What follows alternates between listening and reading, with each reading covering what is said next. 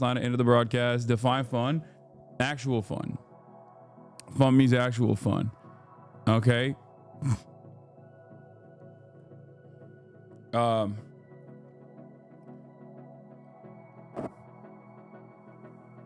means fun. We're gonna have low viewership, people coming in and complaining about low viewership, saying I fell off. That's like, get ready for it. We got it all.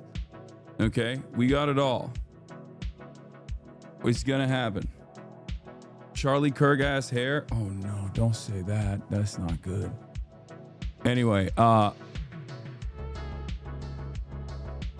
thought to myself that I was gonna take a day off. Then I was like, fuck it.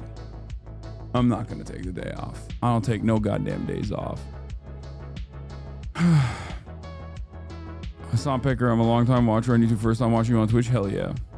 I love when people always comment, clip will piss you off. What is this?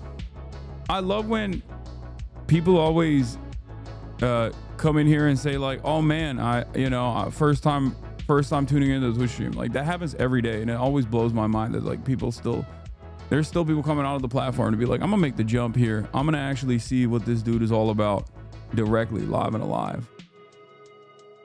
You know, see it. I'm gonna go right to it. I'm gonna go right to the source. But in any case, what was I gonna say? Oh yeah, last night ended the broadcast, and I went and I got KBBQ with some friends. Went and got some Korean barbecue with some friends. It was crazy though. There was like, we were surrounded by Hasanabi heads. It was wild. After I was done putting down some KBBQ, played some Expedition 33, went to sleep, woke up, and that's it. Went outside, went to sleep, woke up, played some basketball. It is what it is, you know. Won some games, lost some games. I played really well. I was unafraid to play big, which was good, you know. I played like a big man. And when I play like a big man, I'm a much better player overall. I don't like to play like a big man always, but as someone who's seen very little anime, what shows do you recommend starting with? Samurai Champloo, Cowboy Bebop. Cowboy Bebop, Samurai Champloo, Full Metal Alchemist. Those are my three, like, those are a part of my top 3 anime. And it's also, I think, the best. It's the best anime to start with too. 6'6", I would hope your big ass stays in the post. I'm not 6'6", I'm 6'4". You have ads again? I don't. I don't. But yeah.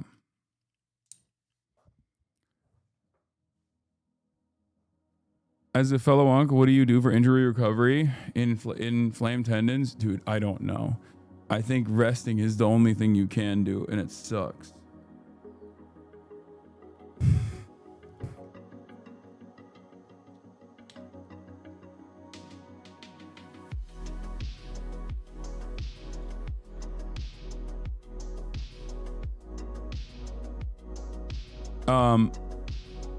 Anyway, watch doing the streamer games. AT&T is part of the sponsors, and AT&T doesn't fuck with me. It is what it is.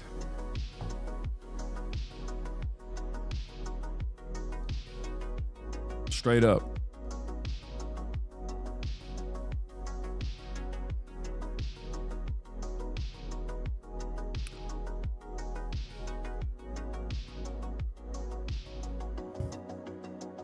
I think we all know why, which is crazy because I'm an AT&T customer too, but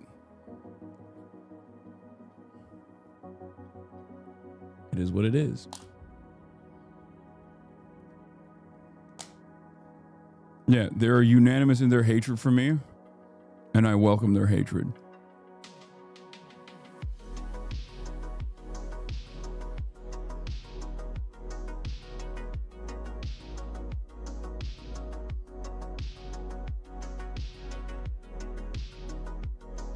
Apartheid telephone and telegraph. Yeah. But maybe we could do some crime reacts too. Potentially.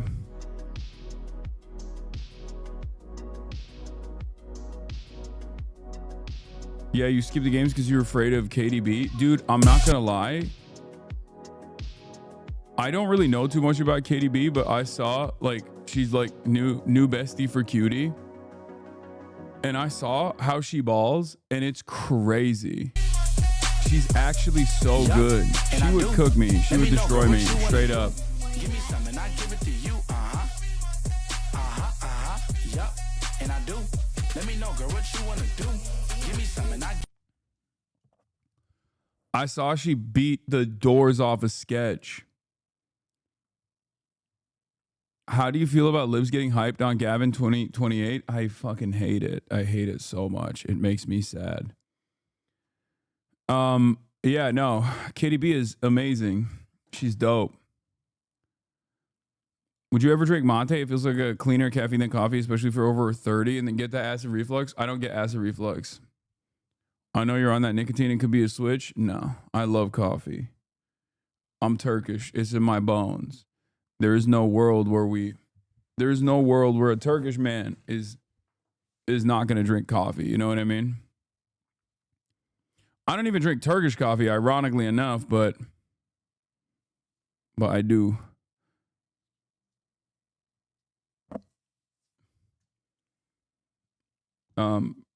Mate is good in addition to coffee for both. How bad is Newsom law? Let me tell you, as someone who lives under the gruesome Governor Newsom's oblast rulership, he runs it like an iron fist. He runs this state with an iron fist, with a devastating veto pen. Not a good guy.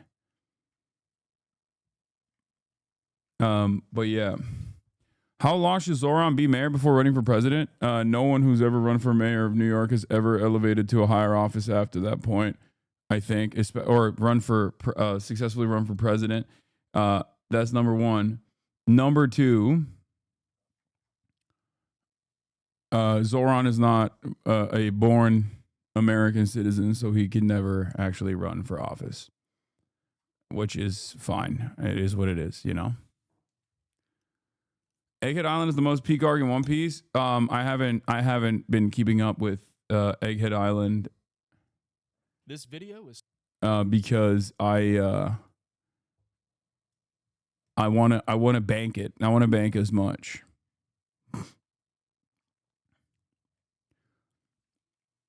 Ted Cruz wasn't born on U.S. soil. No, but he's technically considered a natural born U.S. citizen. Like, there are some rules around it. Like if you're born on a base or whatever, you know what I mean?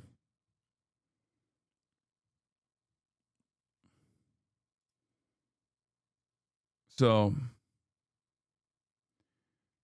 SRGFX, thank you for the 10 gifted. Pope John Paul III, thank you for the 10 gifted. SRGFX, thank you for the 20 gifted, technically. What was I gonna say? There was another thing I was going to mention.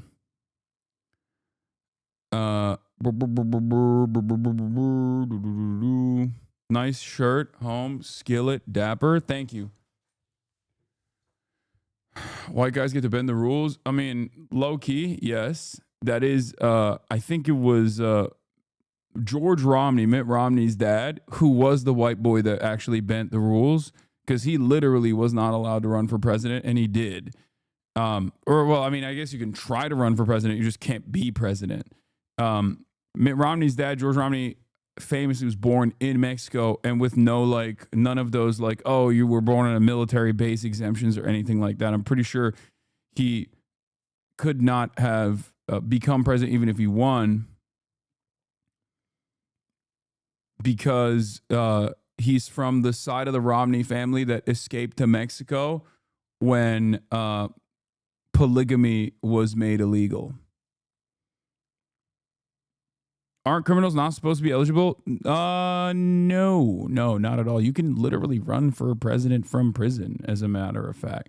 Did you see Adapt's disaster class yesterday? I did. It made me sad. It made me sad to see Unc fall apart out there. Especially the basketball performance was so bad. I don't know what happened. Yeah, I think he had just a lot of pressure on him because he was like a top pick because he's an athlete, but he was out there looking like a mathlete. It was crazy. It made me sad to see. I will be honest. Like, there's got to be. Does anyone have a clip? It was super windy too. Oh, okay. Well, that's cap, I think. Yeah, he has some mathlete ass moves. What is this? Wig's trying to match it.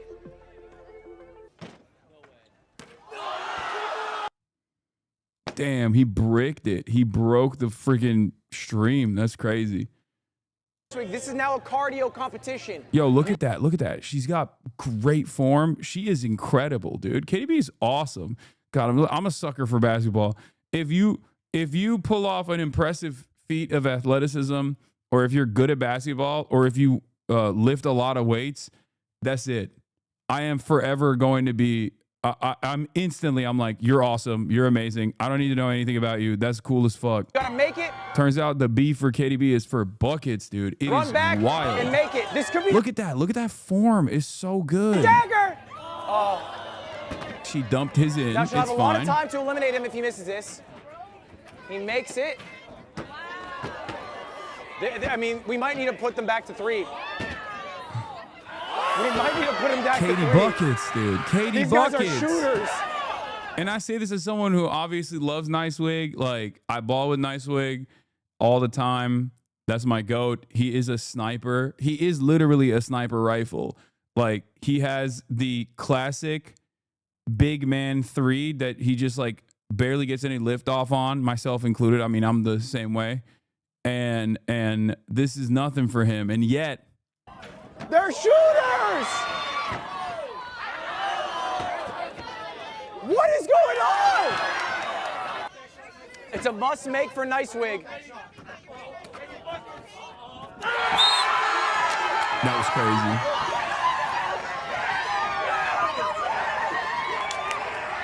crazy. KDB. If Cutie liked Fioran, she would get KDB on. She doesn't. That's the problem. She hates Fioran. That's the issue. How come you aren't invited to these things anymore? I am. This is just the one thing that I can't do because look at that. You see that in the corner right there?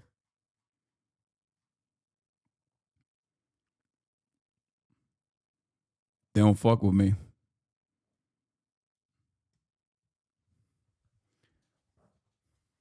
Yeah, I'm literally in the creator league.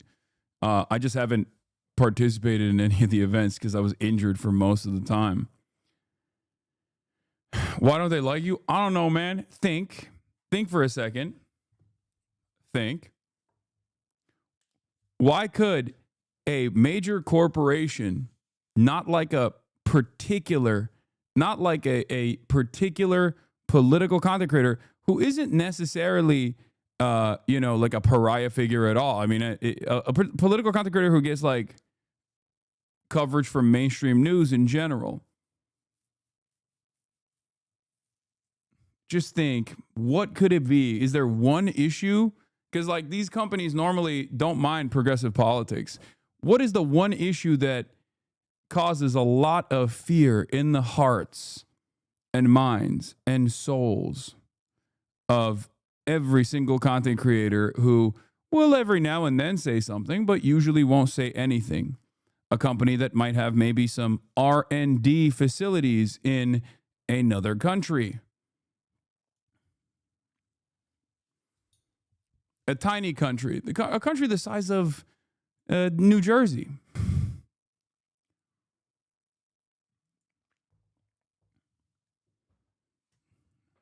That's it.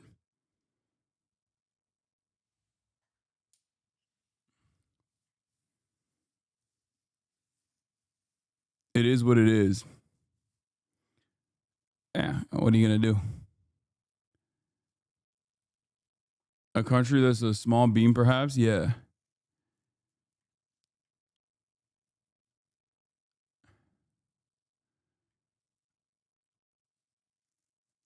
Damn, bro, rough day right out of the bottle. It's rough, man.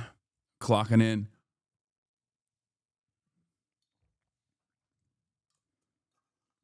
What is this? This? I love these videos. They're so stupid. That's so dumb. I thought it was going to be like the inside of the refrigerator. Nope. 9/11.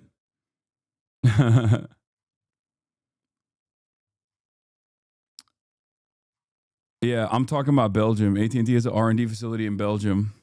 And they heard my mean words about Belgium not being a real country. And they got real offended.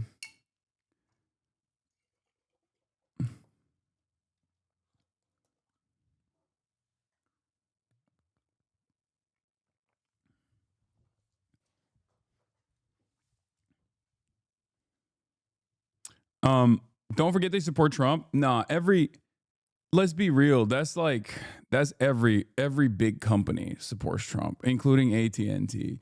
That's not it. That doesn't. Most companies don't give a shit. Most American corporations don't give a shit. Like some just give extra shits about that, about Israel, and AT&T is one of them, which is surprising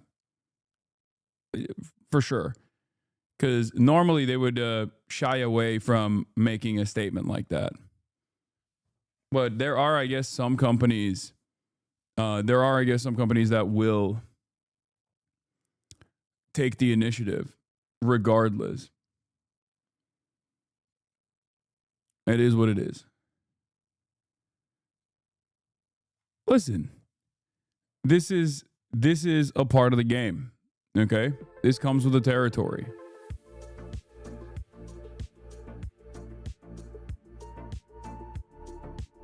It comes with the territory. It's like I was talking to a friend about this. He's like, "Well, you beef with some companies." It's like, bro, I beef with Elon Musk. I beef with governments. It comes with the territory. This is like one of the aspects of one of the unspoken parts of doing what I do. You speak out on issues. It's going to catch a lot of flack. It's going to catch a lot of heat, and some companies are going to take the initiative and be like, no, we don't want to associate with this person because we'd rather associate with Israel, it is what it is. And I think all of that is ultimately inconsequential in the grand scheme of things, because it's not going to cause me to shy away from speaking out about stuff like this. But I do know for a fact that that is precisely the reason why a lot of people do shy away from speaking about things like this. If you're ever wondering like why your favorite content creators don't say anything like that, don't come out and consistently advocate for certain things or advocate against the Trump administration actively. If you're like, what the fuck's going on? These guys are like black bagging people. This is part of the reason. You know, the Republicans buy shoes too mentality, but with Israel, it's obviously bipartisan. So Miss Rachel was right. Exactly. Exactly. And also, this is completely inconsequential, especially because like the issues that I'm speaking on, the issues that I get to speak on every single day is far more important. Like I'm losing opportunities here and there is nothing in comparison to the death and destruction that Palestinian people experience on a daily fucking basis. So of course this kind of stuff, or being called a fucking Nazi, being called a terrorist or whatever the fuck, like all the racialized hatred that I receive on a daily basis is ultimately nothing. It's nothing. It is what it is. It's just a part of the process. I am eternally grateful for being able to still even have a platform. And I'm happy that I get to have a large community of like-minded people. Hope you're doing okay, bro. Yeah, I'm doing great. I don't have any issues.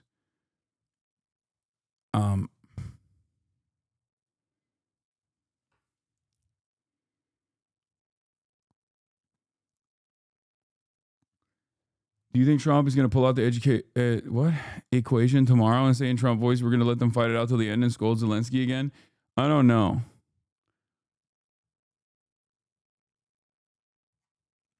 Did you see Trump's team left papers in a printer at the meeting the other day? I did. I heard that. That's so funny.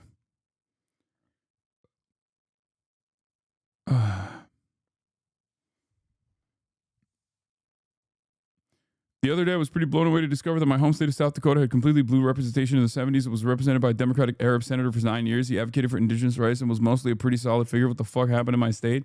His name was James Aburezk. Pretty cool, but also bummed to see how lame this place got. Yeah. I think a lot of people forget. Bro, you're always talking about Israel so much that I tune out. You're the most active person I know that's always bringing out the genocide to the forefront. Keep doing the thing, brother. Yeah.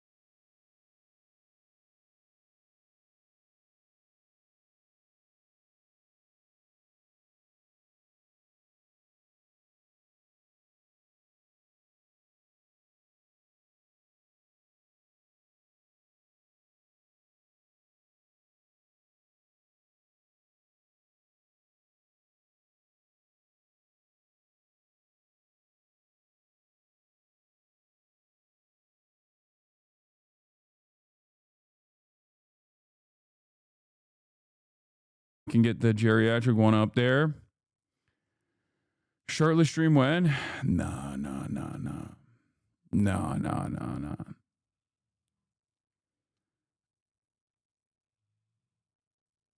That's lyrics to Jason and Ron's song. I have not heard it. Have you listened to it? No, I have not. What is this? Do you think it'll fit? What? Think it'll fit? What? Yeah. Bro, these guys should stop making music, I think. What the hell? What the hell? Think it'll fit? Yeah? What? Okay. You got Raya on the phone yet? What do you mean? What's Raya on the phone? What? Tell me, do you love me, baby? Tell me, do you love me, baby? Flip you over, turn around, baby. Let me put it in you, drive you crazy. Look, you like okay, this is like not bad. It's actually not bad. a lollipop. Fuck you Oh, to do your we legs, have a dog. do we have a blast off meme is what I was asking for, and no one gave me one. So I just kind of didn't blast off at all. This song makes me uncomfortable. Yeah, I thought Zoomers hated Sexo. I thought that was like a thing that like Zoomers are like repulsed by Sexo. What happened? Are they not? Are Zoomers back on sex? Are Zoomers pro sex now? Here's a fun 20-minute video games. I got 1 million. Here's a fun 20-minute video games that got 1.5 millions by In a this creator. video, I'll be discussing views by a creator that follows you. Why no black people in video games? Wait, I think I see this dude's TikToks.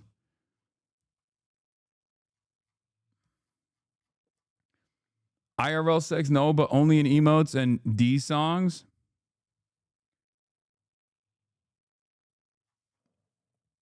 Okay, I'm just gonna use this one. All right, let's do it. Let's do it. Let's do it. Let's do it. Let's do it. Let's do it. Let's go. the We blasted controversial off. topic We of freaking blasted race. off. In video games, a topic that I'm not an expert on, but I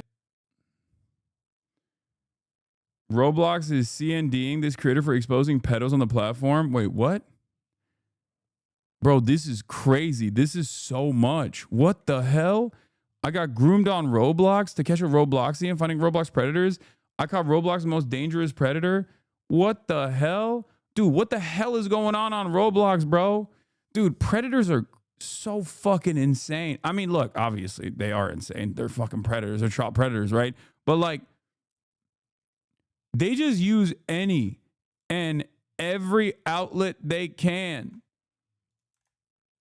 Brother, what do you mean you're on Roblox? What do you mean you're in Roblox lobbies? That is insane.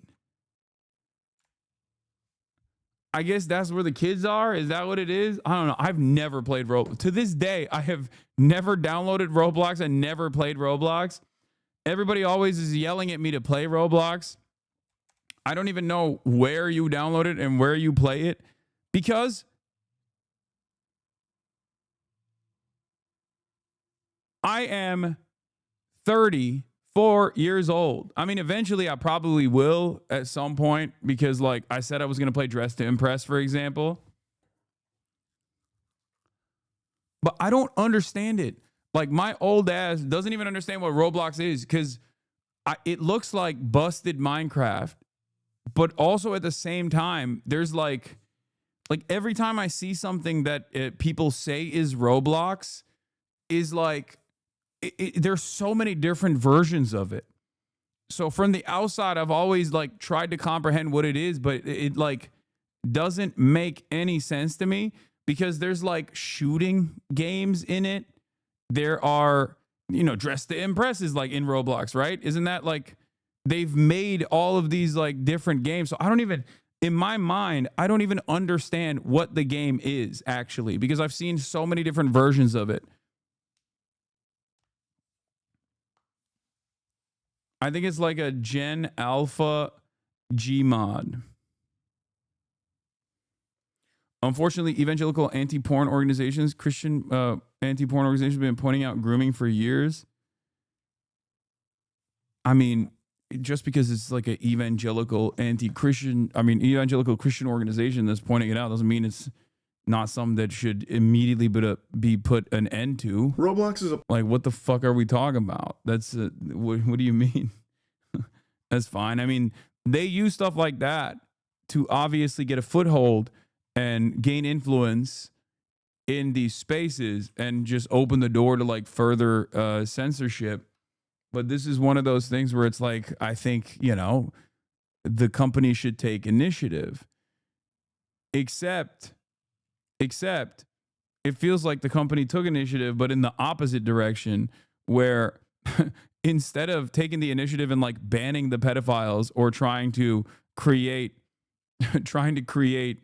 a safer universe for the children that are primarily playing Roblox, they turned around and banned the people that were calling out the predators. Like, I don't know what the hell that was about. But then again, I don't know. I don't really fully understand what it is. The blast off link is not working. Wait, did I fuck it up?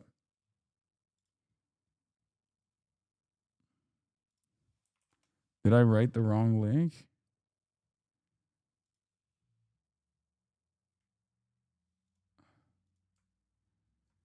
They banned a vigilante.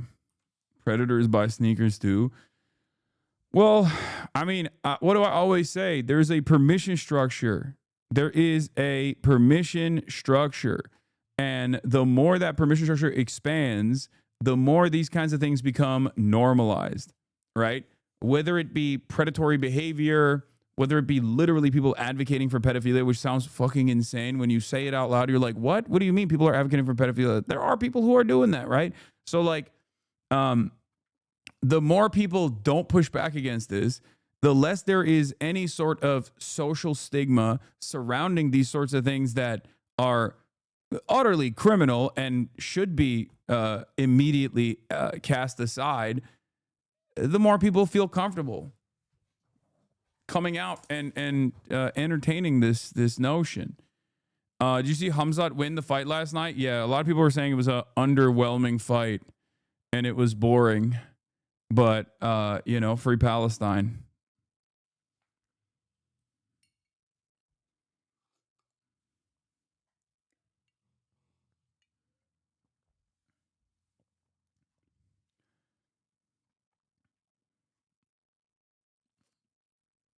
Five rounds full of grab ass. I mean, Dagestan on top. I mean, he's not even Dagestani, he's Chechen. But right, he's Chechen, right? And I think he had to literally, because he's like besties, because he's besties with Ramazan Kadyrov, he had to get a new passport. He had to get a Dubai. He had to go to Dubai, bro. And yeah, he's a UAE national. And I think like Donald Trump pushed to allow him to fight, right? He's they finally got him in the US this time. Yeah, Donald Trump will get anybody in here. He don't give a fuck, especially if Dana is asking for it. If Dana White is asking for it, it's good. It'll happen. 529 strikes compared to Funday 50 domination. Did you see this fatherless behavior? Are you even surprised? Oh, Destiny's Son coming out as a Nazi? No, I'm not surprised. And yes, I did see it. And I talked about it briefly yesterday. Like I said, guy who fucking presents himself as like, you know, the antidote to the alt-right, literally can't even be an antidote to the Nazis with his own child. So...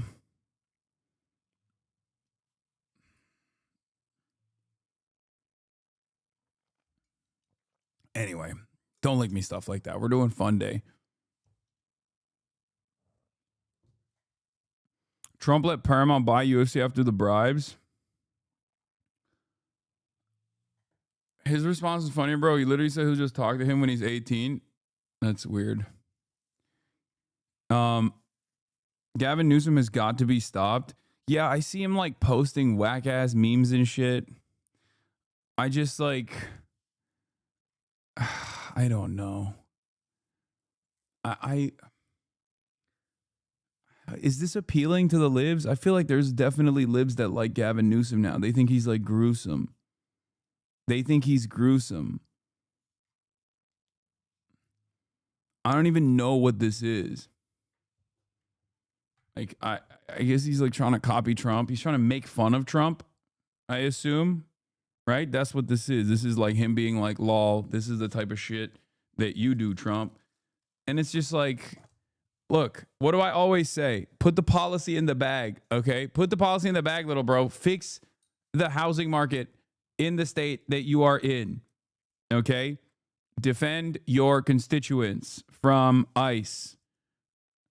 I'm fine with the redistricting as long as it's not redistricting done specifically so that you can have 6 additional shit lib Democrats who are just not going to fight for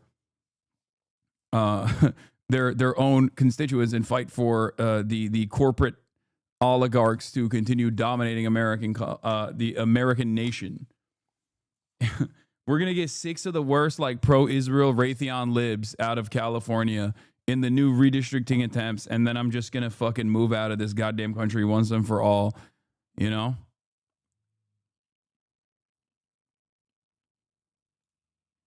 On his podcast, Ted Cruz, Gavin Newsom, and Dan Crenshaw are apparently the only successful podcasting politicians out there per Kylie Wilson Tharp's newsletter. The verdict with Senator Ted Cruz is 1.4 million downloads.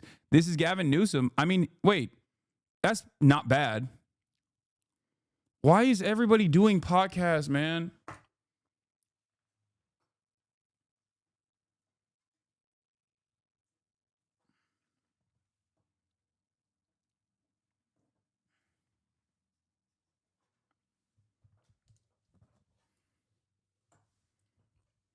Nobody ever listens to me. Jim Clyburn has a podcast called Clyburn Chronicles. Are we fucking for real? What the hell does he talk? Okay, I gotta look this up now. What the hell could he be talking about?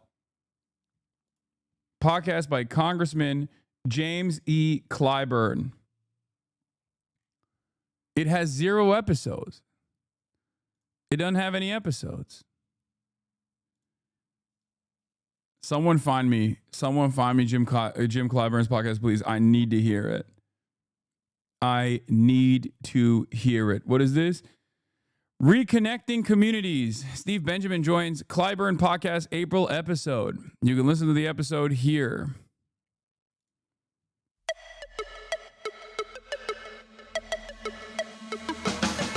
Hello, this is Congressman Jim Clyburn, and I would like to welcome you to my podcast, Clyburn Chronicles. I've always been a lover of history. I see this platform as a way to connect history with the politics of today. This is so important because, as George Santayana once said, those who cannot remember the past are condemned to repeat it. Each episode, my guest and I will have a conversation about the... Yeah, we're doing a Fear and collab. I fear. Fear and collab imminent, okay? Fear and Jim Clyburn. Sounds like a dude in 1973 who just got a tape recorder. I mean, he is a dude in 1973. Bro, this is so nutty to me. Once again, all these guys do is just sit around, collect cash, eat hot dogs, and never legislate at the behest of their constituents. What are we doing? Do your job, man, except his job requires him to fucking defend the corporate interests, you know? Like, what do you mean you have time to do podcasts? I do not want my legislators to have time to do podcasts. You just describe yourself. Yeah, exactly. I'm not a politician. What do you mean? Exactly. Why are you doing fuck shit? I'm supposed to be the one doing fuck shit. You're not. Do you understand? That's the point. Dude, this is so crazy because, like, if your CEO was doing this kind of stuff, you'd get mad. I mean, nothing would come out of it, obviously, because what are you going to do? Get mad at the CEO? Okay, fine. Who cares? But it's wild that it's like, this is what legislators are doing. This is what they're busy with. Bro, compare Fear and talking about stealing forced to politicians, fucking around and not doing their job. Exactly. Gatekeeping influencer status is crazy. I like that we just have a perma influencer economy. That's it. We just don't have anything else. We just have influencers. Only influencing. Okay? If you're 85 years old If you're 85 years old, it doesn't matter. It's time to influence. Doesn't matter. It knows no age. For the longest time, people said, let's get the microphones away from people. And the Democratic politicians looked at that and was like, oh no, we should actually put more microphones in front of us. Which is the opposite thing. Oh, it's not, you're woefully ignorant to the world of CEO podcast. My old CEO had a podcast. Ugh, gross. Gross. Why are you podcasting? Do your job. Do your job. Do your fucking job. Your job is not to podcast. Do you ever take a rest day? Why is the left, right, and center mad at you? Can you break it down for those of us that do other stuff and listen to grown men complain about you? You're clearly doing something right. Yeah, it's all good. People just chirp. Don't worry about it. All right.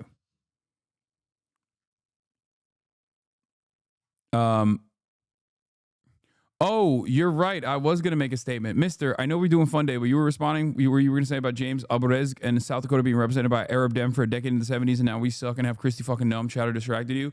Yeah. I say this all the time. I said this at the DSA meetings too. If you remember, DSA National Convention took place in Chicago. I was there. There were a lot of delegates that came from all around the country in DSA chapters, all around the nation, right? Arkansas, Ohio, everywhere. And the thing is, a lot of these areas, a lot of these rural areas are deep red, not as a consequence of the political desires of the overwhelming majority or whatever, even though there are plenty of shitheads in these places.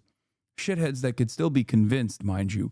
But it's because the Democrats have completely stopped funding any initiatives in these areas whatsoever. They just see it as a lost cause. They see it as impossible to break through. That's it. And I think for that very reason, these areas are ripe. These areas are ripe for the picking.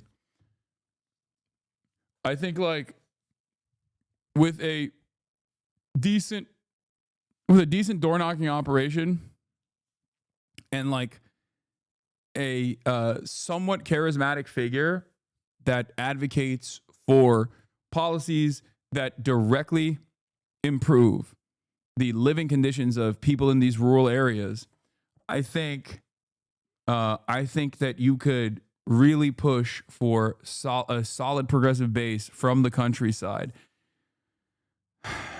I mean, look, like him, hate him, you can get mad at him over Israel, but like Bernie Sanders kind of shows that reality. This whole thing with the Fight the Oligarchy tour is proof in the pudding. It's not just places like New York City that are desperate for a fighter that is dynamic like Zoran, a left candidate like Zoran. It's not even necessarily that Zoran is a socialist that he won the New York City Democratic primary, because that moniker is not seen as a benefit. It's not beneficial at all. It's beneficial here in this community, but we are marginal. Okay? We're inconsequential in the grand scheme of things in American politics. We are far more inconsequential than Nazis are, I would say. Because Nazis make their way into the top of the Republican Party because the Nazis are aligned with Republican politics in general. They might have disagreements on certain issues, but overall they're like completely aligned on the broader swaths of policy, whereas socialists and the left are unfortunately only aligned with the Democratic base, but the Democratic politicians themselves are not aligned with actual implementation of progressive politics. So that's the reason why I always say, like, just, you know, advocate for good things, advocate for policies in an earnest way, and you will be able to organize no matter where you go. Bernie went to West Virginia towns that no one has ever heard of to talk to people who 2 years ago would just wish death upon him for all his faults. He's one of the only national politicians talking to and about real people. Yeah, I agree. Do you have any worries about Zoran switching up and caving to neolib politics? I mean, that's always a potential There's always a potential for that. You know, I don't think it's going to happen. I hope it doesn't happen. But, you know, you just gotta wait and see. That's it.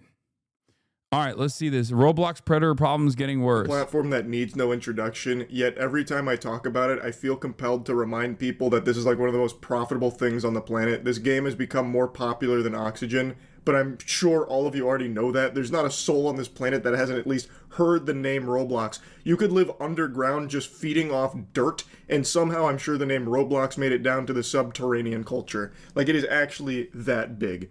But for some parents that stay in the know about the happenings on the online space, Roblox is a name that might send some shivers down your spine, because there is a big problem in the community that has existed for a while, one that the Roblox headquarters plugs its ears to and even actively tries to bury or dissuade people from trying to solve the problem themselves.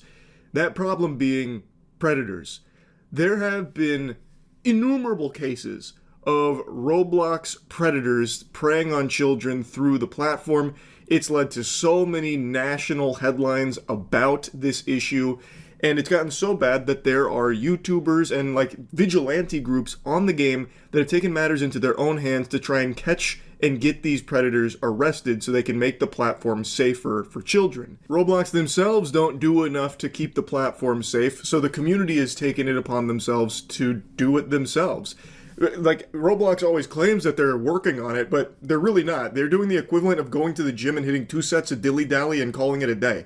They don't actually do much for this. Has sent a cease and desist letter to me, a 22-year-old, versus a multi-billion-dollar company, threats of litigation because I catch predators on their platform. Within the last You got to investigate and use your voice changer to do a speedrun to see how long it takes for grooming to happen. That sounds insane. I don't feel comfortable presenting myself as a teenager just to do pedo hunting operations.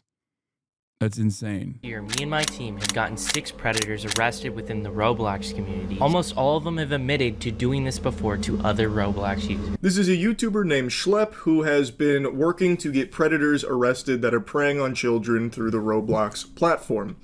And Roblox has now permanently banned him, like IP ban, banish all of his accounts to the Shadow Realm, and he is facing potential legal problems for this. It's pretty odd considering Roblox willingly turns a blind eye to the pedophile plague on their platform, but will laser focus, dial in, and fucking call in like the asteroid that wiped out the dinosaurs in order to try and wipe out people like Schlep that try and stop the predators themselves. So instead of stopping the predators, Roblox stops the people stopping the predators. It's really backwards, if you ask me. That shit doesn't make any sense. Like, just let that marinate in your head for a moment. Like, I understand vigilante groups can sometimes be a problem, but when you as the company are doing... That's how they matched the Israeli operative, by the way. Caught the Israeli operative, by the way. Cops went undercover as teens. I understand, but I'll leave that to law enforcement. Okay? And like, even they are probably not doing the best job when engaging in the act of pedo hunting, but I'm not going to do it. Okay. Like, there's a difference between, people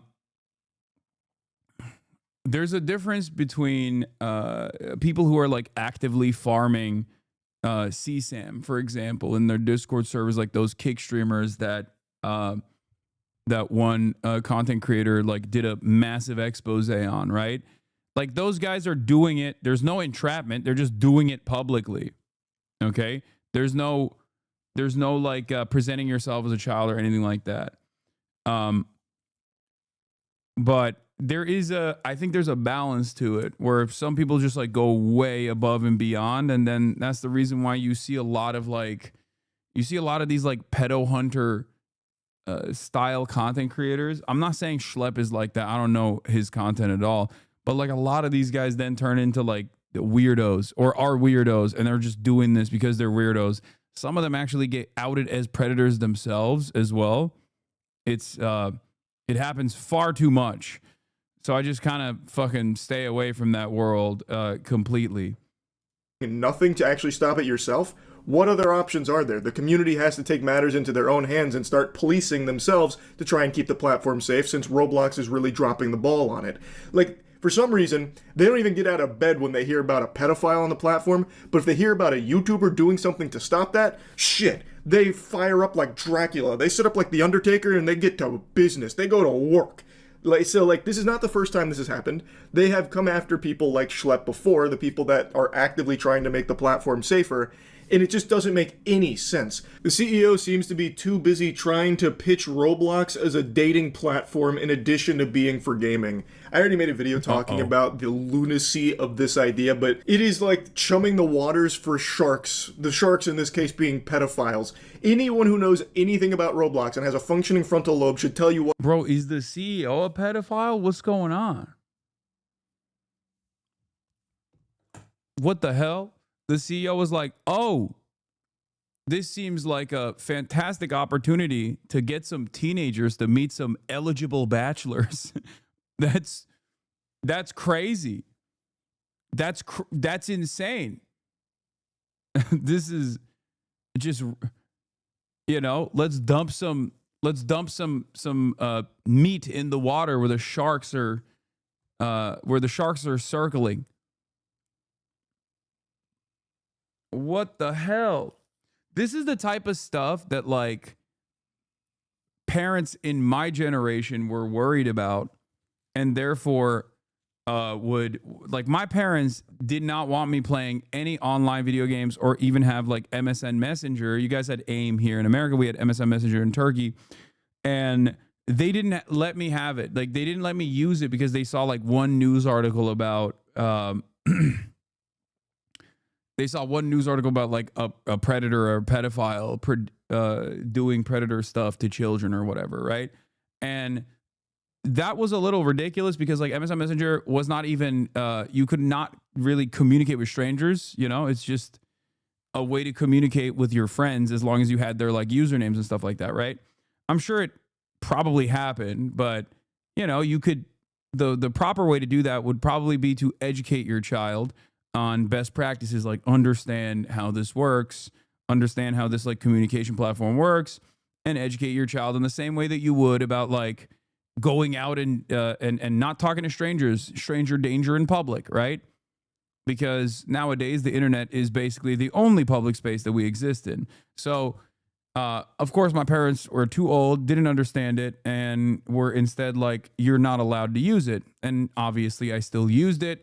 I had to learn a bunch of different like privacy apps that would, if I hit like a couple different keystrokes, would automatically close down Dota or MSN Messenger. You know, the ones that people use in like their workplace when they're watching me, Hasan, Hasanabi, Piker, while they're on the company time. You know, I used all of that. So I found a workaround around it. But the point is, this is a real fear. This is an understandable fear. Especially if you're like in a large server and it's basically the equivalent of walking around as a child in public. And there's dudes with white vans holding out candy. But instead, because it's online, you just kind of feel like you're safe, but you're not safe at all. You know what I mean? There are nearly 82 million active users on Roblox and more than 6.4 million experiences within the system. More than 40% of their user base is under the age of 12. Because there's no age minimum requirement to verify age or parental permission once you sign up, users can easily say you are younger or older than their actual age, allowing child predators to pose as children and for children to bypass any age requirement. I just don't also know what the proper mechanism of protection is, because like I know that a lot of these people will use this as an opportunity to put like the identification, like the ID verification stuff. And I feel like that's also incredibly worrisome because it increases surveillance. Taylor Lorenz had a big video on this as well. She's been a champion in this cause, consistently talking about how like all of the ID verification processes that they have that they're implementing is going to inevitably lead to more problems down the line and create an environment of censorship. So I don't know what the actual solution is. I lean on the side of what Taylor is warning about as well. But here, let's What a recipe for disaster this is, to turn a platform that mainly targets children into also having a dating site component to it. That he wants to be 17 plus, which is a weird number to choose for that, by the way. But the CEO, Dave fucking Hakalugi Bazuki, really is fixated on trying to make this a reality of turning Roblox into a dating site in addition to its gaming. But they can't even protect children from pedophiles now. Imagine when they try and implement this to it. Hilarious. Roblox is actively claiming that I'm hurting their players. Roblox is claiming that I'm engaging in simulated child endangerment conversations. What? So one of the fundamental bases of predator catching is that you cannot talk sexually to predators. Predators are supposed to be the ones talking sexually to you. If you talk sexually to predators, like straight off the get-go, that's entrapment. That is literally what entrapment is. We almost always play a naive kid who doesn't know anything about this stuff, so they teach us about this stuff. If you watch these videos, you know how the chats are going, and they're not even on Roblox. Most of the chat logs are on Discord, and they're accusing me of getting people off of platform onto... Kind of glad you're down for that stuff. This can make something interesting. Oh, what the fuck? Hey, yo, dude. Wow, God. I used to make fun of my dad because, like, when there is any sort of, like, harm, simulated harm against, like, a child in a movie, he'll be like, shut this off. I can't watch this, right? And I'd be like, who cares? It's a movie, Dad. Calm down. And now I feel like I'm turning into him a little bit, where like when I see this kind of stuff, I'm like, oh, I can't even do it. But then again, this isn't even simulated harm. This is like real shit. So this is like a real ass active predator out there existing in the same universe as myself, you, your loved ones, and your young relatives. Your minor relatives. It's just so gross. Different social media sites. Let's take a peek at this real quick. While Roblox acknowledges that your stated intentions may be to protect children, and while it recognizes the serious nature of online predatory behavior, your methods, including failing to immediately report suspicious activity to Roblox through proper channels, are actively interfering with Roblox's established safety protocols and critically are exposing Roblox's users to increased risk. If that isn't the fattest load of barnacles you've ever tried to swallow, I don't know what is. The big thing with everyone that is actively trying to keep the platform safer, like people like Schlepp trying to catch predators, they report them immediately. That is the number one thing they do. The problem is, and you can look this up there yourself, there are so many articles that detail how nonchalant Roblox is when it comes to these reports. The problem is, Roblox doesn't act on it. So as far as I know, in all of these predator catching groups, Bro, this should be like instant IP ban. Instant IP ban, not for Schlepp, of course, but for the person. And then also instantly report them to the authorities. Like, it should be auto. It should be an automatic system where it's like, okay, we look through it. Obviously, this person is actively trying to go after children on our platform. Child safety and child endangerment is the number one priority for us, with an active user base of 40% that's under the age of 13. How do you prevent abuse of that? You have to hire people. What do you mean? You have to hire human beings who scour through the information and then send it over to the authorities. That's how you work with it. And I know nobody wants to do that because they go, it's too expensive. So the only way that you can do that if companies don't take this action on their own is legislation, punishments from regulatory agencies, punishments from authorities. Now, of course, we're talking about the United States of America, which means which is a massive market, obviously, for a lot of tech initiatives. That's not going to happen here in the United States of America because our regulatory agencies have been gutted from within by the likes of Doge, and our politicians are not invested in anything unless it's to give more money to Israel or if it's to give more money to the military industrial complex in general. So if the children, including the children of politicians, were not children on Roblox getting predated on, but instead, I don't know, the latest Boeing missile system that they're developing being predated on, only then the politicians will take action. So I have a brilliant idea. We fake it like the kids are actually missile systems. Hear me out, okay?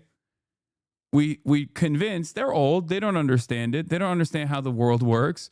We convince the politicians that this is actually an Hellfire missile that's being predated on. Not a child, not an American child, because children are whack. Nobody cares about them, obviously. Duh. Children are not productive, okay? They don't even work. They don't generate value. Who gives a shit? You know what I mean? They're not a lobbyist. They're not in the fucking halls of Congress. They're not working for Raytheon. Obviously, no one cares. So how do we make the politicians care? We say the kids are actually missiles, okay? Child, also kind of missile-shaped. Child, also oftentimes in the crosshairs of a missile. Think about it. Think about it. Every child that is actively attacked and predated on by a child predator online is actually a missile that could go to Israel. They're kidnapping our missiles. They're kidnapping our missiles. We have to put a stop to it. And then, boom, tomorrow there will be a solution. First thing they do is report it through the proper channels on Roblox, but the issue is that report just makes it directly to the shitter at Roblox HQ for them to flush it. I don't know where it goes, but I guess it just goes somewhere to collect dust at Roblox. It falls into the goddamn back rooms. So they never actually act on any of the reports. So the proper channels are fucking useless. It's baffling. And in a lot of cases, Schlepp's about to give you an example, even when a predator is arrested, like a Roblox predator is arrested, they don't even ban that account that is associated with them a lot of times. It's craziness. To say like he's not doing this the right way because he's not reporting it through Roblox is just incorrect, and also laughable for them to claim that by not doing that, he's putting users at more risk. How does that make any sense? How is him trying to catch these predators somehow putting children in harm's way? Like, more so than Roblox doing nothing except sitting on these reports forever, maybe using them as, like, scribbling paper at the office, like a coloring book. Like, how is what he's doing, actively trying, at least, to stop predators, putting users more at risk? The next barrage of mumbo-jumbo from Roblox is equally baffling, saying that he's engaging in simulated child endangerment. Well, I guess kind of, because there are predators on your platform that are talking sexually to him and his group that are pretending to be kids. And according to Schlepp, they're not initiating those inappropriate conversations. The predators are just there. The call's coming from inside the house on Roblox. He is not going out of his way to create pedophiles to catch. They are there. So the conversations do happen because the predators are there having them. And you have to imagine that in most cases, they're not having them with a vigilante group trying to catch them. They're having them with real children that are in real danger from these pedophiles that are running rampant on the platform. Now, the next thing they talk about, moving them to a new platform? What the fuck? As Schlepp mentions, a lot of the conversations do end up off the Roblox service on things like Discord. And apparently that's an issue with Roblox too, that they've taken users from Roblox and brought them to Discord. It's almost like they were upset that they lost a user there to somewhere else. Like, no, bring them back. You're not allowed to. You're trying to poach our community. Yeah. Roblox makes peer-to-peer encrypted chatting so that pedophiles can easily communicate with children, and they don't have to go to a third-party application to continue these conversations. That's That's the meta. Make it easier. I mean, the dating app shit is literally moving in that direction. Roblox was like, oh, we're joining the war. We're joining the war on pedophilia on the side of the pedophiles. Unity. We're gonna lose pedophiles if you keep catching them, and we need that to pump up our numbers. You kidding me? No. That's a big problem. I guess that's worth a cease and desist and an IP ban of every single account that I own. That's just crazy. I can't even fathom that. They also say sharing or soliciting personally identifiable information. I have no idea. With the police? Is that what they mean? They're like, Roblox was like, you're doxing our pedophiles by giving their information to the police? That's crazy.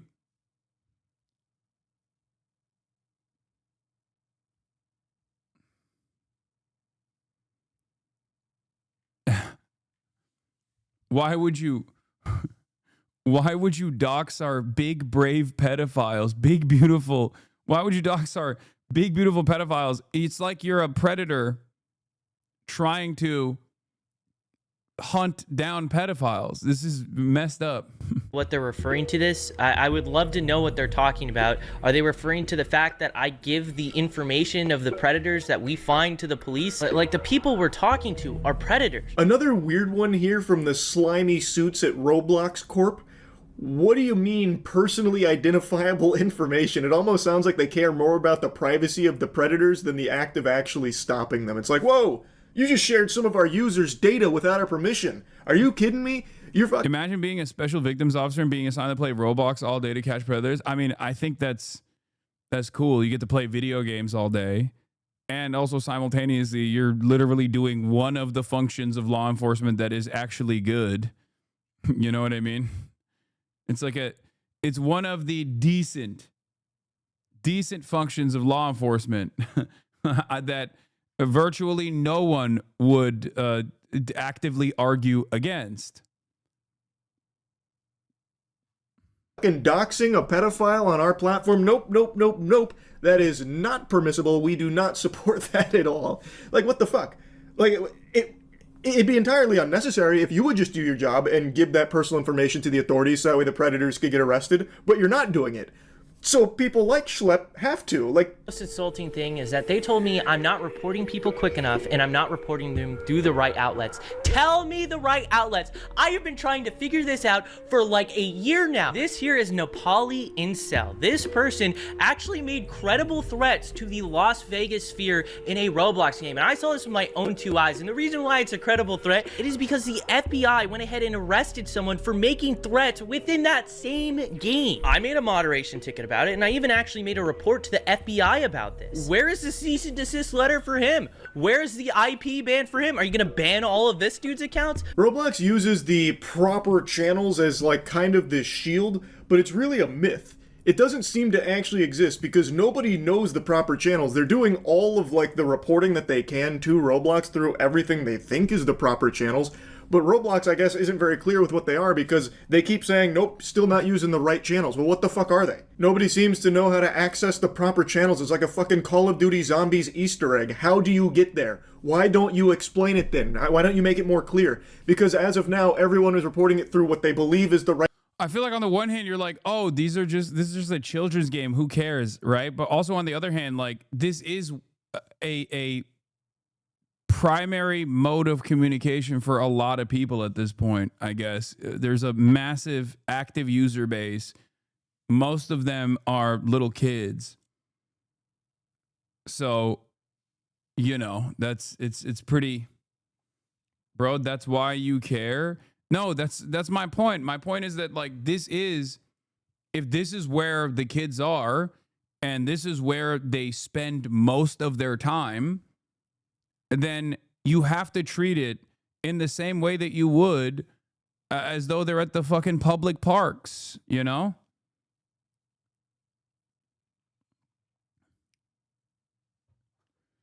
Yeah, apparently a credible terrorist attack was being planned on Roblox. Is so fucking crazy. The FBI allegedly busted a real-life terrorist attack that was planned in Roblox. I cannot confirm anything aloud at the moment, But things are in motion, says Crazy Pain. James Wesley Berger, who was caught by the FBI, mugshot below, has been charged with threats communicated in interstate commerce. You can read the criminal complaint below. What?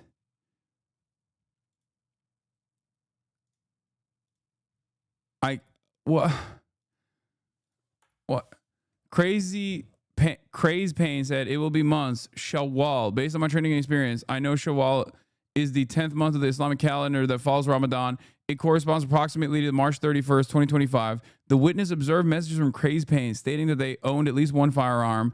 The following are screenshots that were captured by the witness, though not all communications were captured. Trunon did an episode on the Order of Nine Angels and how they use online games to recruit. And a deal grievous wound upon the followers of the cross. He's keeping it disclosed. We will make dua for you once, you martyr. How many days until you do that, Anna? It will be months, Shawwal, April. Wait, this guy's name is James W. Berger, and he wanted to do like Islamic style terror, Islamic Caliphate, Islamic State style terror. What the fuck? What is happening, bro? When we say Al-Qaeda, I didn't mean like they were literally becoming Al-Qaeda. How the fuck does a guy with the last name James W. Berger sounds like something I made up? Okay, like white boy named James W. Berger doing jihad. What, this would have been the second time a dude with the last name Berger has committed, a white dude with the last name Berger has committed an act of terror on U.S. soil, domestic terror on U.S. soil. It's like, it reminds me of the first one this year, which is Life is Burger, right? Wasn't that guy's name Life is Burger, like Mr. Hamburger?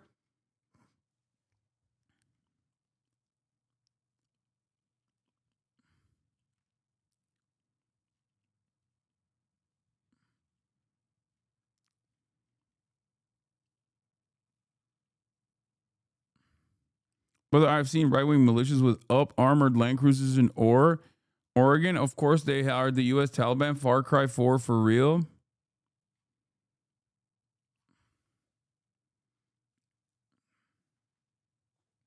Americans planning a terrorist attack. Imagine a burger.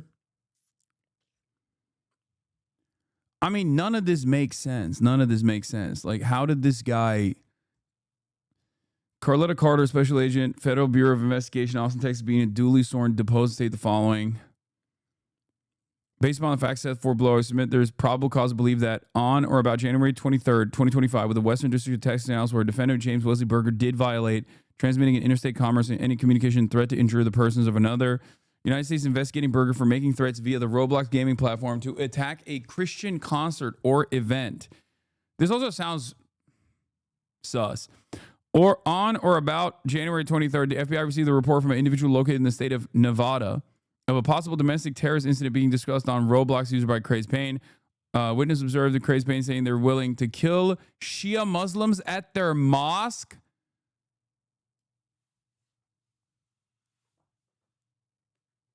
A guy named James W. Berger became like a ultra Salafist. How is that even? How does that happen? Where are even Shia Muslims in his vicinity? What the fuck? This has to be fake, right? No, I mean, he was apparently saying shit like this.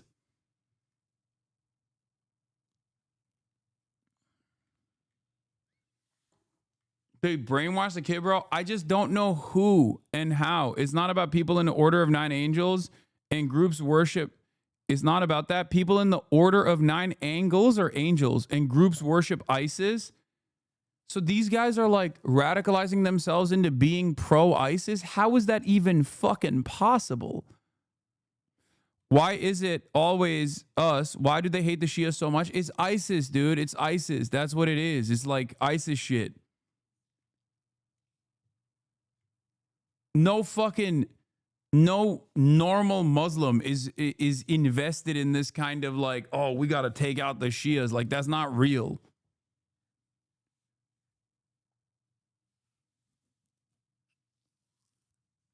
it's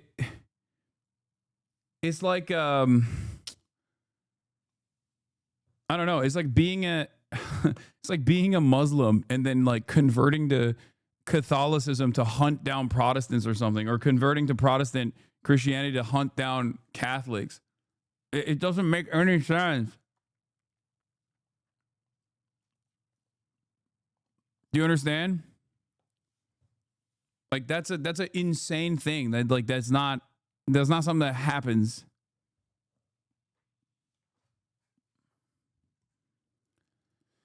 User one replied on Roblox should delete the photograph of firearms within the unknown Discord chat in case it was flagged as suspicious. The firearm should be kept hidden. Crazy Payne continues to speak on Roblox about their desire to commit martyrdom at a Christian event, that he wanted to bring humiliation to the worshippers of the cross. See, this is the other thing. This right here, the reason why I say this is fucking idiotic is because Muslims do not actually want to kill Christians. This is what Christians in the West think Muslims want to do. Okay? That's bullshit. The idea that like Muslims are we're going to go and kill the worshippers of the cross. Like, what the fuck do you mean? Muslims respect Jesus. Jesus is a fucking prophet in the Quran. That's not, this is a dude who got one-shotted by a very specific understanding of quote unquote Islam that mostly manifests in the West. It's like guys that say, oh, I've reverted to Islam because I want to lower the age of consent and have 4 wives and you know, do harm to those who speak out against the prophet or something. Like that's, you literally are invested in the memeified right-wing version of Islam that America has presented to you as the only form of Islam. It's like ironically an Orientalist framework.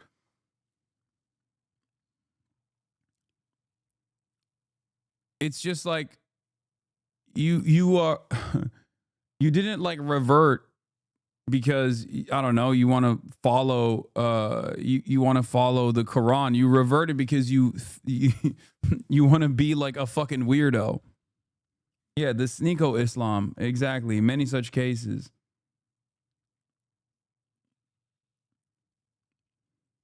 Christ Bane said it will be months, Shawwal, April. Based on my training experience, I know Shawwal is the 10th month of the Islamic calendar that follows a Ramadan. It corresponds to approximately March 31st. The witness observed messages from Crazy Payne stating that owned at least one firearm. Based on the billing information provided by Roblox, the name associated with the Crazy Payne account was James V. Durger with a address in Texas and a Gmail email address. Roblox also provided it seems like Roblox was also doxing the user's privacy here. Really messed up of Roblox to do so.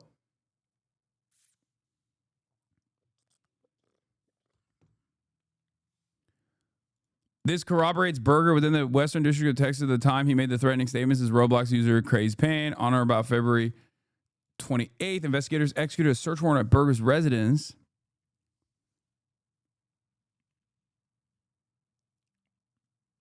What? There's thus probable cause to believe he was the user. Berger typed the W Isa backspace. Assalamu alaikum. I've come to conclude it will befall the 12 of Shawwal, and it will be a music festival attracting bounties of Christians. Inshallah, we will attain martyrdom and deal a grievous wound upon the followers of the cross. Pray for me and enjoin yourself to martyrdom. How does a white dude named James Berger arrive at ISIS? Like, this is not, I don't even understand. I genuinely don't understand how this happens.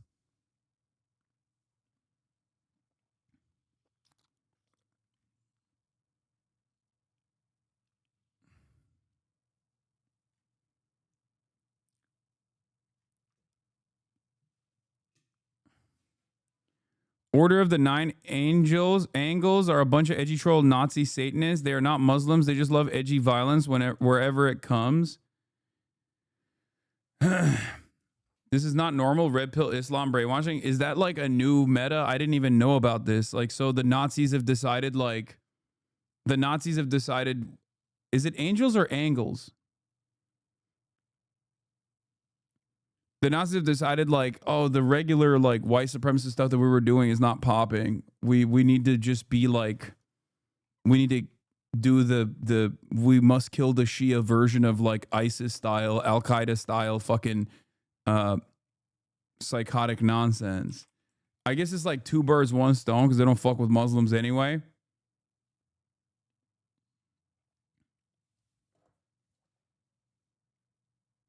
I just don't get it.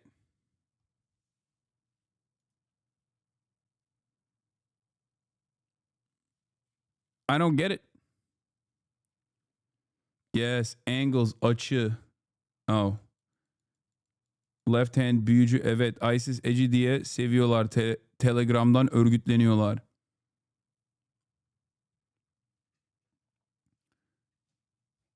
It's angels. The other dude can't spell. No, other people are saying angles. Some people are saying angles. Some people are saying angels. I don't know.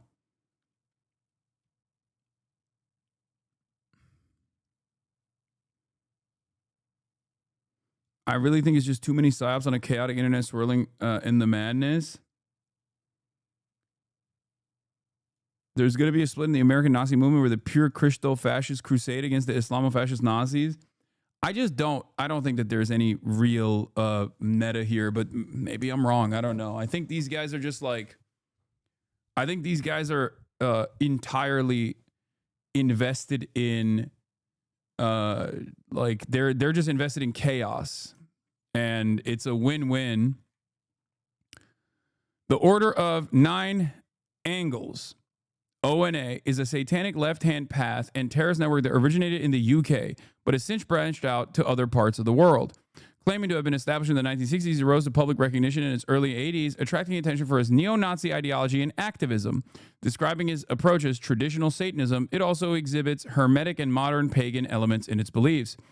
According to the Order's own claims, it was established in the Welsh marches of Western England during the late 1960s by a woman previously involved in a secretive pre-Christian tradition.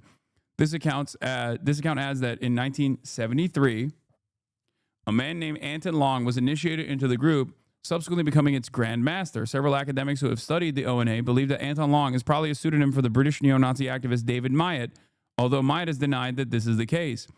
From the late 1970s onward, Long wrote books and articles which propagated the Order's ideas. In 1988, the organization launched its own journal, Fenrir.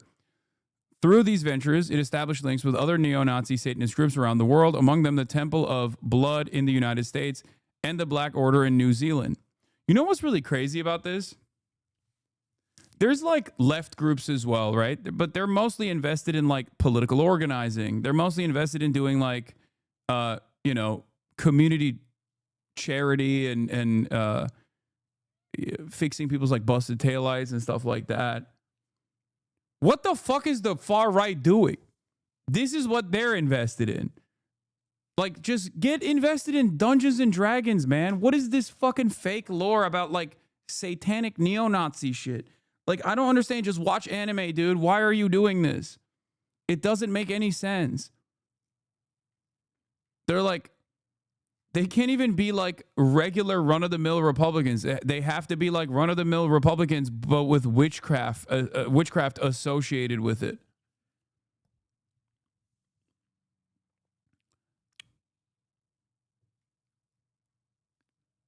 By the 2010s, it was attracting further attention for its influence over neo-Nazi militant groups such as Atomwaffen, which is one that primarily recruits from the military. Atomwaffen is like the neo-Nazi group that goes to like military veterans and active duty service members, and they actually have done a bunch of domestic terror in the United States and all around the world as well, where they'll like steal actual explosive ordnance from military bases and then we'll go and like blow shit up. National Action, as well as broader extremist networks like 764. How many of these fucking things exist? What the hell? The ONA promotes the idea. The ONA promotes the idea that human history can be divided into a series of aeons, each of which... Okay, I don't care about any of this. This is so fucking stupid. The ONA eschews any central authority or structure. Instead, it operates as a broad network of associates termed the Collective, who are inspired by the texts, which were originally authored by Long and other members of the inner ONA. The group is composed largely of clandestine cells, which are called nexions. Some academic estimates suggest that the number of individuals who are broadly associated with the order falls in the low thousands. Various rapes, killings, and acts of terrorism have been perpetrated by far-right individuals influenced by the ONA, with various British politicians and activists calling for the ONA to be prescribed as a terrorist group. Nah, they're too busy prescribing Palestine Action as a terrorist group. Sorry. You know, sorry, can't do that. Best we can do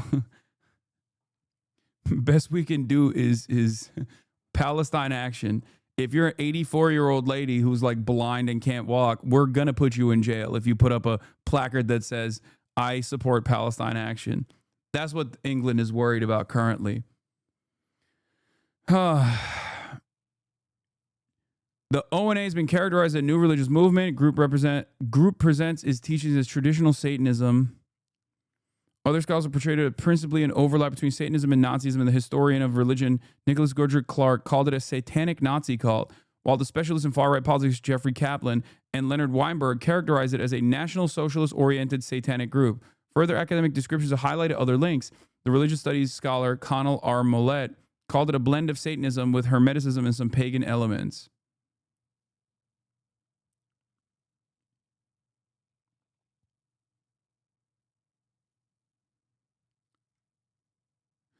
I'm telling you, like, left groups organize on the boundaries of just like doing charity drives. Right-wing organizations that are outside of the boundaries of like normal politics organize on the basis of like doing mass rapes at the behest of a satanic neo-Nazi cult. What the fuck is this? This is why it's so insane whenever people make this like equivalence between the far left and the far right. It's like, no, this is what the far right is doing. What are you saying?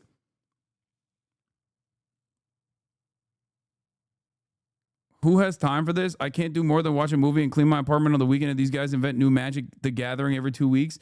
Yeah, but it's like Magic the Gathering is fine. It's fun.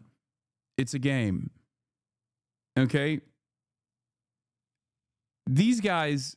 Yeah, oh, that's the... Who could forget? You're discarding the insane violence of eco-terrorists throwing paint at the replicas of famous works of art. That's true.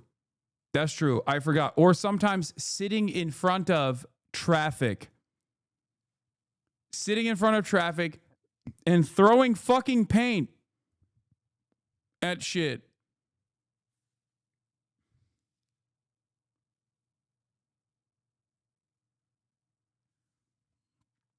It does blow my mind that while there is no equivalence between the most extreme versions of like left organizing and the most extreme versions of right organizing, and there's no equivalence between the violence that these groups engage with, the amount of time spent on left groups, the amount of time spent on anti-fascists far outweighs the amount of time spent on this shit.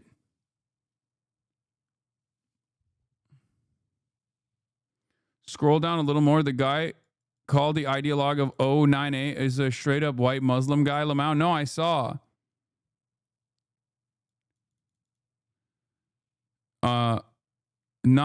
Here, Anton Long's identity. Oh my God. David Myatt, pictured in 1998, is often cited as a central ideologue. The real identity of Anton Long remains unknown for both members of the order and to academics who have studied. However, a 1998 issue of the anti-fascist magazine Searchlight claimed that Anton Long was a pseudonym of David Myatt, a prominent figure in the British neo-Nazi movement. Shared ideas between the two include the belief in a causal realm where the laws of physics do not apply, the idea that human history divides into distinct aeons, support for future colonization of space, and the Star Game, a board game that Myatt claimed to have developed in 1975.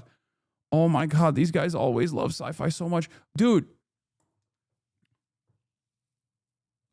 Born in the early 1950s, Myatt had a long history in neo-Nazism, serving as a bodyguard for Colin Jordan of the British movement before joining Combat 18 militia and becoming a founding member and leader of the National Socialist Movement. In 1973, Myatt has claimed he formed an occult group to serve as a honeypot to pull occultists towards neo-Nazism, but that he left its organization largely to a man from Manchester. Myatt's text on the Practical Guide to Aryan Revolution, in which he advocated for violent militancy in the aid of neo-Nazi cause, was cited as an influence for nail bomber David Copland. Myatt converted to Islam in 1998 and remained a practicing Muslim for 8 years, in which time he encouraged violent jihad against Zionism and Israel's Western allies.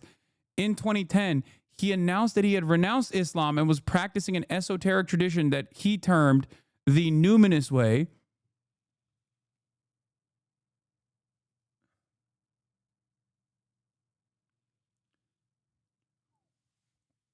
When you just want to be a fucking psychopathic, murderous neo-Nazi so bad that you revert to Islam, what the fuck? What the fuck? He's just like, I don't give a fuck how we kill people, okay? I will do it the Islamic way. I will do it the Christian way. Fuck it. I'll invent my own religion. Who cares? That is insane, dude. Academic scholars of esotericism who have supported Long's identification as Myatt include Goodrick, Clark, Faxneld, and Jacob C. Senhold. Myatt has repeatedly denied allegations that he has any involvement with the ONA, maintaining that he has never used the pseudonym Anton Long. He has claimed that he had personal contacts with people involved in the ONA around the 1980s and that similarities between his ideas and those in the ONA result from the latter's borrowing from him. He said, they jacked my shit. Public emergence. The ONA came to public attention in the early 1980s. At this point, Gregorius noted it was most likely very small, possibly having only 1 or 2 actual members. Over the coming years, it issued material for public consumption. It's a secret society, outer representative. Niners, Bolobians, and Rune Witha?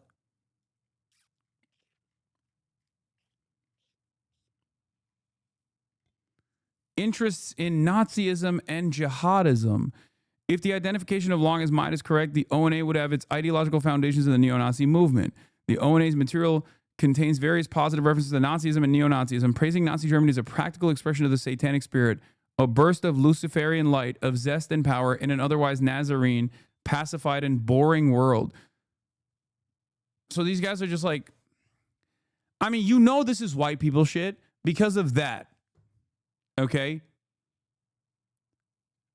This is white people shit exclusively because of that fucking statement.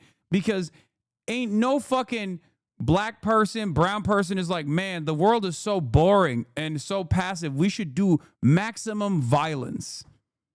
Okay? This is it. This can only be born out of boredom of your day-to-day existence when you have to be like at least middle class or above to get invested in something like this because you have experienced far too few points of adversity in your upbringing.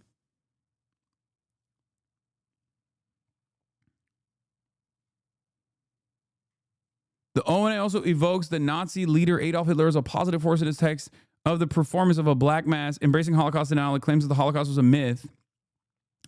These guys will also say the Holocaust is a myth, but it was actually really good that it happened and it should happen again. Okay? Classic. In order to denigrate the Nazi administration after the Second World War and erase its achievements from the psyche of the West, the group believes that the neo-Nazi revolution is necessary in order to overthrow the Magian Nazarene domination of Western society and establish the Imperium, ultimately allowing humanity to enter the galactic civilization of the future. Senior group member Christos Beast, however, presents Nazi imagery as just one way in which the order works, instead maintaining that they're the only true anarchist group.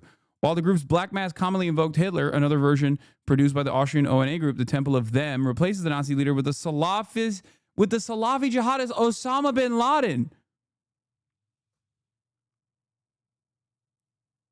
What?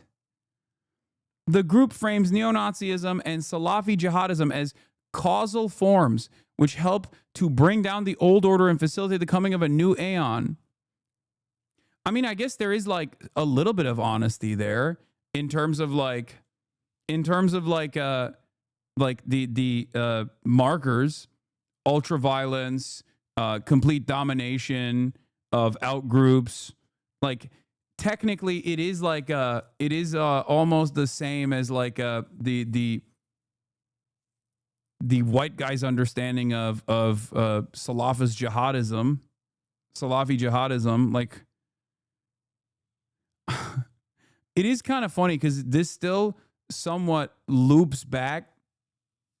This still loops somewhat back to the ways in which this attitude has manifested and has been weaponized by Western forces in the region, and has been an incredibly effective tool of, at times, destabilizing predominantly Muslim countries, and also simultaneously creating a casus belli for American intervention and Western intervention in general in the region, whether it be invading Afghanistan, whether it be invading Iraq.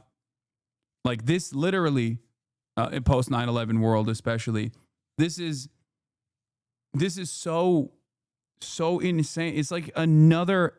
I look at this as like yet another instance of the imperial boomerang, like the implementation and the active, dedicated radicalization that Western forces have engaged with, Western intelligence have engaged with in that part of the world, coming back, looping back around and creating instability in the United States of America and in the Western world in general, where, you know, our guys, the American, the American-backed Salafi jihadists become influential figures for white boys who are fucking bored and want to be Nazis because they are bored.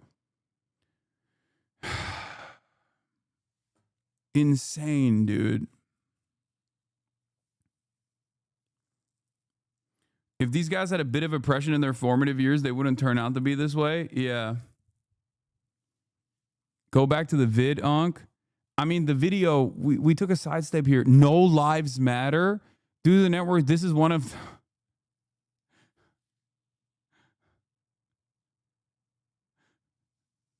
This is one of the network's branches.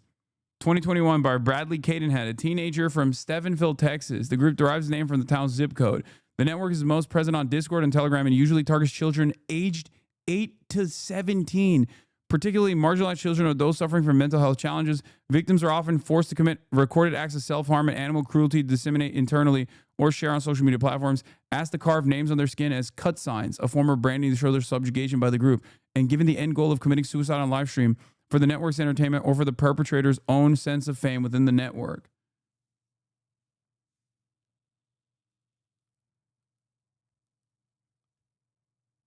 Oh, what the fuck?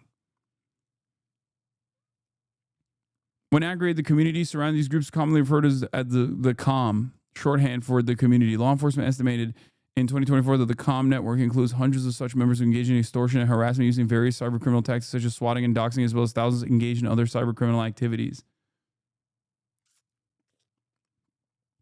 This was founded by a 15-year-old who was bullied in school before dropping out in 2021, learned to groom and extort minors on a sextortion Discord server named Cult, which was founded in 2019 by 23-year-old Rohan R., an Indian business student living in France, often blackmailed victims into recording CSAM and degrading acts for commercial gain. Rohan R. told the French court that he was inspired by neo-Nazi and Islamophobic rhetoric, as well as a desire to build a reserve of slaves to fuel his sadism.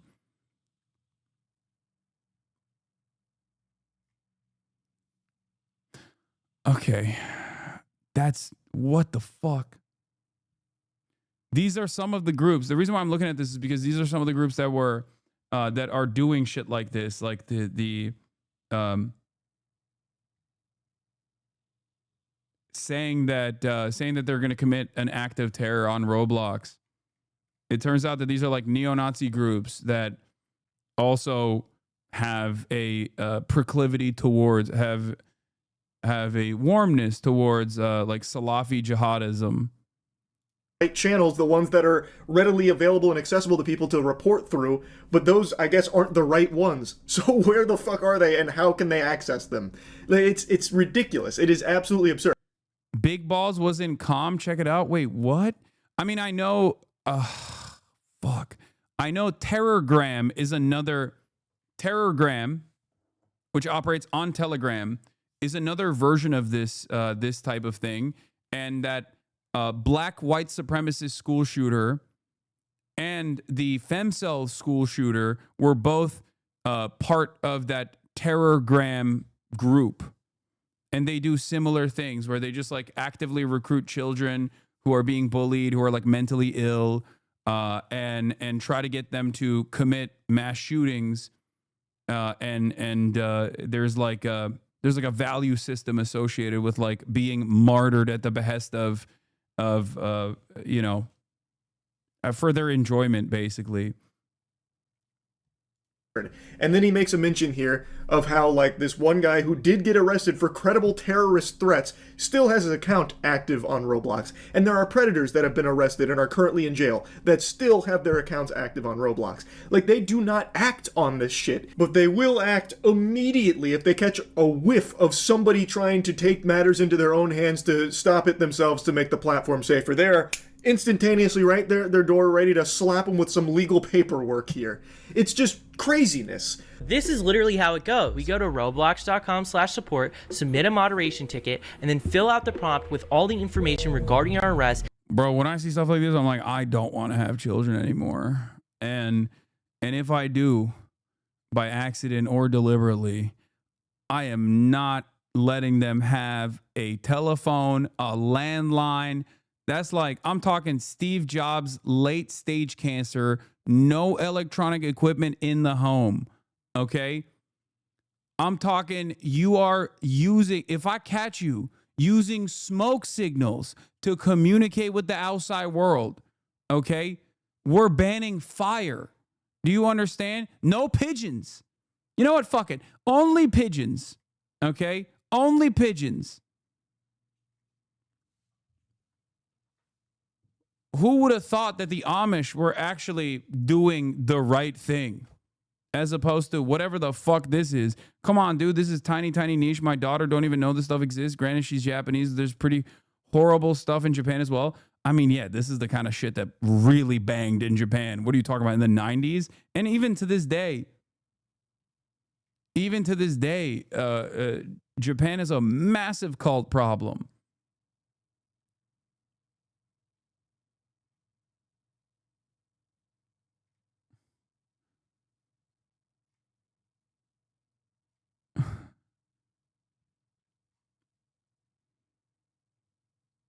There's an official spec for the TCP IP protocol for carrier pigeons. Oh, here we go.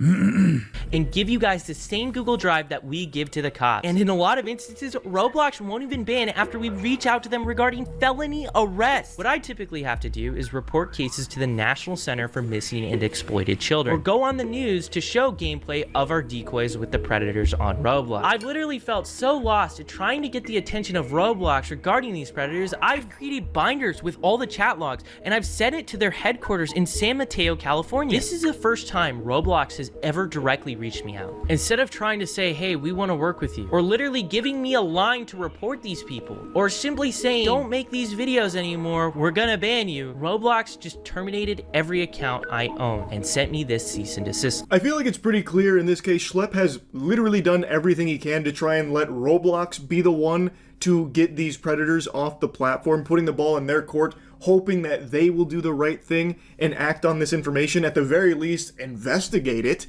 but they're not. Like, normally these pred hunters are kind of weird, but this dude doesn't seem that weird. I know you're being hyperbolic, but the best thing for kids to have is the minimal screen time so they aren't tech illiterate and to just heavily monitor internet access and what they can see. Oh no, for sure. Wild take from that chatter when the last prime minister was assassinated because of how invasive a cult that managed to acquire so much power that it was able to evade regulation from the government. Yeah, that's true. Shinzo Abe's assassination came from yet another CIA-backed cult that is incredibly influential in Korea and also in Japan. That's true. Which is why there are groups that are doing it themselves. That's the issue. He has literally exhausted every possible avenue and I guess still hasn't found the proper channel, even though he even sent like physical evidence to their actual brick and mortar location and still got nothing. Like, it's very clear that there is no real proper channels, but they really don't like people trying to stop the predator problem themselves. But Roblox also doesn't want to do it either. So, I mean, what options are left? Just let that continue, let that fester, let Roblox be a platform where children are just completely unsafe. I don't think that's exactly a bright future. This is a platform. I've heard of this nonsense out in China. That sounds crazy. The reason why I say that sounds crazy is because, like, the Chinese government is so fucking hands-on, too hands-on, with actively monitoring things exactly like this with the hopes that this doesn't happen. So that is actually surprising. I mean, it's not surprising that there are cults in China as well. Obviously, Falun Gong is one of them. Again, also aligned with the CIA. I know, it's crazy. But why do so many of these cults all around the world always have some level of involvement with the American State Department? I don't know. But this is interesting because, like, it's that kind of cultish, ultra-violent attitude that manifests in the heart of empire as well. The Chinese firewall is good, actually. Oh, this is another Hasanabi head. No way, no how. Yes, Falun Gong is the same people that produce Shen Yun. Yes. Yes.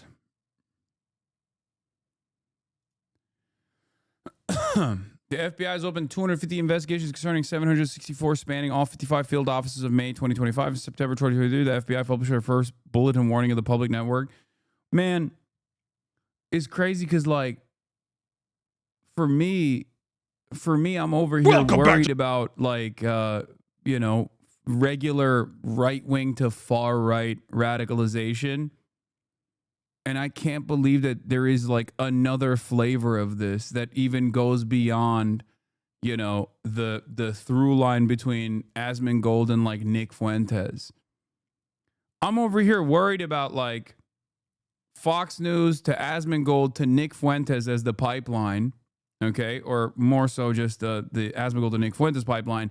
Meanwhile, there are even layers beyond that that contain multitudes and are even more violent and even more indecipherable in their goals. Holy fuck.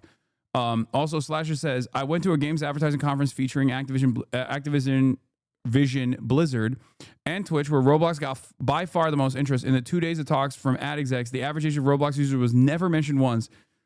Roblox has never cared about the safety of their core players, kids.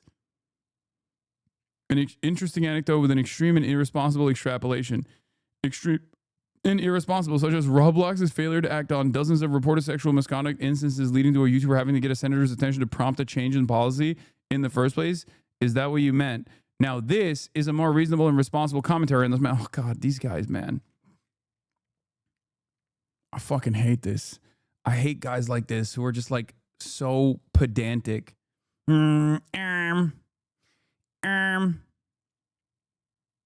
irresponsible in your reporting. And then they fucking agree. Then they agree. They fold instantly, but then still turn around.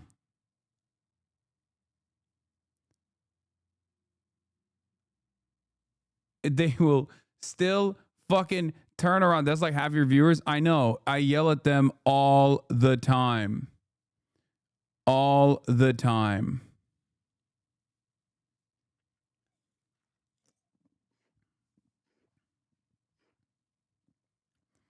We are unable to do anything to predators that hang outside of group homes and they actively steal and traffic the children. Why do you think we're going to do something to protect children online? Platform that does desperately need to be cleaned up. It is a huge problem there, and Roblox isn't doing it. Schlepp then tells a very personal experience he had on Roblox when he was a kid, and how he was also a victim of these type of evil people. And when his mother reached out to Roblox to report all of that and give the evidence about everything that had happened to her son, Roblox didn't act on it, and that individual still wasn't banned until years later. There is a problem, and Roblox isn't solving it, So the community is doing what they can to try and keep it safer. But Roblox is attacking the community that is actively trying to do that for them. I think it's bullshit. I think that is fucking baloney right there. And Roblox needs a real change in leadership in how they approach this shit.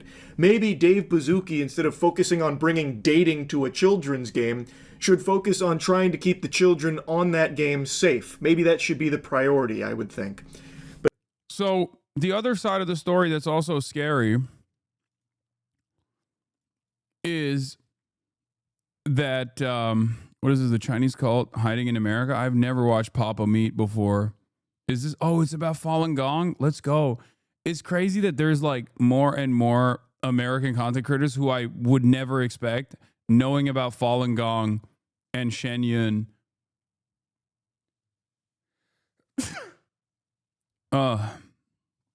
No, I know Papa Meat is Meat Canyon. I'm just saying, I would not expect someone like Meat Canyon to be tapped in and know about like Epoch Times, Falun Gong, all the stuff.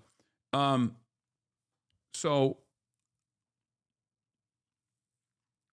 here's the thing. We look at the cults. This is the other side of the story. Because there's also a dangerous there's also the dangerous undercurrent of legislators actively trying to implement new steps of surveillance, such as ID restrictions, like demanding that people upload their IDs to go online. And that aspect of it is also, like, I don't know what the proper solution to this problem is. I will be the first to admit this. Okay? I don't know how to create a mechanism of enforcement, to create like a regulatory structure to basically stop this kind of stuff from happening, right? Perhaps age-gated hardware could be one of those things, but doing it at the point of like the websites seems like one of the worst possible options.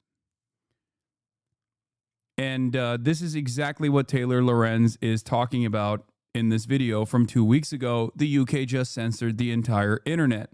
Back to Free Speech Friday, my series where I cover the fight for free expression, privacy, and civil rights online. The UK's new age verification law just went into effect, and it's already preventing anyone under the age of 18 from accessing information on Reddit about Israeli war crimes. This is yet another example of why these kids' online safety age verification laws are really only about one thing: censorship. The law mandates age verification across all platforms that carry adult content. But as I'm going to explain in this video, that means every single platform. Because while these laws are falsely framed as cracking down on porn, what they deem adult content is far more wide-reaching than you might think. This is why young people suddenly have to upload their government ID or face scan themselves to do things like listen to Spotify or watch YouTube. Every social media app, because it contains news content, is considered adult. This means that everyone, not just kids, but everyone, is now legally required in the UK to upload things like their government-issued ID, live selfies, biometric facial recognition. I feel like this is one of the most insane ways to try and actively combat the problem of child predation, or like exposing children to what the government decides is inappropriate content. The reason why I think this is incredibly scary immediately is remember that app that came out? I didn't really cover it that much. I briefly touched on it. The T app. It initially started as an application with, I guess, some semblance of honest concern.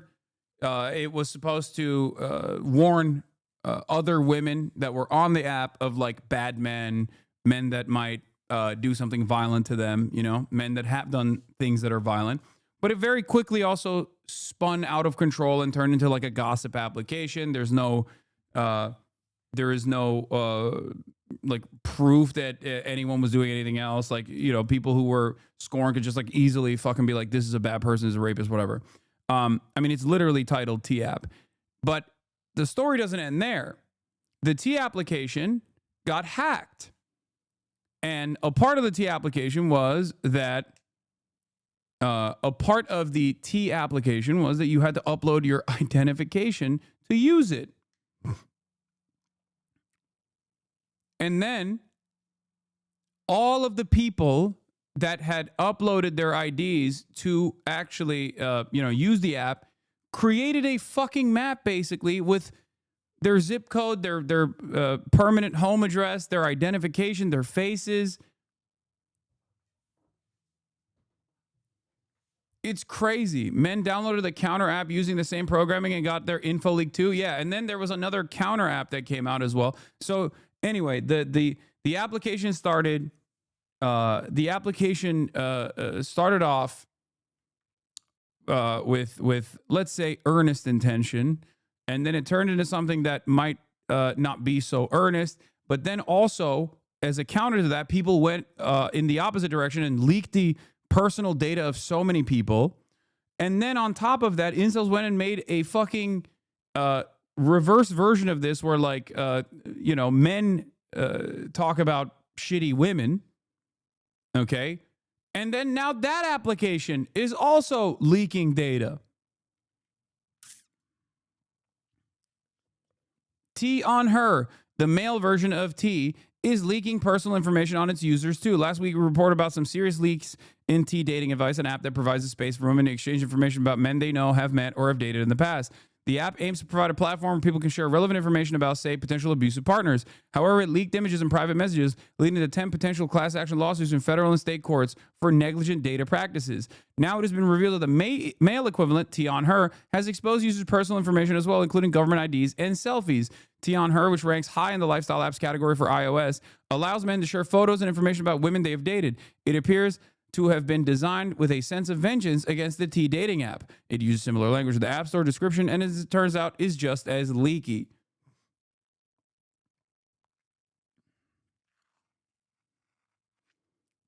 The IDs on T were stored in a database that was just literally publicly accessible, not defending anything, just adding to the story.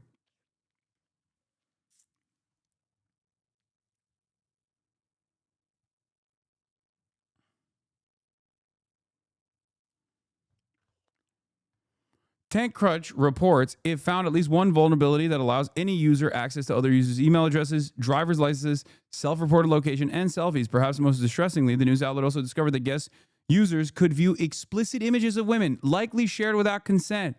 TechCrunch has also found an email address and password on the app's creator. Although it... Are you serious? Are you fucking insane? TechCrunch found an email address and password of the app's creator?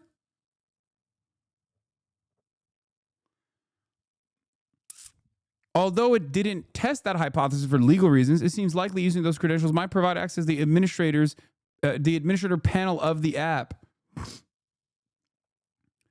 It is disappointing that apps made for sharing private information and ranked so high in the App Store apparently have such poor security standard. Okay, I don't know anything about app creation, but this smells like it was made with AI. This smells like AI was a part of the coding process. I say this as someone with zero knowledge of how to fucking make an app, but it looks to me like, oh, Sean is saying it was. There it is. Of course. Vibe coding apocalypse.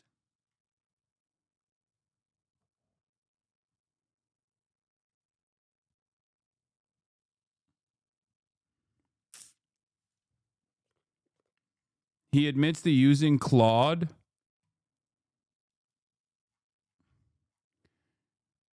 Oh.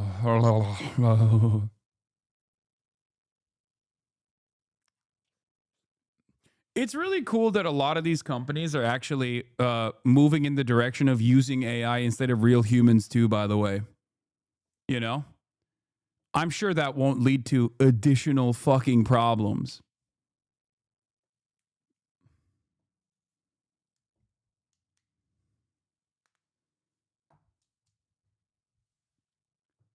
Amazing. Amazing.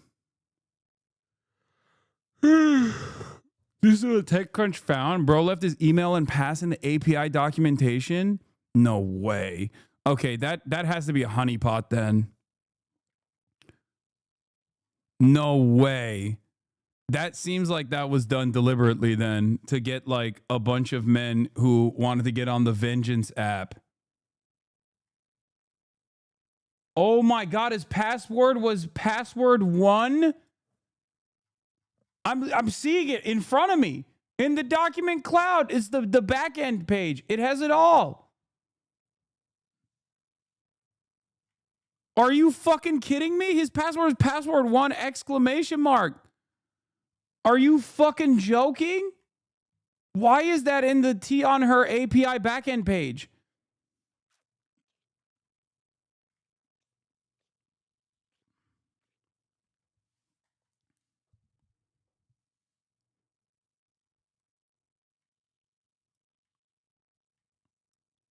Not even password 2?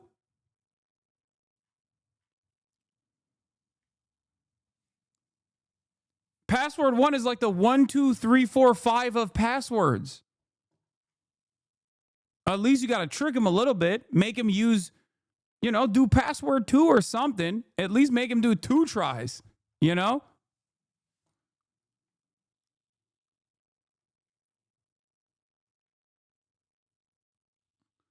Password 1 is actually very secure because nobody would try something that simple.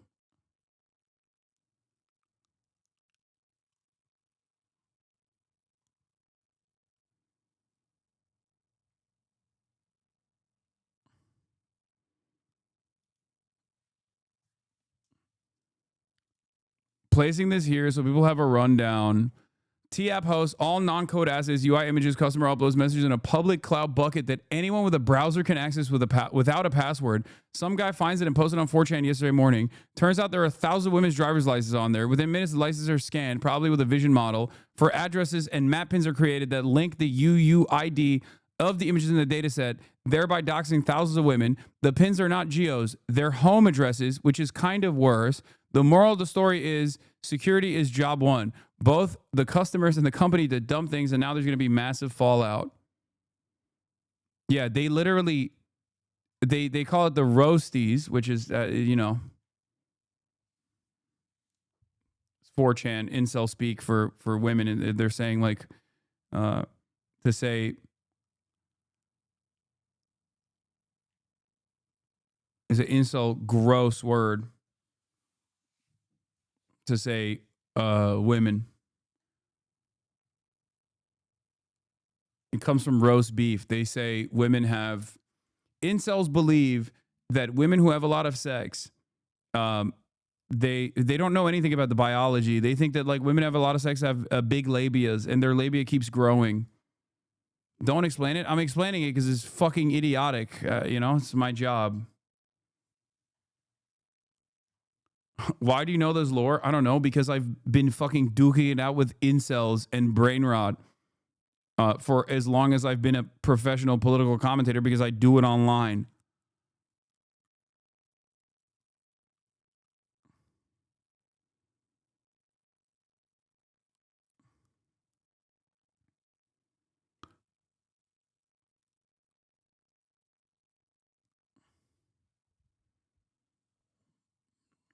Also, explaining it is good because then you know when you see it in the wild.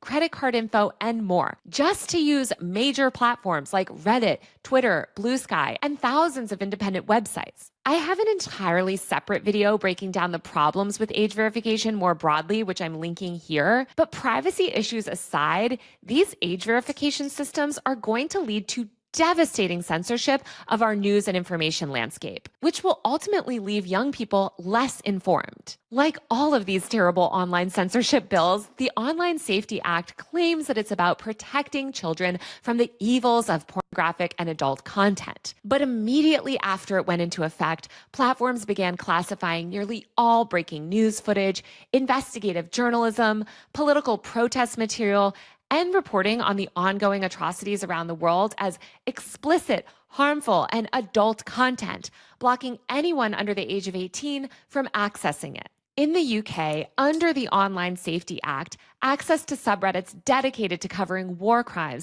Am I crazy, or is this UK digital panopticon law the latest iteration of Gaza is the trial run for what Western governments can get away with doing to their own citizens?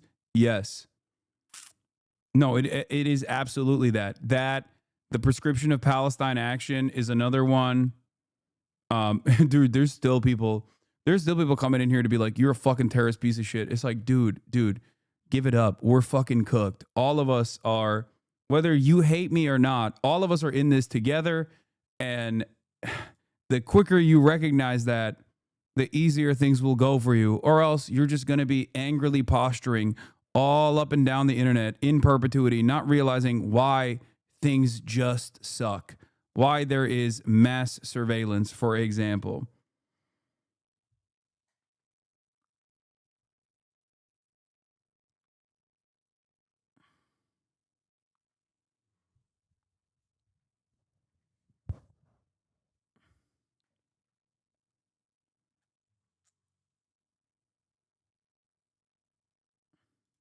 The genocide in Gaza, or providing crucial information on reproductive health or sex education now require age verification. As The Verge reported, quote, effectively, web platforms must either set up an age verification system that poses potential privacy risks or default to blocking. They're trying to get you banned for violent threats again? What violent threat did I make this time? Ugh. What happened now? Okay, don't say what is it? God damn it, man. Okay, calm down. I want to know what it is. Now I want to know what it is. Is it ban that chatter? They're saying you called H a valid military target. I mean, if someone is participating in a raid in the West Bank, if someone of the Israeli occupying force is participating in a raid in the West Bank, in the process of participating in that raid, just in the process of participating in that raid, yeah, they are a valid military target. This is just the international law. It's not me that is threatening anybody. It's, take it up with the United Nations. It's also something that supposedly Ethan Klein himself believes. So I'm confused.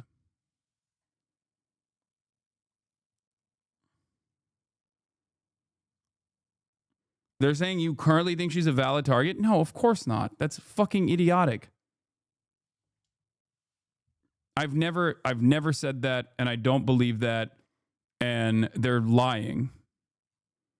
It's the way it's clipped? No. No, that's fucking bullshit.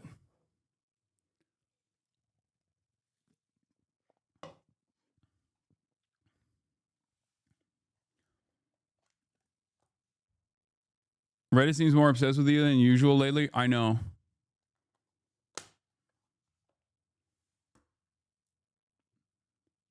D is literally saying someone should kill you, not trying to bring your mood down or anything, but this is going way too far at this point. You should totally get the police involved.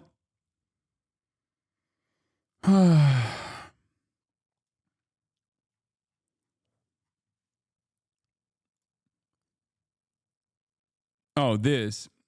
So if I started saying shit like Hasan is Hamas propagandist and therefore a legit military target, which, by the way, he does say that. What? He says that every day, which I do not believe. Everyone is going to be okay with that. This is the fourth time a leftist Twitch streamer has explicitly called for me or Hila's death. Nobody has been reprehended for these death threats by Twitch, not once. I've never called for a death threat against Ethan Klein or Hila Klein. That is insane. That's bullshit. And he knows that that's bullshit. He's just actively trying to victimize himself. For comparison on YouTube, Bad Empanada played an FPS game where he played Hamas and murder Israelis. He simulated murdering Hila in a game, resulting in got a week-long suspension. I don't even think that happened.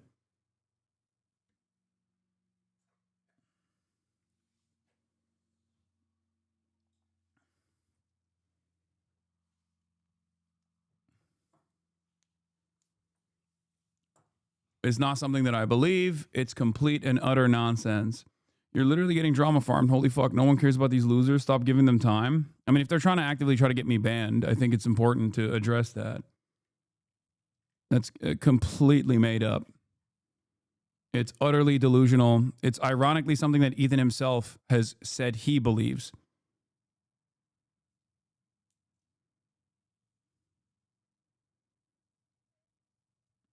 You were saying that if the journalist had a picture with Sinmar was a military target, then anyone could be considered a valid military target. What is going on?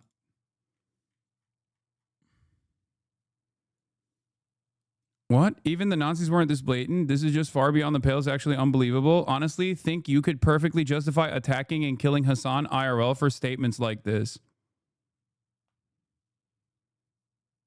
Wow.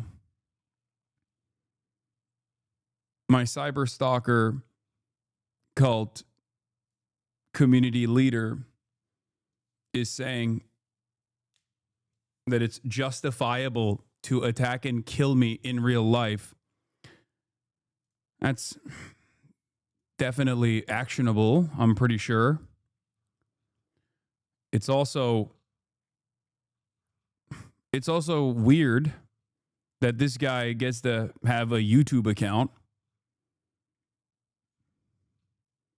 He said that today. Wait.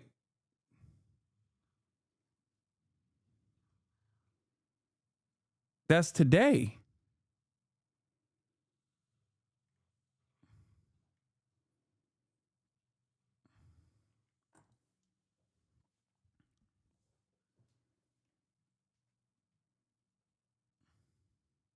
If we're going to talk about this, the full context and the clip itself, you literally say if it were a part of an active raid in the West Bank or Gaza, that'd be a valid military target is so dumb. Yeah, it was linked in the mod chat. Okay, now you're calling for his deplatforming? I'm memeing. He committed a crime, by the way. Yeah, what?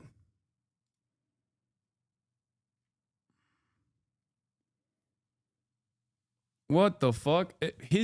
One of his fucking active cyber stalking sex cult members literally approached me in public, if you recall, when I was at the DNC. And he actually celebrated that in his community. So in the past, he has legitimately celebrated people coming up to me and harassing me in the real world. So now he's amplifying that to his own audience, to his own community.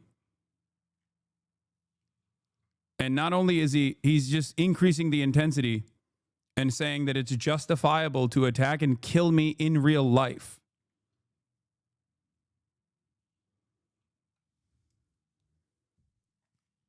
I think this goes maybe a step beyond drama at that point.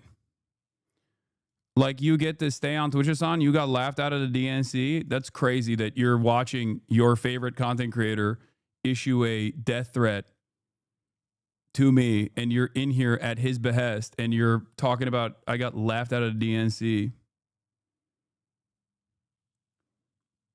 This doesn't seem like a clip chimp. This seems like something that is actionable.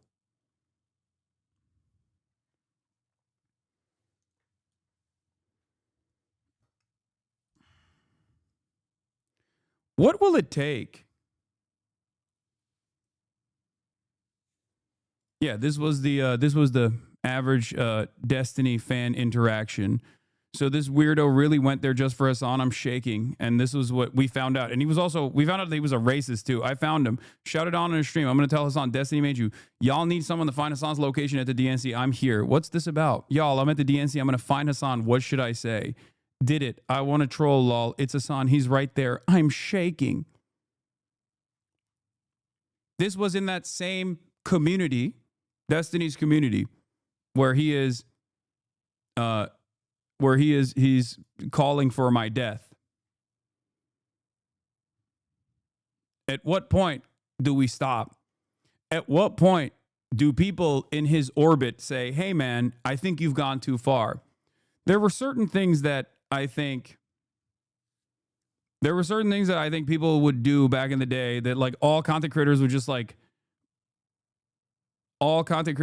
stay away from.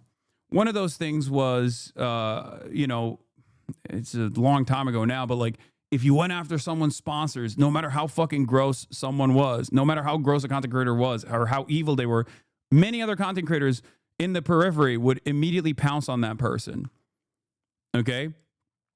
Then the next line that was crossed was doxing. Okay? Doxing content creators.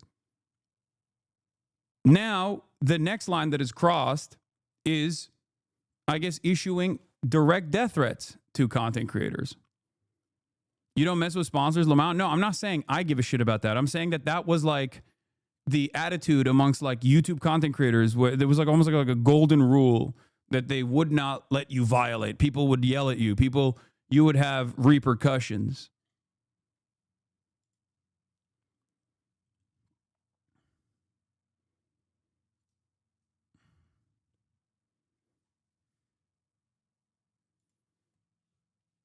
So where is the original clip? Like, I know this is the original clip, but where is the clip that was clipped out of context to demand my banning?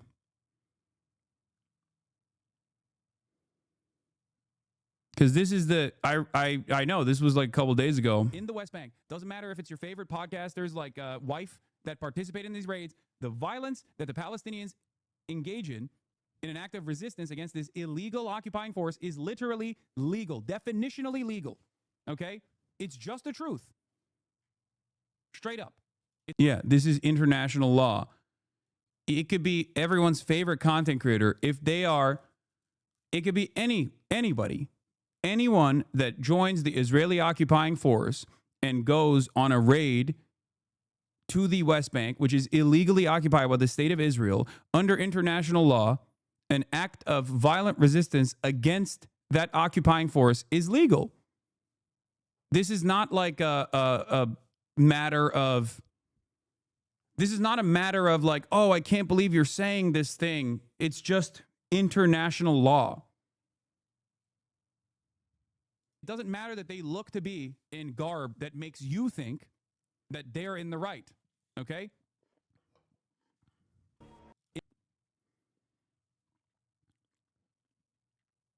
This is not my opinion. This is not a matter of my own personal opinion.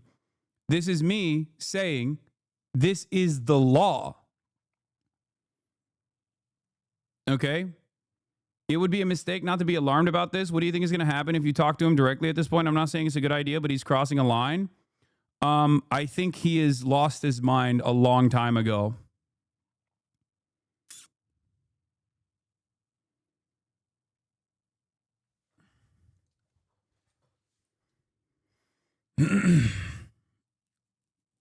See, it's content. All they want is content. I know. There's no engaging with a person that has spent the last 6 years actively coming after me. Devil's Advocate, you didn't clarify that it was during that time. They interpreted it as now a target for what she did then. No, there is no Devil's Advocate. This is the clip. This is the context. In the West Bank, doesn't matter if it's your favorite podcasters like Wife that participate in these raids, the violence that the Palestinians engage in an act of resistance against this illegal occupying force is literally legal, definitionally legal. I'm saying it, in the West Bank. Like, this is the clip they're sharing. Al-Aqsa Brigade, doesn't matter if they're a part of the Palestinian Islamic Jihad, doesn't matter if they're DFLP, PFLP, or even former Fatah militants, okay? It is perfectly legal, perfectly valid, and perfectly moral, okay? 100%. This is not like this is not a gray area. This is black and white, okay? It doesn't get more black and white than this. So what's the clip? What's the clip that people are using? I'm confused. He's always going to take you out of context. Got to start ignoring these assholes. I mean, ignoring these assholes is one thing, but if people are... It's a simple concept. In America, we call a very similar idea castle doctrine. This is the clip. This is 49 seconds. Oh, this is from 12 hours ago. No repercussions. PFLP or even former Fatah militants. Okay? It is perfectly legal, perfectly valid, and perfectly moral. Okay? 100%. This is not like this is not a gray area. This is black and white. Okay? It doesn't get more black and white than this. Israel is in the wrong. Israel is actually engaging in an apartheid, which is a crime in and of itself. Israel's doing a genocide in Gaza and an apartheid in the West Bank. 2 crimes in and of itself. And every type of armed resistance against both the settlers and also the Israeli occupying force in the West Bank. Doesn't matter if it's your favorite podcasters like Wife that participate in these Israelis. Doesn't matter if wait. The clip also features like, I'm so confused. The clip also factors the context. Bro had to make absolutely sure he knew he was talking about Healy here. For real, I thought the title was saying she was including the people. Twitch is probably going to donate subs to him for that one, but he won't get banned for this. Yeah, this is me talking about, in the process, in the West Bank, an illegal raid that the Israeli occupying force is conducting. This is not like this is not a matter of my opinion. This is just international law.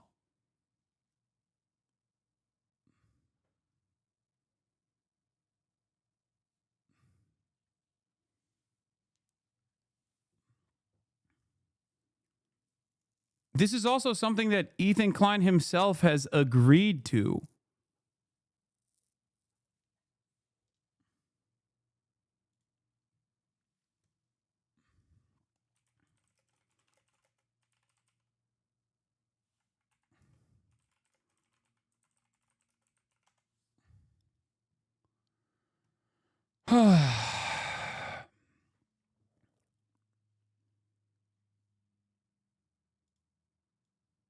The dumbest people on the internet think this is a death threat. Why is it always a problem if people lack listening comprehension skills? There's like, yeah, this is okay. Under international law, okay? Under international law, armed resistance against the occupying power is legal. Okay? It's just legal. There's no ands, ifs, or buts. Ethan Klein himself has in the past said exactly this. This statement is not even remotely controversial.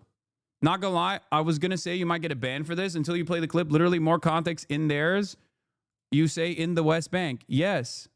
They are counting on people just believing them and being bad faith towards you. I don't think people actually watch or understand your words, to be honest. Why are you wasting your stream on this? Hire a lawyer and sue the fuck out of them. It doesn't work that way.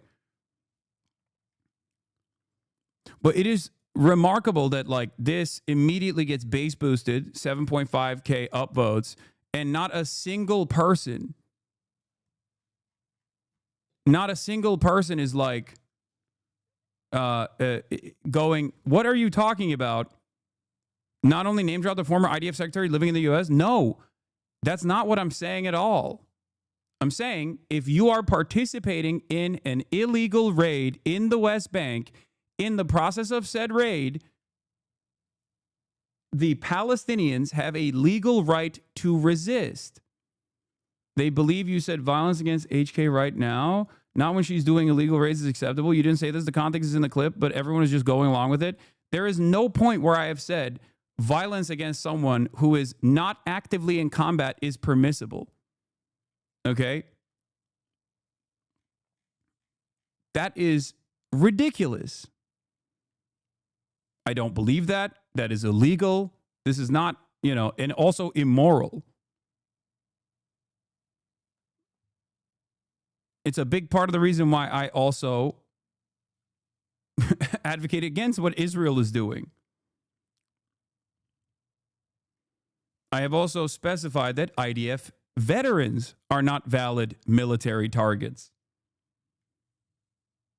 Okay? Just because someone is an IDF vet or a veteran in general, if they're in a hospital bed or if they're fucking living out their days, that doesn't make them a valid military target.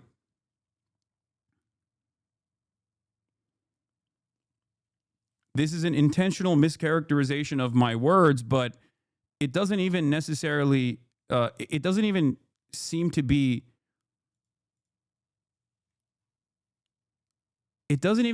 out of context. They take out of context what you said, that if everyone behaved like the IDF, then nuking Tel Aviv is permissible.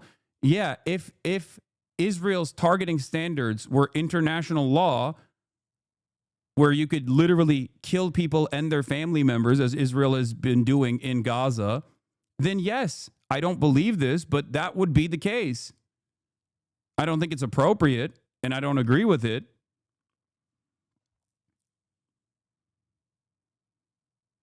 I hate this out of context clip where Hasan is saying we should kill Israelis, violence is never the answer. I think we should kill Hasan as punishment. Yeah, pretty much.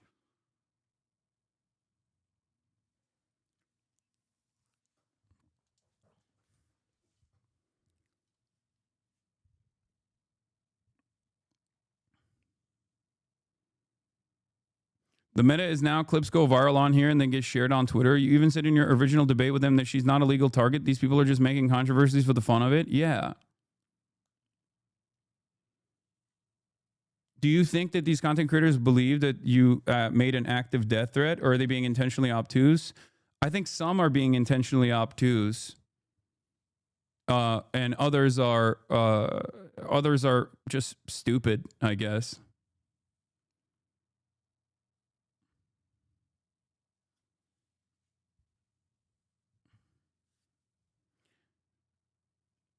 I mean, that subreddit is directly owned by someone who billed himself as Destiny's top orbiter. That's the reason why they do that. And that's the reason why they use that subreddit as a jump off point. And while under normal circumstances, I think the influence of the subreddit because of that has gone away,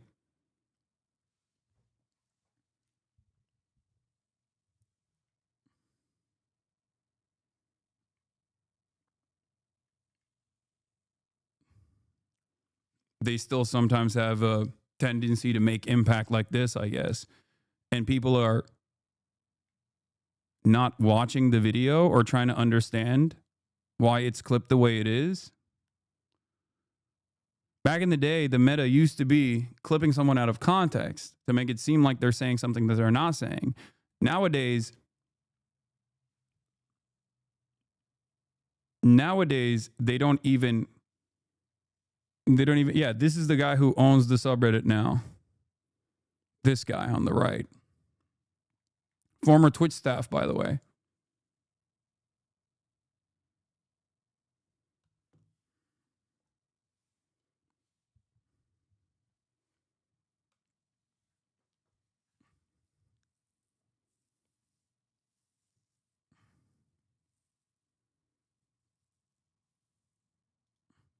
I've been in here for all the clip streams of the last 4 years, and so, dude, this is the most pathetic one. They just clip something they disagree with. You aren't saying anything wrong here. Yeah. It's very strange.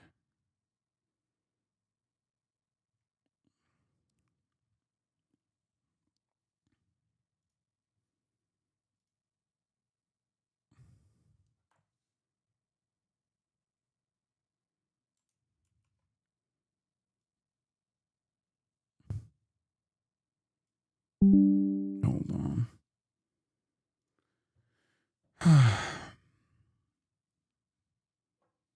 Every time there's an article on you on major media, I know.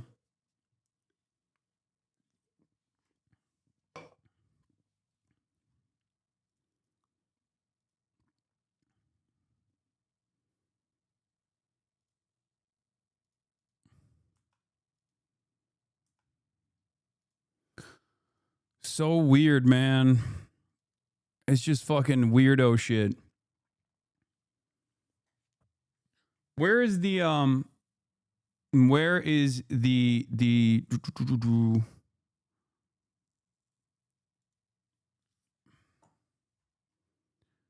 Asserting the internationally recognized right of occupied people to resist their occupation, including with armed force, isn't even an implicit call. Yeah, I saw this.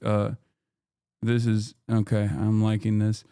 Asserting the internationally recognized right of occupied people to resist their occupation, including with armed force, isn't even an implicit call for your death, let alone an explicit one. You hysterical crybaby. This is desperate desire to be the victim is genuinely pathological. First on all, Oxa is an FPS game where you and then the rest is, I guess, bad empanada. Also, Ethan Klein has incessantly labeled a teen Yemeni TikToker Houthi. Yeah. What is this? CC Jake Tapper, Leo Terrell, New York Post. Stop anti-Semites. Ynet. Is this a joke or is this like a real fucking post?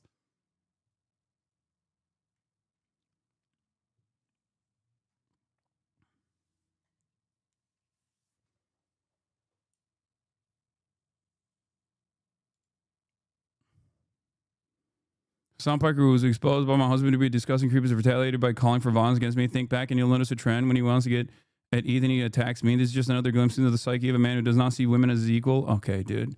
This is literally girl bossing genocide defense.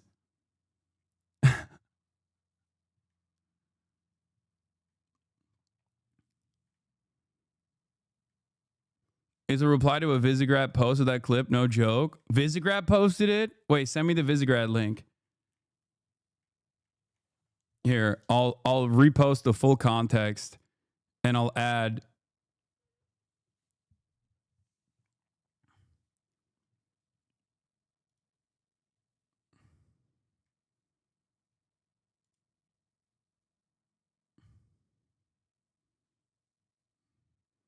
Hasan Piker, armed resistance against settlers in the IDF is justified. Doesn't matter if your favorite podcaster's wife participated in these raids. Grok, more info.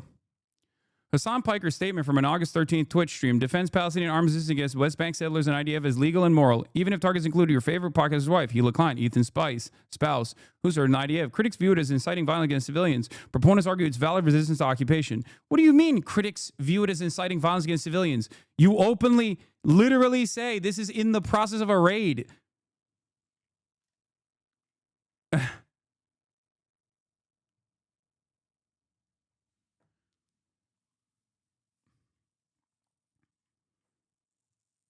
I'm beefing with a clanker now. Hey, dude, you really need to learn about the attention economy. I don't know what the fuck you're saying.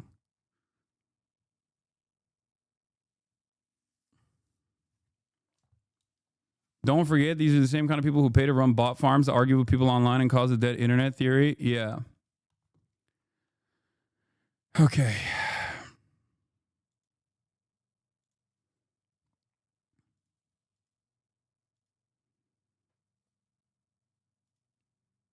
I was going to post a longer clip with the context in it, but honestly, am I hugboxed here? Like, what's going on? Because, like, this post is not even the longer clip. This post is just the clip. It's a shorter clip. In the West Bank, doesn't matter if it's your favorite podcasters like wife that participate in these raids, the violence that the Palestinians engage in an act of resistance against this illegal occupying force is literally legal, definitionally legal. Okay? It's just the truth. Straight up. It doesn't matter that they look to be in garb that makes you think that they're in the right. Okay? Like, the context is in there.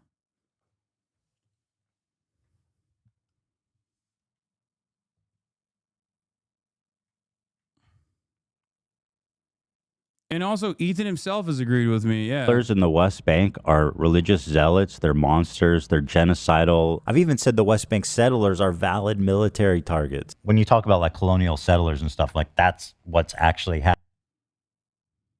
happening in the West Bank right now. And these people are more or less valid military targets, in my opinion. But it's not rocket science. Let's get back to the IDF. You said the IDF is maybe not a terror organization. But the IDF is a terror organization. I didn't say that. Wrong. Through and through. Wrong. Again, a liar. Okay, so you think the IDF is a terror organization? I said yes. You believe the IDF I think is it would be. okay. I think it's fair to characterize them that way.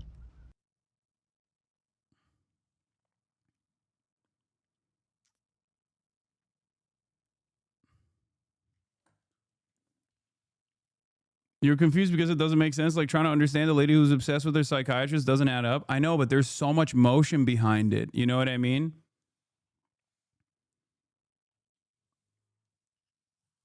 It's just like that's what fucking is crazy about it.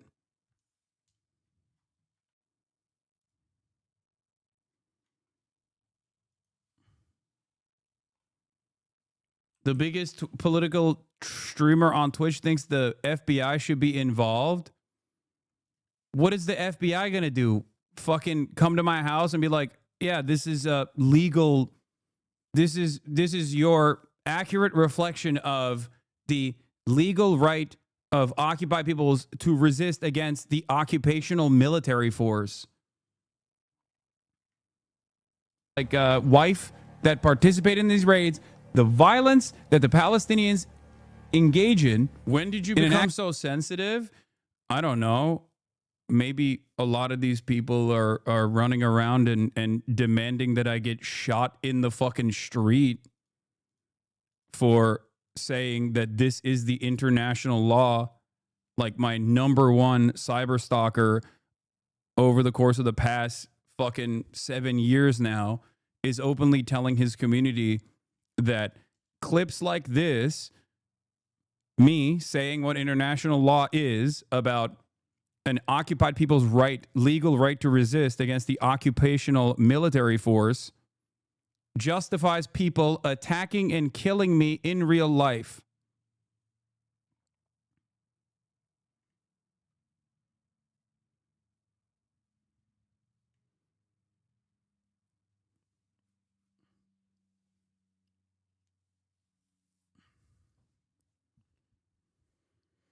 It is literally in the UN resolution. The General Assembly reaffirming its faith in the importance of implementation of the Declaration of Granting Independence to Colonial Countries and Peoples continued in its Resolution 1514 of December 14th, 1960. This is the importance of the universal realization of the right of peoples to self-determination and the speedy granting of independence of colonial countries and peoples for the effective guarantee and observance of human rights.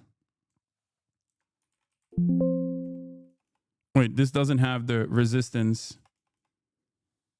I don't think.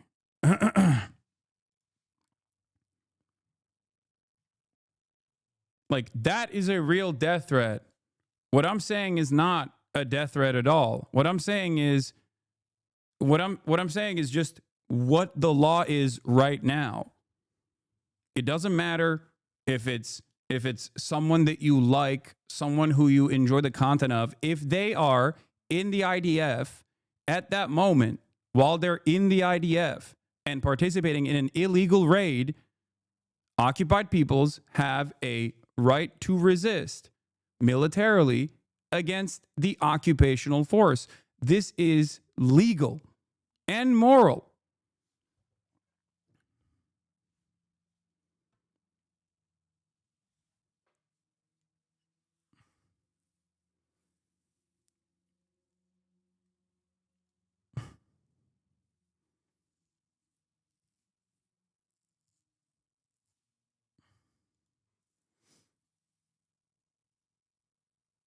Here. If the occupying power considers it necessary for imperative reasons of security to take safety measures concerning civilians, it may at most subject them to the assigned residence or internment. Assigned residence could mean their own homes or elsewhere, as with the temporary evacuations described above. After effective occupation of territory, members of the territory's armed forces who have not surrendered, organized resistance movements, and genuine national liberation movements may resist the occupation. If they do so, they must distinguish themselves from the civilian population on the basis of GP1, at least carry their weapons openly during attacks and deployments. Civilians who take direct part in such hostilities lose their protection against attack for the time of their direct participation, but not their civilian status. If they do not participate directly in hostilities or no longer do so, for example, if they are hors de combat, which means no longer a participant in combat, as in even if you are a member of the military, and this goes for members of the military, if you are retreating, if you are fleeing the battle, if you are a prisoner of war, there are new rules applied. If you're in the hospital, you are not an active enemy combatant. You cannot be killed by the occupational forces. You cannot be killed by the resistance forces.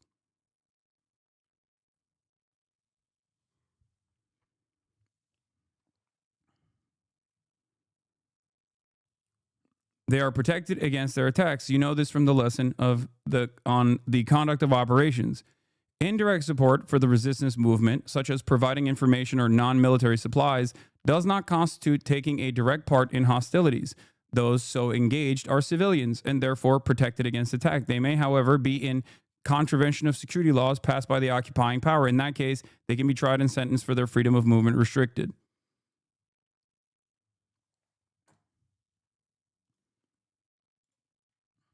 Here.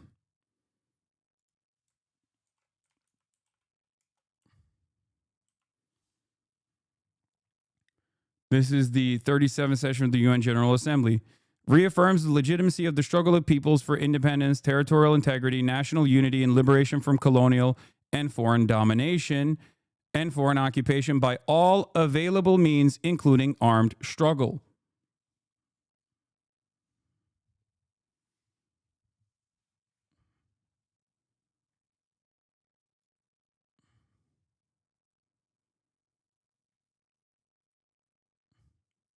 It has been reaffirmed time and time again.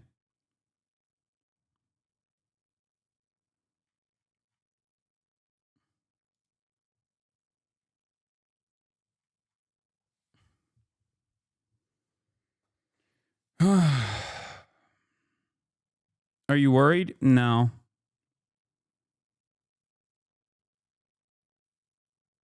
Not really. What can I do? What can I do? There's nothing I can do. It is what it is. Oh well.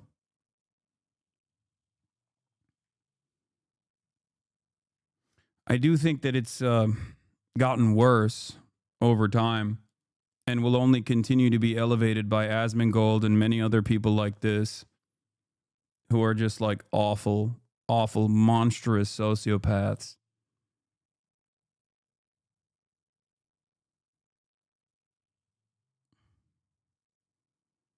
But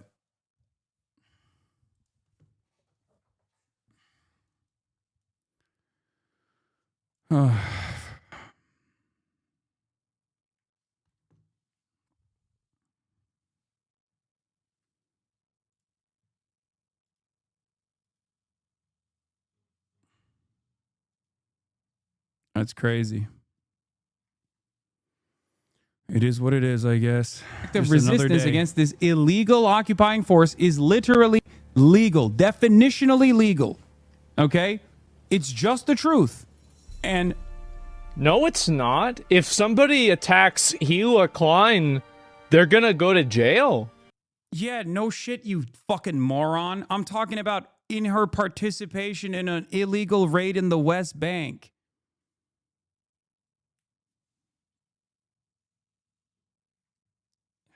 Oh, God. No, it's not. Yeah, of course if someone were to attack Hila Klein right now, of course they should go to jail. What kind of fucking idiocy is this?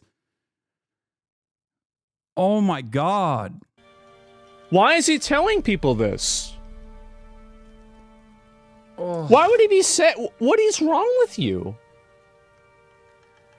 Do you think he'll get banned for this? At this point, I don't think so. I think that Twitch just doesn't care. I do. I think that Twitch they're so ideologically captured by... Yeah, Twitch is so woke. That's why they fucking never ban your bitch ass, dude. I don't know if they're actually intentionally obtuse or they're this stupid. Hasan, he's not misreading you by mistake. He's moving the conversation to something that makes you look bad. Yeah, of course. I know. I understand. I mean, or maybe he's that stupid. I don't know. He's definitely that stupid.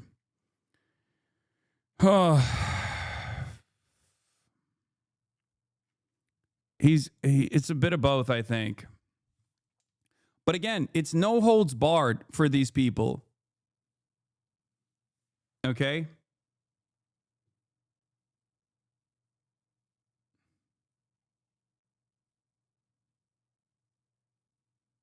What is this?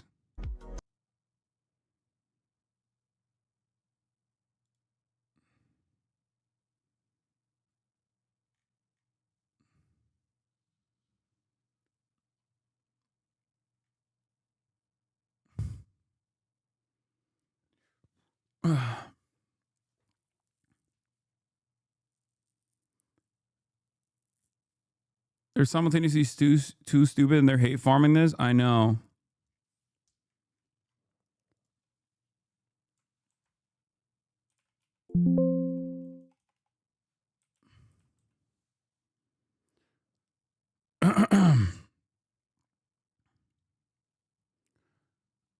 All right.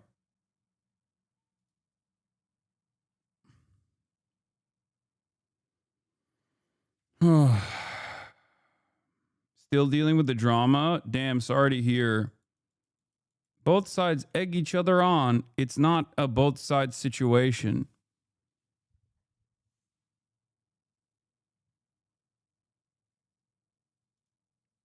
It's not. It's not a both sides situation at all. This is just one side actively choosing to lie about what the contents of the video openly states. Like, at this point, it has turned into, like, back in the day, at least there was an attempt to clip something out of context, okay? Now it's turned into clipping things in context, but just seemingly lying about what the video is, and people's attention spans have shortened to such a degree that they don't even watch the video and try to understand it. It's so strange. But what's strange is that it works to a certain degree. To the dumbest guy out there, they hear that and they go, oh, I guess that, like, this Hasan guy is really fucking violent and scary. He wants, like, death threats against random content creators and their wives and shit. It's like, no, that's not what I'm saying at all.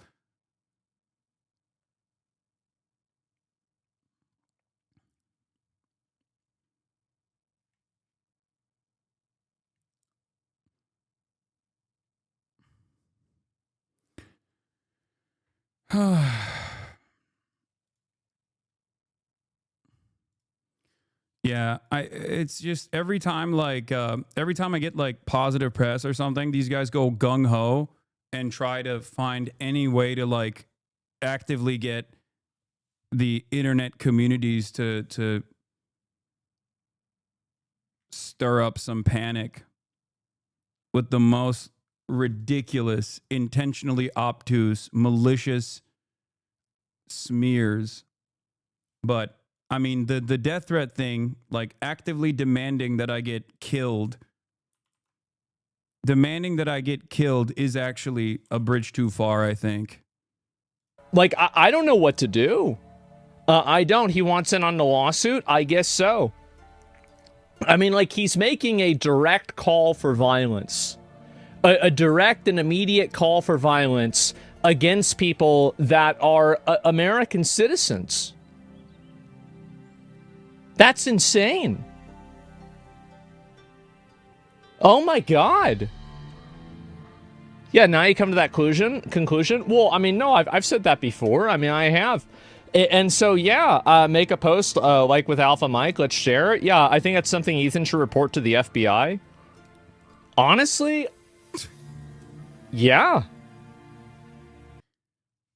Bro, this fucker has the most whiny way of speaking. It's so blatantly fake.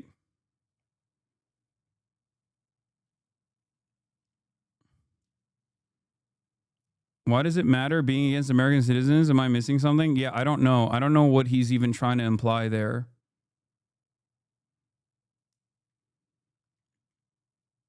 It is pretty crazy, though.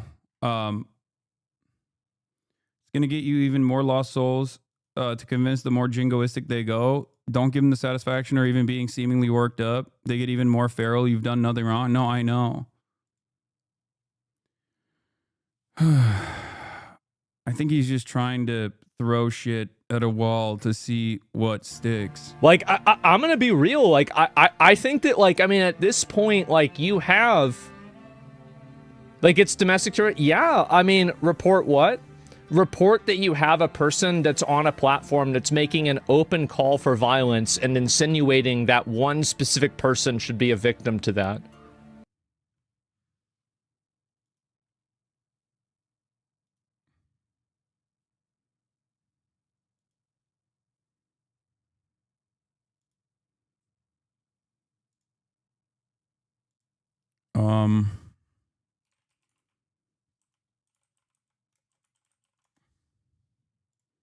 I mean, we just watched like the Roblox shit, right?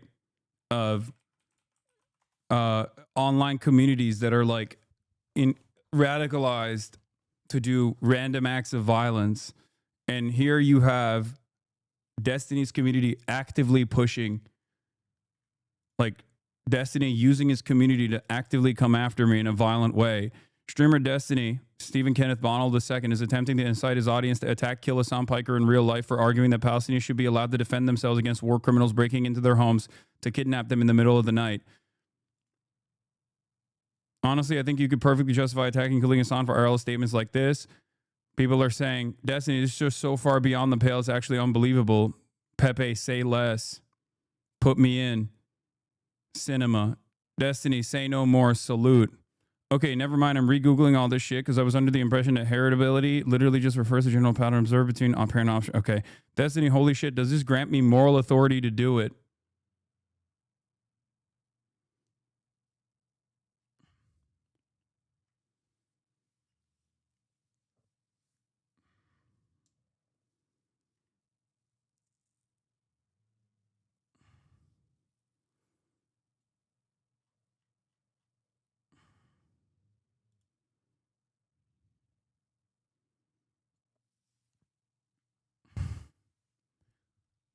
Will Asmongold talk about how unacceptable this is?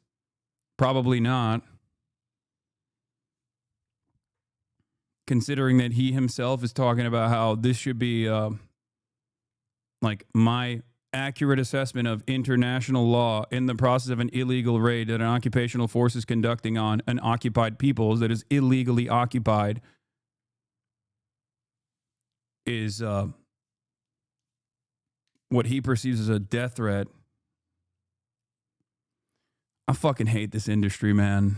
It really sucks.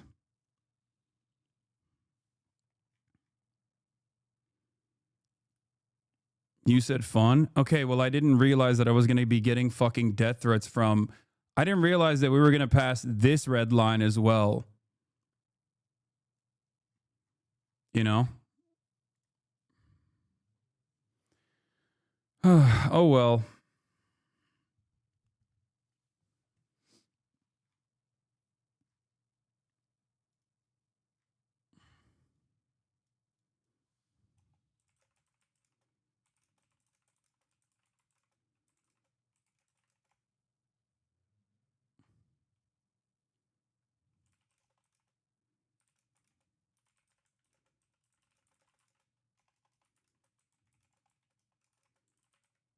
International law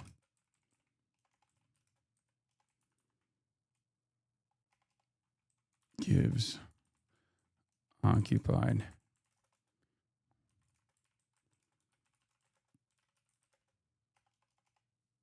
stop being so passive.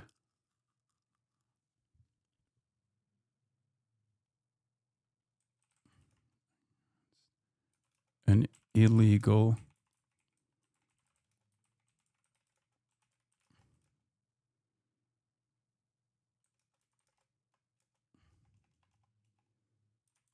content creator or not.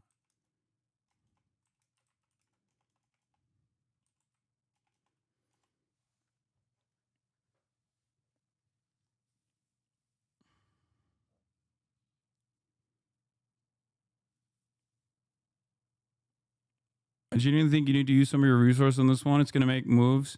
Good to make moves when they're overextending.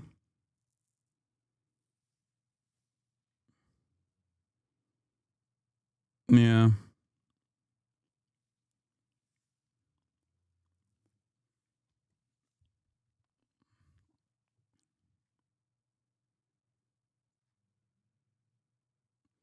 To be honest, the fact that you even discuss his manners and maturity. You have interviewed opposition leaders to heads of state and ranking politicians, yet you keep talking about this terminally online gossip, slop entertainment. Well, I don't know if you noticed this, but the terminally online gossip, slop entertainment is being used as a vehicle to try to deplatform me for doing exactly that. And not only that, but also it has led to people issuing active death threats to their communities against me. So I think it's a little bit different than just like immature online gossip slop. At what point does it turn into like a real crime? I think this is the point where it has turned into a real crime. But will you consider it to be something beyond online gossip slop when I either get deplatformed or when I get killed, potentially, by a psychotic cult fan? I mean, that's a death threat. If I can't be upset about an active death threat, what can I be upset about? If an active death threat is considered gossip slop online.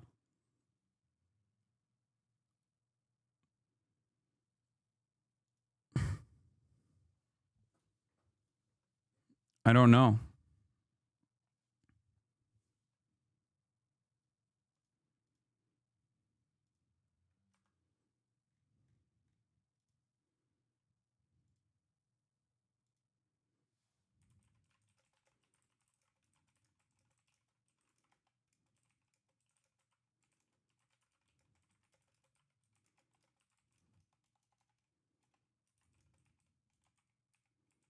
Sociopathic.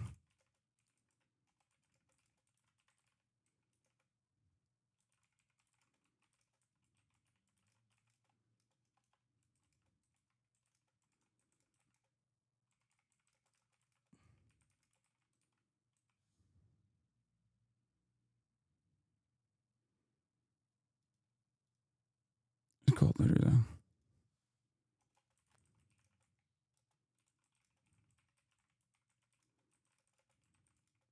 Right.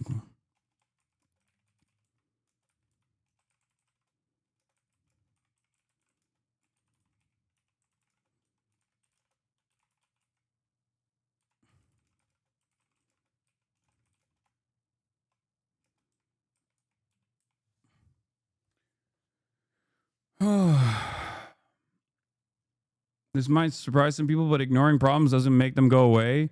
Yeah, I mean, I wish it was the case. I wish it did. I have ignored it quite a bit.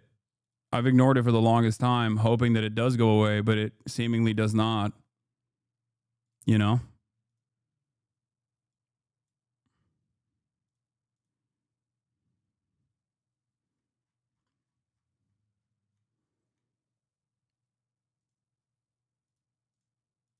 Instead of taking care of his son, who has now turned into a Nazi, the sociopathic cult leader is actively telling his audience that it's moral to kill me in real life because I said Palestinians have a legal right to resist against an illegal occupying force conducting a night raid.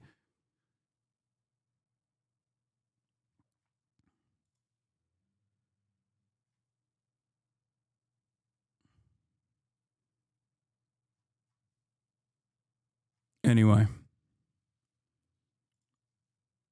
That's insane, man.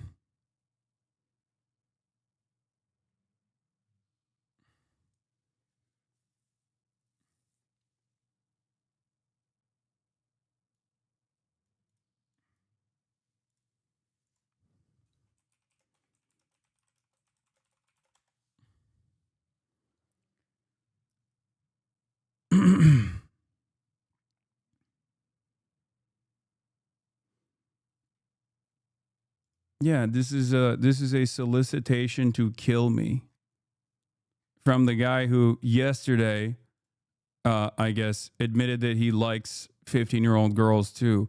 He attacks me just so he can maintain plausible deniability while he goes after Hasan, but I respect you, my Australian warlord. Bro, you literally say in the clip she's 15. What the fuck? Have you seen the 15-year-olds they're putting out today, though?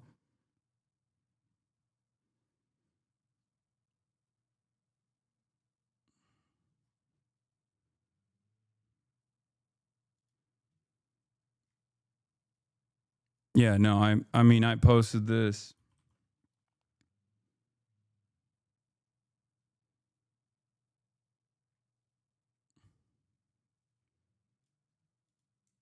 Go boost it.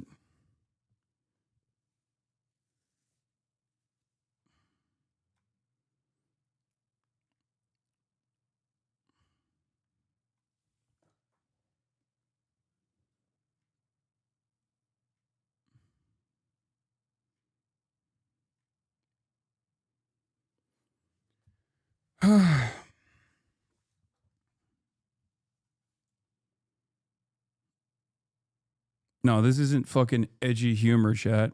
That's crazy.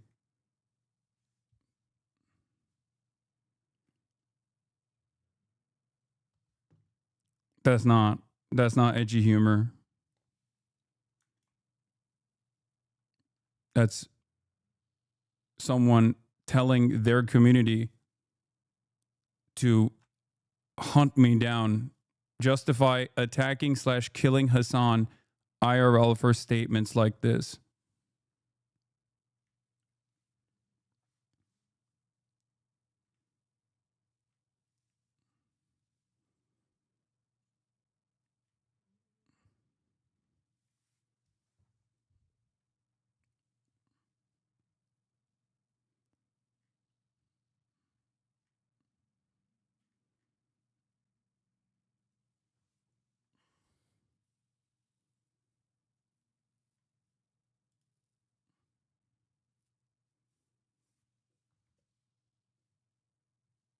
Anyway.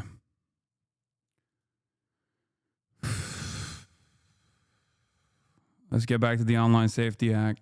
Huge swaths of potentially questionable content or entirely pull out of the UK. Residents are finding themselves locked out of anything from period-related subreddits to hobbyist forums. 4 out of the top 5 free apps on the UK Apple Store right now are VPN services, as people are desperately trying to circumvent these filters and access crucial news information. But many systems have ways to detect VPNs, and the government will likely crack down on VPN use as well. Users on Reddit are reporting entire subreddits are now blocked in the UK. A post on one tech support subreddit shows the message, quote, "Due to local laws, we are temporarily restricting access to this content until we can estimate your age." Users on r/UK politics encountered a message reading, quote, "If you have a standard X account in the UK, presumably the vast majority of British users, you cannot see any protest footage that contains any violence tonight because of the Online Safety Act." Reddit has also blocked access to specific subreddits that contain crucial public health related information, like r/periods, r/stop smoking, r/stop drinking, and other subreddits that provide essential community support to users, including minors, like r/sexual assault, for example. These are all blocked. In fact, young people cannot access any information about sexual assault or potential abuse under these new child safety laws, meaning that they're actually less able to identify abuse and more likely to be exploited. The stuff that's being blocked under these child safety laws, like war reporting, human rights documentation, protest footage, LGBTQ and reproductive justice content, is essential content that all young people should have access to in order to remain informed about the world. This mass gating of information is preventing people under 18 in the UK from accessing things like independent reporting, witness testimony of crimes, community analysis of war atrocities. Instead, young people are being fed a sanitized, mainstream, government-approved version of the internet. It's crucial for young people to learn and become educated about the world, and also to be able to gain access to information outside government propaganda and the mainstream media, which, let's be honest, mostly regurgitates government propaganda. These child safety laws limit young people's opportunities for critical thinking and civic understanding, and they isolate young people from global perspectives and from connecting with other young people in foreign countries like Palestine or China. And the way that enforcement of these child safety laws works, platforms are forced to err on the side of caution by overblocking vague categories of potentially disturbing content rather than having a more liberal approach. Young people are also being forced to provide highly sensitive personal data like their government documents, selfies, and biometric scans. Organizations, including the Electronic Frontier Foundation and the Open Rights Group, have flagged serious concerns that these age verification policies are a privacy nightmare. And meanwhile, these free VPNs that everyone's downloading risk exposing young people to even less regulated corners of the web, which totally undermines the people in power's whole stated goal of child safety. Not to mention the proliferation of free and shady VPN apps also raises privacy risks. And if you think that this is only happening in the UK, I need you to wake up, because the US Supreme Court has upheld age verification laws at every state level, with states like Nebraska and New York adopting similar frameworks to the UK. Australia and Ireland are also introducing variants of age checks and digital ID systems. Both the Democrats and the Republicans are completely aligned in ramming age verification laws through Congress and removing all free speech and the right to anonymity on the web. Leftists have completely dropped the ball on this issue. There is no meaningful opposition to this stuff in the US outside a few fringe libertarian groups and some journalists. And a lot of people on the left have spent the past several years feeding into the exact moral panic nonsense that these laws are predicated on. Also, I just want to reiterate again that age verification does not protect the youth from anything but information that the government doesn't like. Young people still find a way to access porn. They're simply locked out of accessing crucial content about news, health, privacy, etc. These laws also don't account for educational use or parental supervision on different platforms. They just create this binary system where all graphic or controversial or news content is treated the same, regardless of the context that it's presented in. We need to do everything we can right now to fight back against the moral panic about social media and fight these atrocious censorship bills that erode our civil liberties and destroy our right to free speech and free expression online. All right, that's it for this week's Free Speech Friday. Don't forget to subscribe to my tech and online culture newsletter, User Mag. Isn't there another one that she did on this issue?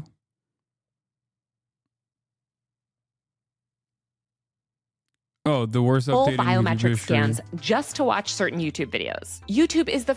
Welcome back to Free Speech Friday, my series covering the fight for free expression and civil liberties online. This week, YouTube rolled out automatic age verification in the US. It forces users who the company's AI system guesstimates might be under 18 to submit their government IDs or full biometric scans just to watch certain YouTube videos. YouTube is the first major tech platform to preemptively normalize invasive identity.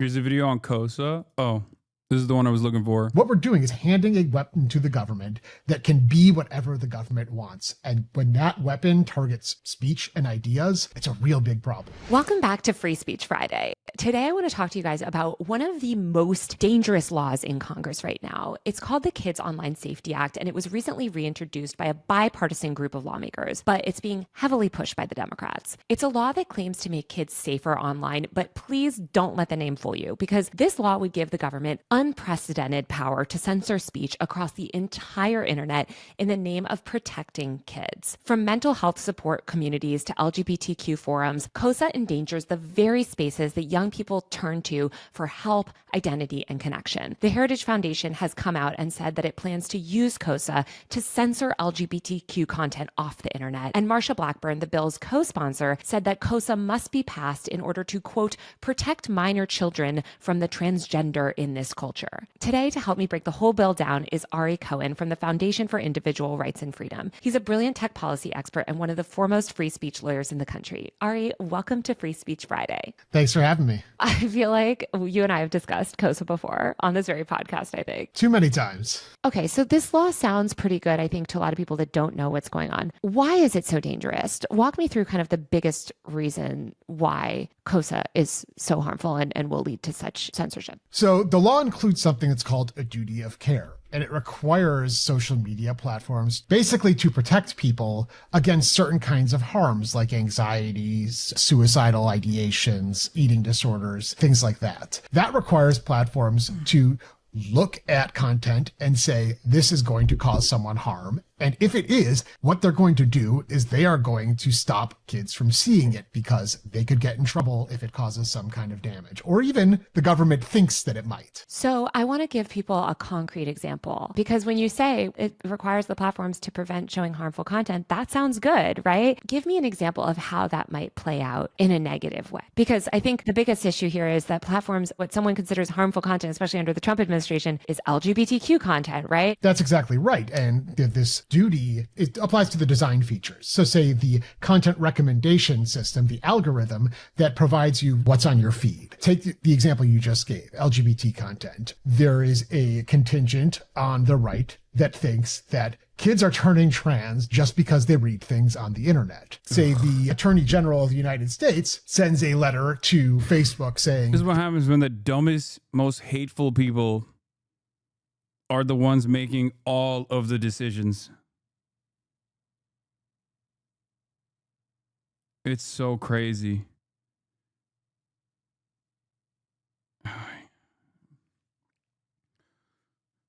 this is harmful material for children. What's Facebook going to do? They're going to tailor the content recommendation system so that it excludes anything related to being transgender whatsoever, because that is the safest thing for them to do, so nobody can say you're causing kids harm. Which means you're not going to see any trans-related content if you're a minor, which means if you are trans, you might think you are all alone. You are not going to be able to find support, community, resources, or anything like that in the way Tea Leaf, Free Leaf. Thank you for the 50 gifted subs. That I, as a little gay kid in a religious Jewish community who had never even heard of the fact there were other gay people, was able to find support and community on the internet when I was a kid. We're basically going backwards. Yeah. And especially, I think, to do it at this time when we know other stuff that's considered harmful content is reproductive justice content, information about women's health care, anything about women's issues, civil liberties, social justice issues. These are all considered sort of harmful content, anxiety inducing. And what's harmful content will grow and change and morph with whatever the subjective values of the person doing the determination is at any given time. And Republicans should probably beware as well, because when Democrats get elected into office again, should they ever decide they want to win an election, what's going to happen? They're going to target stuff that the right likes and say that's harmful to minors. What we're doing is handing a weapon to the government that can be whatever the government wants. And when that weapon targets speech and ideas, it's a real big problem. Well, let's talk about some of those problems, because everything you just said, I think, again, to people sounds great, right? Like all they hear about all day is the harms of these platforms. And obviously these platforms do a lot of really nefarious bad things. But this law, I would argue, is really dangerous and bad. Number one is the censorship, right? Like this is essentially a coded censorship bill. So can you sort of walk me through how that sort of like duty of care could be weaponized to silence speech? Quite easily, in fact. First of all, the original version of COSA didn't revolve around quote unquote design features. What it did was it imposed a duty of care to prevent and mitigate those classifications of harm. And that initially drew criticism, including from me, because a duty of care means platforms, first of all, they have to figure out how users will reasonably react to certain content. And the problem with all of these kids bills so far is that they treat minors as a monolith. They treat them as a big group that all have the same interests and the same mental state, the same capacity, and it requires them to treat them all the same. But different kids,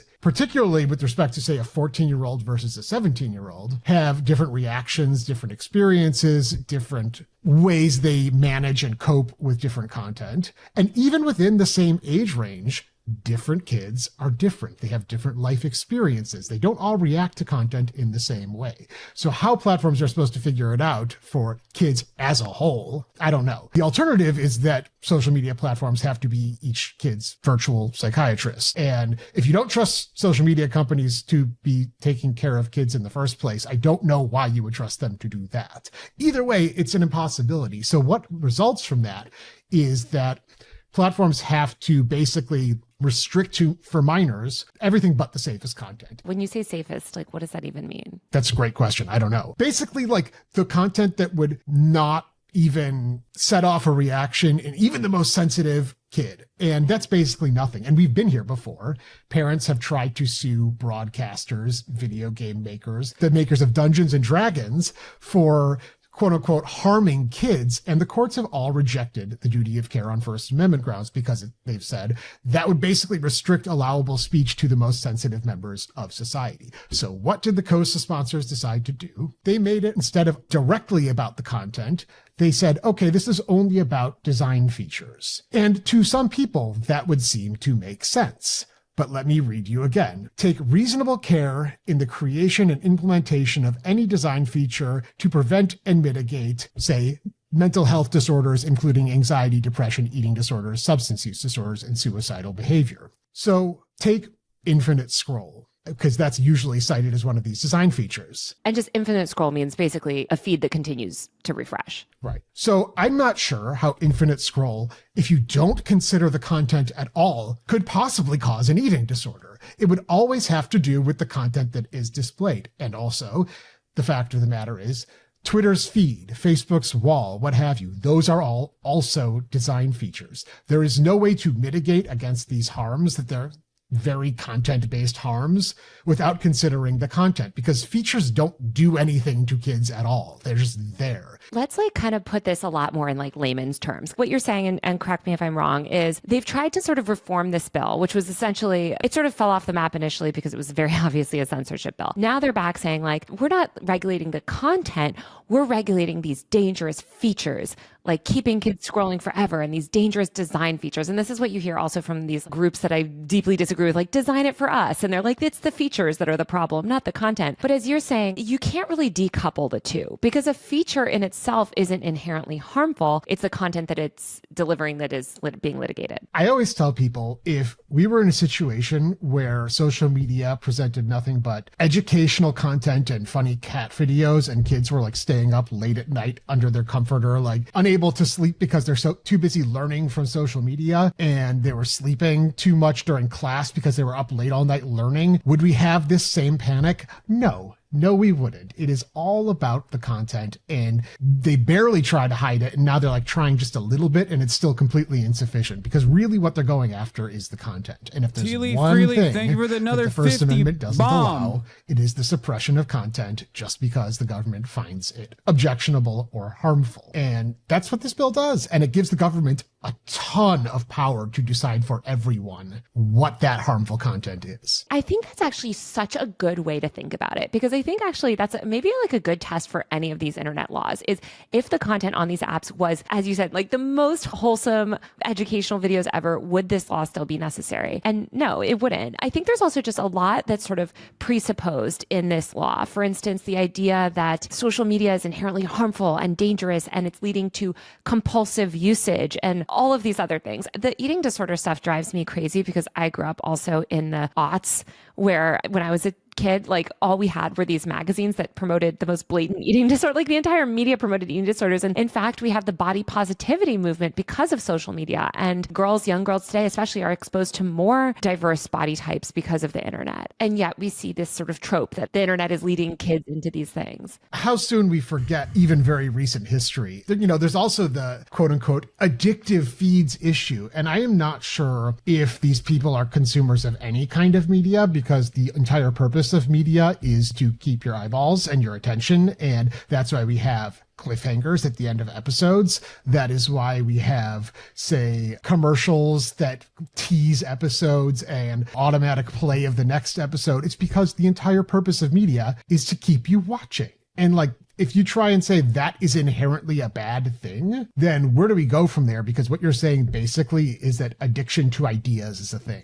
I don't want to live in a world where that is a legally cognizable thing, because that is terrifying. It's even worse than that too, because they're not just saying that you're addicted to consuming information and entertainment or whatever, which is absurd on its face. Like you said, it's you're addicted to reading. It's also addicted to communication. I think of Tristan Harris, who I deeply disagree with, talking about Snapchat's streaks feature, which for people who don't know, sort of encourages you to message somebody every day. Like if we message each other each day that we continually message each other counts towards our streak. So if we've had a 100-day streak, that means we've sent each other at least one message a day for 100 days. Now, this is something that these people that claim social media is isolating us and it's making us all miserable and all this stuff, you would think that they would actually love, right? Wow, it's encouraging you to keep in touch and directly communicate with your friends. Tristan Harris described it as being chained to your best friend on a treadmill and being forced to run. And like there was all these endless moral panic articles about like the anxiety that's giving kids to break their Snapchat streaks. That's very like old man yells at cloud territory. It's absurd, but it leads to legislation like this too, where we know that the primary use of Instagram and most other social media apps among teenagers is actually not even through consent. It's messaging, it's DMs. Adam Masari said that the majority of teens spend most of their time on Instagram in DMs, communicating with each other, messaging each other, group chats basically. And that's what we're telling them is so like negative, and it's like you're addicted to communicating with your friends. It just reminds me of the moral panic over telephones and landlines, and like the woman is talking on the phone for too long, you know, and it's going to destroy her marriage or whatever. I don't know. I feel like the point of regulation should come at the hardware side. Like it's understandable to demand some kind of limitation for minors, and what they do online. I think it's probably not the worst idea, but I don't think ID verification for every single person that is going on a website is the appropriate measure, especially on like especially on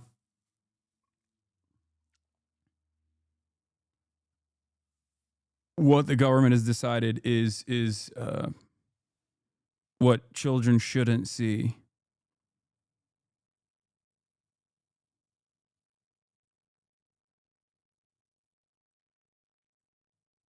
You know what I mean?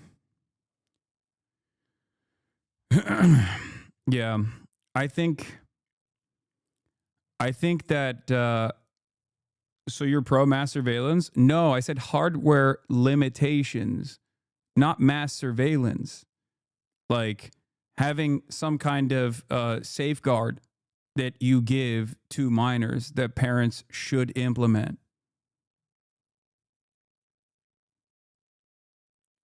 As opposed to mass surveillance, as opposed to having people put their identifications, as opposed to having people put their ID on.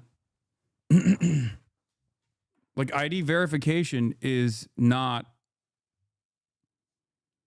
ID verification is I think a horrible setup. How does China do it? China has complete ID verification, I think. Everything that you do is connected back to your identity. China is like your wallet, your ID, everything is on your phone already. So China already has the most aggressive forms of government surveillance, which is interesting because a lot of people criticize that kind of government surveillance.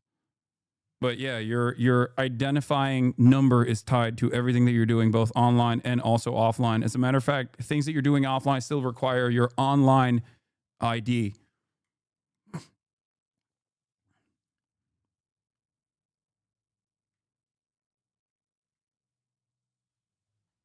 Why is ID a bad thing? Well, one, it improves government surveillance, which already exists.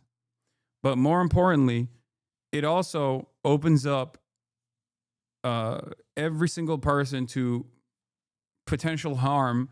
Look at what happened with the T application. Look at what happened with the counter T application, where leaks happen and then you have people's identities all over the internet.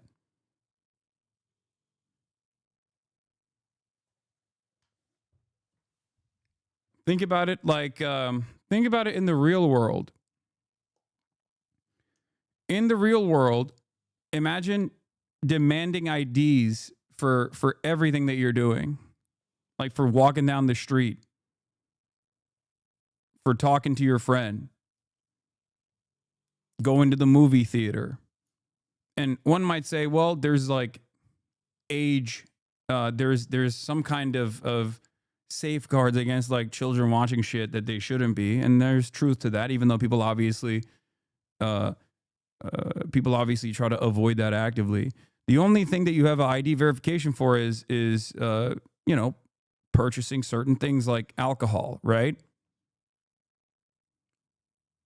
But this basically means like everything requires ID. You're pretending we don't already live in that reality with advertisers? I mean, it's even worse than that, because at least like with advertisers, they have your geolocation, they have all your data. It's harder to trace it. It's harder to track it down and pinpoint it to the user.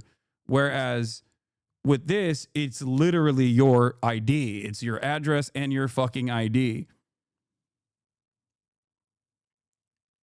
You could still you could still pinpoint this information with everything that data brokers sell.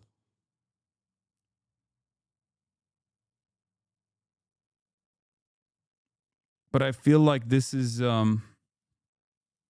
beyond that. An ID scan to buy beer isn't the same as a permanent picture stored in some third-party site. Exactly.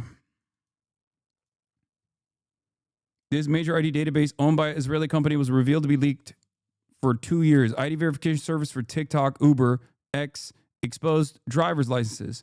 As social networks and porn sites move towards verified identity model, the actions of one cybersecurity researcher showed that ID verification services themselves could get hacked too. Yep.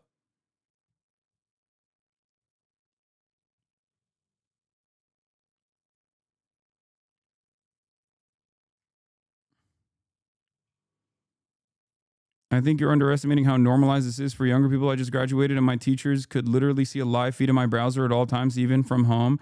And trying to write a paper about gun violence meant having the government stats on it be censored by the firewall.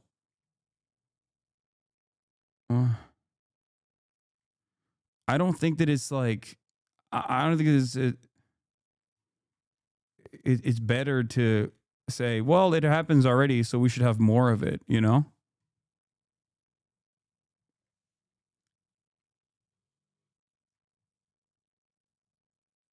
Chatter's University accepted invasive app.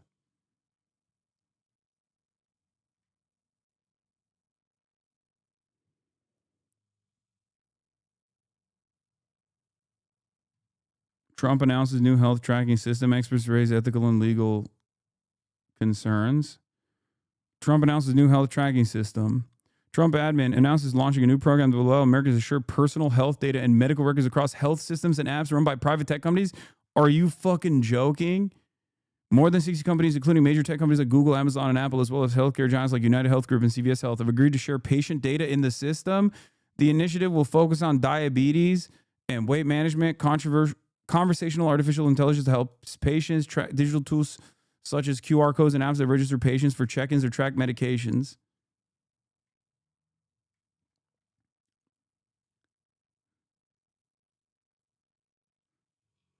Bro, I just can't, I can't tell. I don't know. It's so fucked, man. Everything is so fucked. Like, who knows what they could do with this information?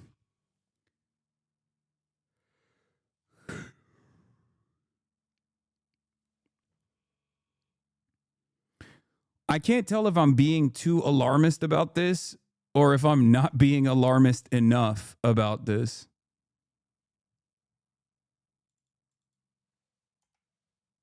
You know? Since they were pushing back in the 70s. As ever, we've been here before. Where are these like presupposed beliefs coming from? Why do you think that there is so much stuff in this law that sort of assumes that social media is inherently addicting? It is responsible for the decline of mental health. Like, where do you think this is all coming from? Well, you get a lot of them from the moral panic pieces, as you said, and a lot of it is also Jonathan Haidt. His book, The Anxious Generation, kind of put it into the mainstream of like pop psychology, basically, even though none of that evidence is causal. It's all correlational. And I'll take your listeners on a brief law tangent, real brief. When laws target speech based on the content of the speech, they have to go through a legal test called strict scrutiny. The courts will apply strict scrutiny. And one of the parts of that test is that the government has to prove that there is an actual problem in need of solving. And when California tried to ban the sale of violent video games to minors, it put forth an expert who put his study there that said this is, correlates with higher mental health problems and acts of violence. And the court said, no, you have to have causal evidence. You have to have actual data that shows this is a problem. And all of the studies so far have said there's a correlation, but there's not necessarily causation. In fact, some studies have found a positive effect on kids' mental health. And so the science is very much not there yet. But Jonathan Haidt keeps pushing for this kind of legislation, saying it's the only thing we can do. It's the only reasonable response to this kind of data, which of course is still correlational. It's just that's a lot of what's driving this. It is. It's a lot of nonsense. And this is a man, by the way, who's on the board of Barry Weiss's fake censorship university. So I don't think he cares much about the speech concerns here. Well, he's actually come out and said, oh, Elon Musk and Linda Yaccarino say it's not a free speech problem, as if they are the two foremost experts on First Amendment law in the country. I was like, okay. Elon Musk, who's banning journalists, who has currently banned multiple journalists for reporting critically on him and is one of the most anti-free speech tech CEOs ever. He's constantly threatening defamation suits around anyone who covers him critically. My jaw dropped when I saw that. I was like, do you know what a credible source versus a non-credible source is? Because this does not indicate that you do. He does not. But speaking of Elon, actually, and I think another thing that you hear from people is, well, we've changed COSA a little bit, and now tech companies are on board. X actually supports this legislation. So does Apple. So if it is really so dangerous to these tech platforms and companies, why would Apple and X support these types of laws? Well, I don't know that it's necessarily dangerous to the companies. The companies that operate globally are kind of already set up for compliance, and Apple probably sees itself in a way as already kind of doing all of this in a sense. Yeah, Apple also doesn't have social media. Right.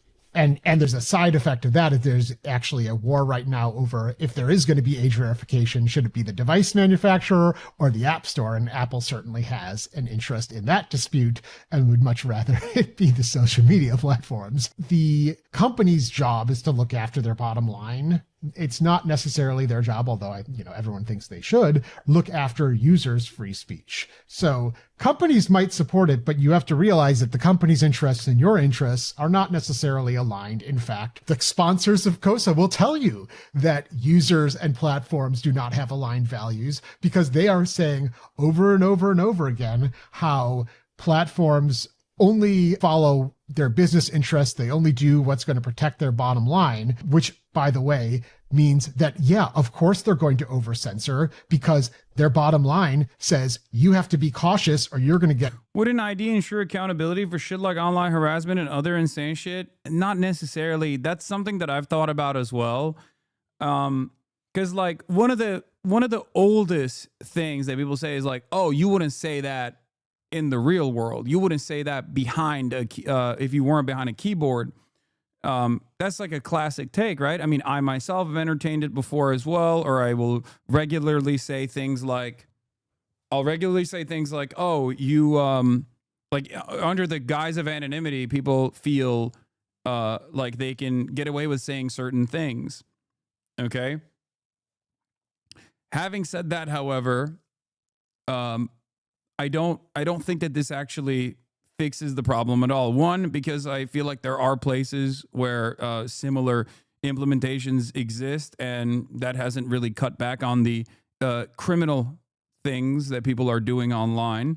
Someone said, yeah, case in point, South Korea. But not only that,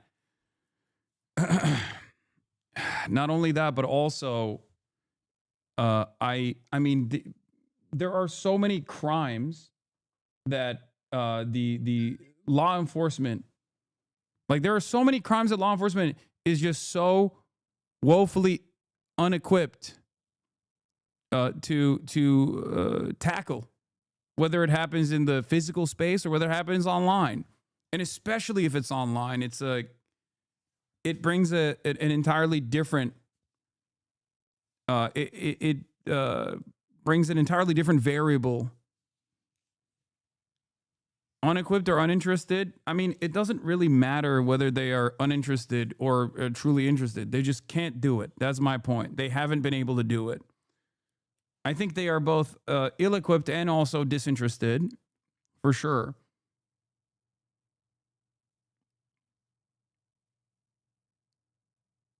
So I just don't know what the proper solution is in general, which sucks because usually I'm supposed to give you, I'm the guy who's supposed to tell you, like, this is what should be done.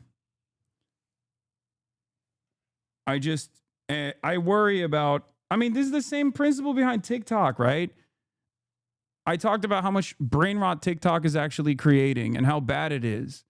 But then also, well, the reason why people wanted to ban TikTok was because of Israel, right? And so very quickly I was like, all right, well, regardless of the issues, I think we should still allow TikTok to exist. And this kind of feels the same way, where are there tremendous problems with like young people getting brain rotted online? Absolutely.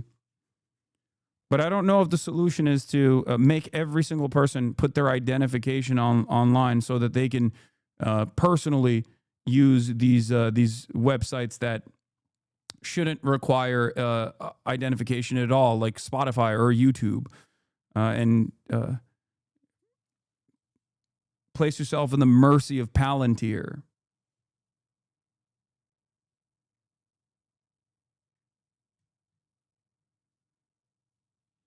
I think parenting as a solution is a cop-out. That's one thing I don't think is appropriate as a retort. For the record, that's like classic right-winger speech. You know, oh, dude, what good parenting is the solution? It's like saying, like, that's not how the government works. You know what I mean? We're talking about regulation. You have to, if we're talking about like the regulatory process, like we can't just talk about how parents need to be better parents. Like, you're right.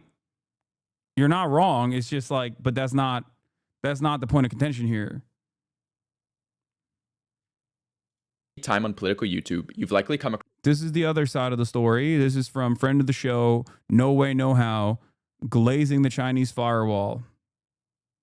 So I know many people were asking, like, what's the Chinese solution to this? Well, let's take a look at what China's countless doing. lazy, oversimplified videos portraying the Chinese government as an oppressive regime that brutally censors the internet to keep its population in the dark. Western media constantly pushes the narrative that Chinese internet restrictions are inherently bad, claiming that Chinese people live in an information bubble, have no knowledge of the outside world, and lack the ability to voice concerns. They're all wrong. These criticisms don't come from a place of genuine concern for the Chinese people. Instead, they stem from a deeply ingrained sense of Western superiority. The idea that the free Western internet is the golden standard and that Western democracy is the only legitimate form of governance. However, with every passing day, this claim becomes more impossible to defend.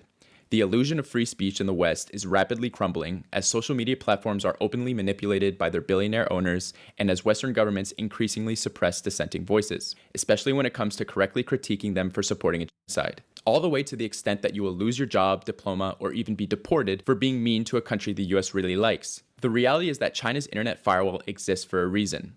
Not about controlling the people with some devious repressive intentions in mind, but about protecting social stability, national security, and economic independence.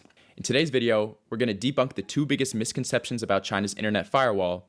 The first being, the firewall limits Chinese citizens' access to the outside world, keeps them heavily propagandized, and prevents them from understanding other political and economic systems. And number two, that Chinese people have no ability to voice concerns, critique the government, or push for change. Not only will I explain why both of these claims are completely false, but I'll also break down three major benefits of keeping the US-dominated internet infrastructure out of China without restrictions. Let's get into it. Before debunking the myths about China's internet firewall, let's first establish what it actually is and the historical reasoning behind it. According to the Chinese government, the firewall is designed to censor, block, or filter access to certain categories of content that are deemed harmful to national security and societal well-being. They include the following categories: opposing the fundamental principles of the Constitution, jeopardizing national security, leaking state secrets, subverting state power, or threatening national unity, harming the nation's honor or interests, inciting hatred, racism, or disrupting ethnic solidarity, disrupting national religious policies, promoting cults, or reviving feudal superstitions, spreading rumors, disturbing societal order, or undermining social stability, promoting obscenity, pornography, gambling, violence, murder, terrorism, or encouraging criminal activity, insulting or defaming third parties, infringing on legal rights and interests, and any other content prohibited by law or administrative regulations. The core idea behind these restrictions is preserving social cohesion and national stability. The West serves as a real-time case study of what an unfiltered anything-goes digital environment can lead to: mass polarization, disinformation, social fragmentation, and widespread mental health issues. This is the state of the modern Western internet, an unregulated, hyper-commercialized, and divisive digital space that is widely acknowledged to be harmful to mental health and social cohesion. Compare that to China's internet, which, while regulated, is structured around unity and utility. It prioritizes social stability, fosters national cohesion, and prevents the very problems that have turned much of the Western internet into a toxic battleground of ideological warfare and digital addiction. To fully grasp why China is cautious about unregulated foreign influence, we need to look at its historical context. China's modern... For the record, many other countries don't have the expansive form of free speech absolutism that we have here in America.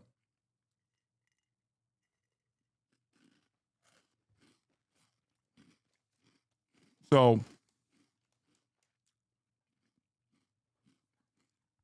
I would say that while most Western outlets greatly overemphasize like the mechanisms of control, while most Western outlets greatly overemphasize and exaggerate Chinese mechanisms of control and surveillance and domination amongst our population, I would say that they definitely, this is certainly one of the areas where I disagree with the Chinese methods. I do. And I'm not just saying that because I'm a fucking political content creator and most likely would not be able to do my job if I were to exist in China as a political dissident. But it would be dishonest of me to criticize the British government for doing similar things or the American government for doing similar things while simultaneously saying it's good when China does it. The difference, however, of course, is that I'm not Chinese, and I need to stress this over and over again. So when I criticize the American government, they're like, well, what about China? It's like, well, are you Chinese? No? Okay. Let's handle the problem here then. Anyway, let's continue. Modern resurgence follows a century of national humiliation that lasted from 1839 to 1949. This period was marked by foreign invasions, land seizures, and economic exploitation at the hands of Western powers in Japan. One of the most devastating periods was the Opium Wars, where British waged war against China to force the population into drug addiction. When China resisted, it was brutally defeated and forced into a series of unequal treaties, ceding control over key territories like Hong Kong and granting Western powers near total economic dominance over the Chinese ports. European powers, along with the US and Japan, carved out spheres of influence within China, controlling trade and resources while the Chinese people suffered. This pattern of foreign exploitation continued well into the 20th century. China was brutally invaded by the Japanese in the 1930s, suffering atrocities like the Nanjing Massacre, where hundreds of thousands were killed. It wasn't until 1949 that China regained sovereignty under its own terms. When viewed through this historical lens, it becomes clear why China is deeply protective of its political and economic independence. Unlike Western nations that have long enjoyed global dominance, China's recent history is one of fighting to reclaim its sovereignty from foreign control. So when Western governments and corporations push for unrestricted influence within China, it is not surprising that the Chinese government and people alike view such efforts with deep skepticism. They've seen firsthand of how unchecked foreign influence can destabilize a nation, and they have no intention of letting history repeat itself. Also, you might be surprised to know that it wasn't China who kicked out American big tech corporations like Meta and Google. American companies voluntarily left the market when they wouldn't follow Chinese terms of service. Meanwhile, other major Western companies like Apple, Microsoft, and Tesla have continued to operate in China by adapting to local regulations. This highlights a key difference in how tech restrictions are often portrayed. While the US has actively banned or restricted Chinese firms like Huawei or TikTok on national security grounds, China's approach has largely been regulatory, leaving companies with a choice to comply or exit. It is entirely understandable why the Chinese government imposes strict regulations on foreign tech companies operating within. Okay.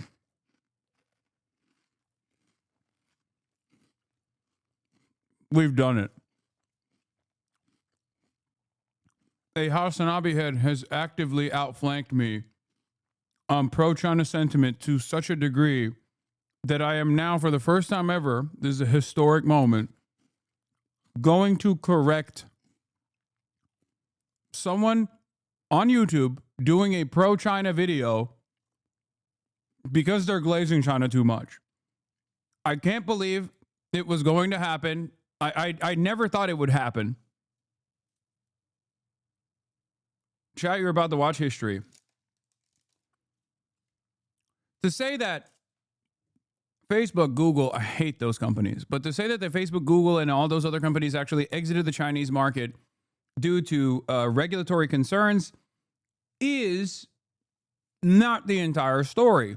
It's true on its face, but what are the regulatory concerns, you might add? Okay?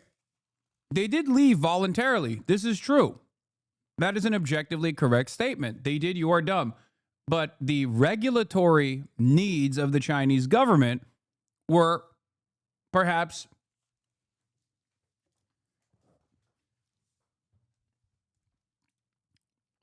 to use Facebook and Google as a part of the state's surveillance apparatus.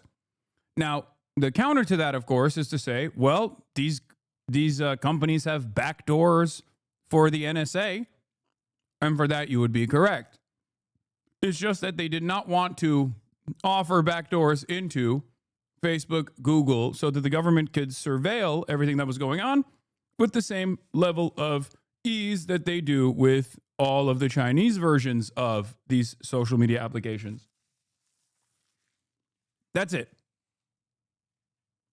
So technically, yes, these companies left the Chinese market voluntarily, but it was due to the demands that the Chinese government was making, and the demands that the Chinese government was making was, of course, to allow these companies to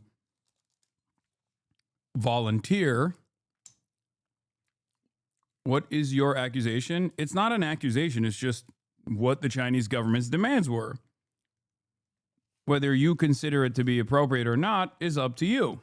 Its borders. Western governments and intelligence agencies have repeatedly used these platforms to influence political movements, destabilize governments, and push for regime change in countries that refuse to align with their interests. This isn't speculation. It's a well-documented strategy that has been carried out numerous times, from Ukraine and Georgia to Romania, many Latin American nations, and beyond. One doesn't have to be brilliant to attempt a coup. I disagree with that as somebody who has helped plan coup d'etat. In fact, Western officials and organizations openly discuss and allocate substantial funding towards these goals, framing them as democracy promotion or support for civil society. First, we thought that getting Guaido to declare himself president would be enough to topple the regime. Then we thought putting aid on the border would be enough. Then we tried to sort of construct a kind of coup in April of last year, and it blew up in our face when all the generals that were supposed to break with Maduro decided to stick with him in the end. We undermined Norway's talks last summer, and then this March we released a transition framework that frankly is almost a carbon copy of the very one that was in front of the parties last year. When it comes to China, they're not even subtle about their intentions. Think tanks, government agencies, and media outlets frequently call for strategies to weaken or alter the Chinese political system. This is true. Given this context, it's hardly surprising that China enforces strict digital sovereignty policies, ensuring that foreign tech companies operating within its borders cannot be used as tools for external political interference. Just last year, the House passed $1.6 billion to deliver anti-China propaganda overseas. Knowing all this, how can you look at that and be like, yep, better let all that shit in without any restrictions? You really can't blame the government for looking out for its own national interests. If there was a similar authenticated legitimate threat to the US government, you can damn well expect they would crack down on it too. Now that we've established the firewall, what it does, and its context, let's debunk the common misconceptions around it. Starting with the first one, that the firewall limits Chinese citizens' access to the outside world, keeps them heavily propagandized, and prevents them from understanding other political and economic systems. Western critics love to claim that the people of China don't have access to the internet, that they're completely cut off from platforms like TikTok and YouTube. The way they describe it, you'd think that the Chinese are living in the Stone Age. This is complete nonsense. China has built their own internet ecosystem that mirrors every function of the Western internet. They have their own versions of Google, YouTube, TikTok, Instagram, and every other major platform you can think of. These apps offer nearly identical experiences. On China's version of TikTok, you'll find the same mix of trends, gaming content, food vlogs, and cringe dance videos. Their version of YouTube, Bilibili, hosts everything from nature documentaries, in-depth political analysis, food bloggers, and travel vlogs. What's especially interesting is the political content. A lot of Westerners might assume that Chinese platforms are filled with anti-American rhetoric, but that's not the case. In fact, political content is relatively balanced, and if anything, there's even a slightly positive view of America.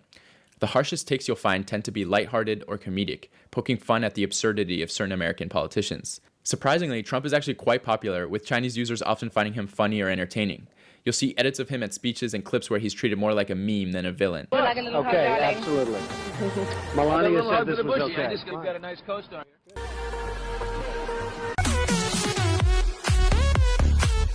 Yeah, I'm gonna keep it a $1.50. If I was fucking Chinese, I would also love Donald Trump. The great nation builder for China.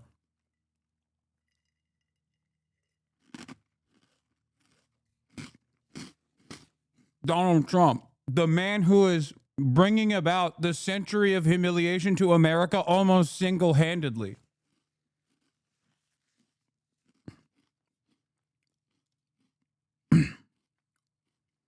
If you are a netizen of a foreign adversary state, why wouldn't you enjoy that?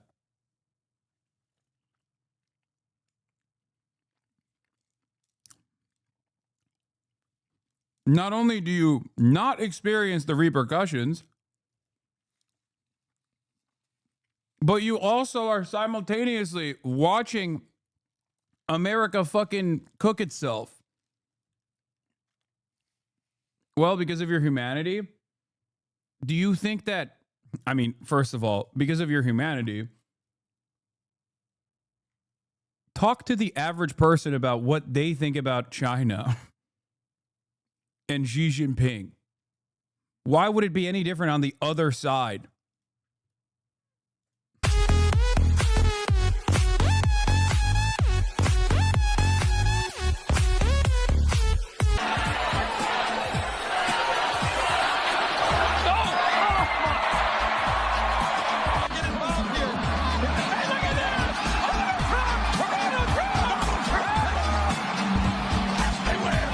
China, China, China, China, China, China, China. Let's say China, China, China, China, China, China, China, China, China, China. Now, you know, while Donald Trump was building a reality TV show, my brother was building a security apparatus to keep us safe. And I'm proud of what he did. The World Trade Center came down. The gall to go after. Joe Biden became mentally impaired. Kamala was born that way. You know what I do with him? Bro, what the fuck?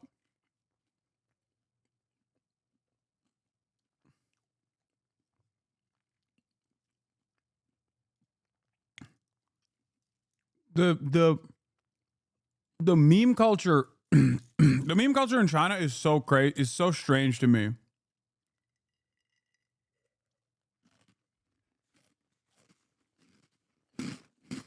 Like, yeah, we got brain rot, but their brain rot is also weird.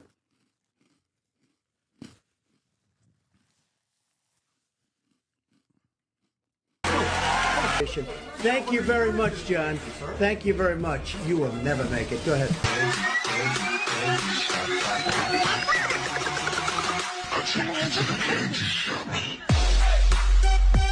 Meanwhile, on Western platforms, it's become a whole genre to predict China's imminent collapse, with video after video pushing the same doomsday narratives. You won't find hundreds of "why America will collapse" videos on Chinese social media, even though there are plenty of valid criticisms that could be made. Political discussions are less aggressive, and when they do happen, they tend to be more good faith discussions rather than fear-mongering or propaganda. This just goes to show how much Western media relies on people's lack of knowledge about the country to paint China as the enemy. Well, they don't have to sincerity with fear-monger. which Chinese people engage in diplomacy and discuss global affairs on their platforms feels like To be fair, we have to fearmonger. They don't have to fearmonger. They can just literally point to what America is doing,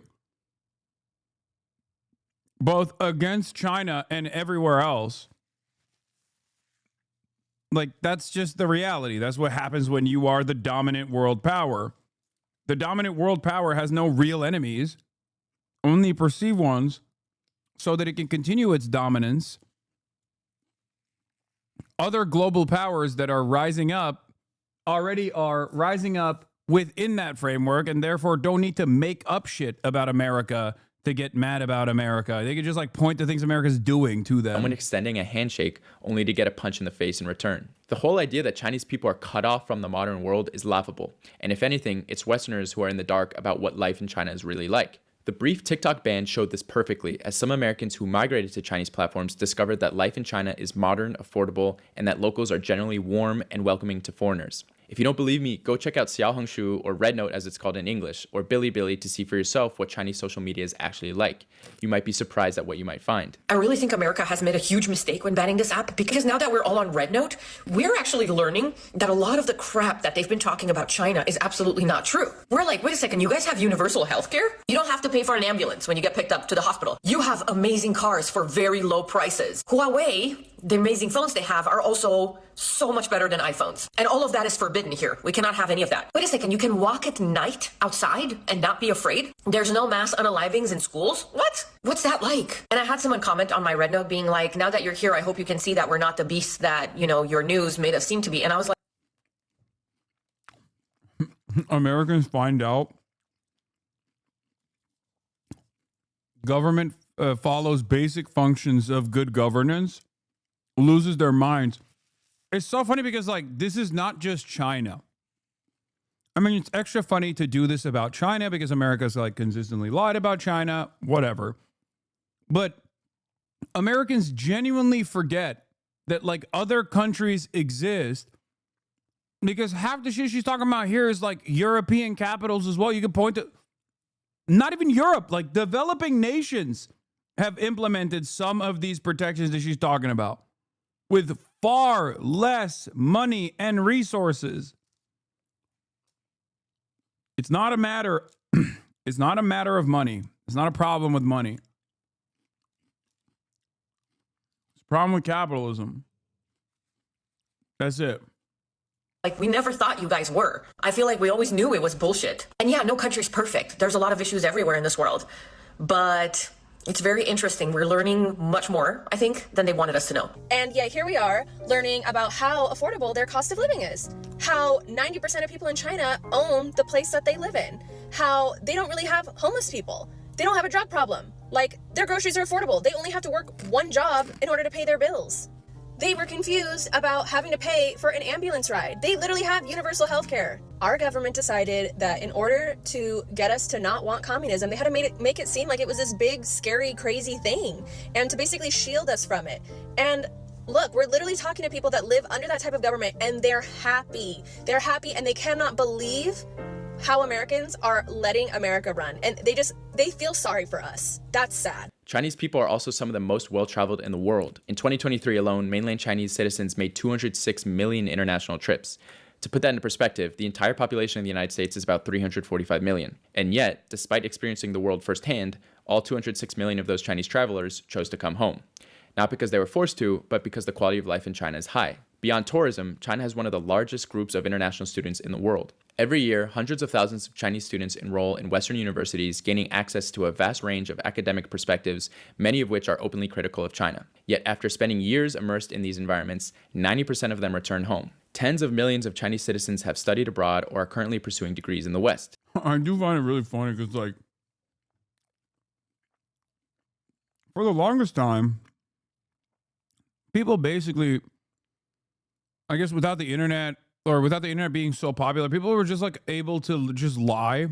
I don't know what changed in the last like decade. I think like people recognized America's imminent demise. So they started paying attention to, like, as the less you trust your own government, the more you listen to what it's saying and you go, wait a minute, is that wrong? And I think a part of that is social media, and a part of that is like that broader feeling of instability and, dare I say, resentment towards the institutions that cause people to look at China and go, what the fuck? You guys were just lying about everything.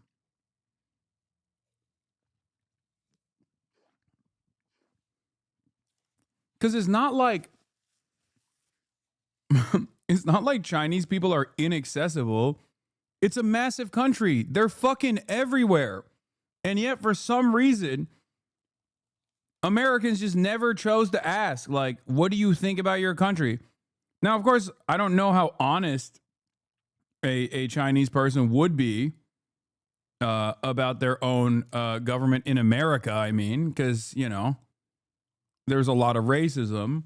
I know this from my own personal experience talking to Water, Jake's girlfriend, who is Chinese. When I was like literally glazing China and asking her about China, she thought I was fucking with her. She literally was like, oh, she thought I was messing with her because she had never heard like a American white guy actively, I guess with the exception of Jake, like actively be like, no, I think these are the good things about China.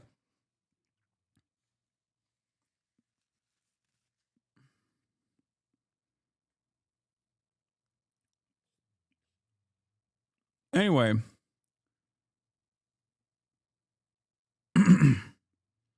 it's just funny to me that like we act as though it's impossible to figure out what things are like over there, and it's much better to just consistently fantasize about the imminent demise of China instead, and watch a million different YouTube videos about like the collapse of China.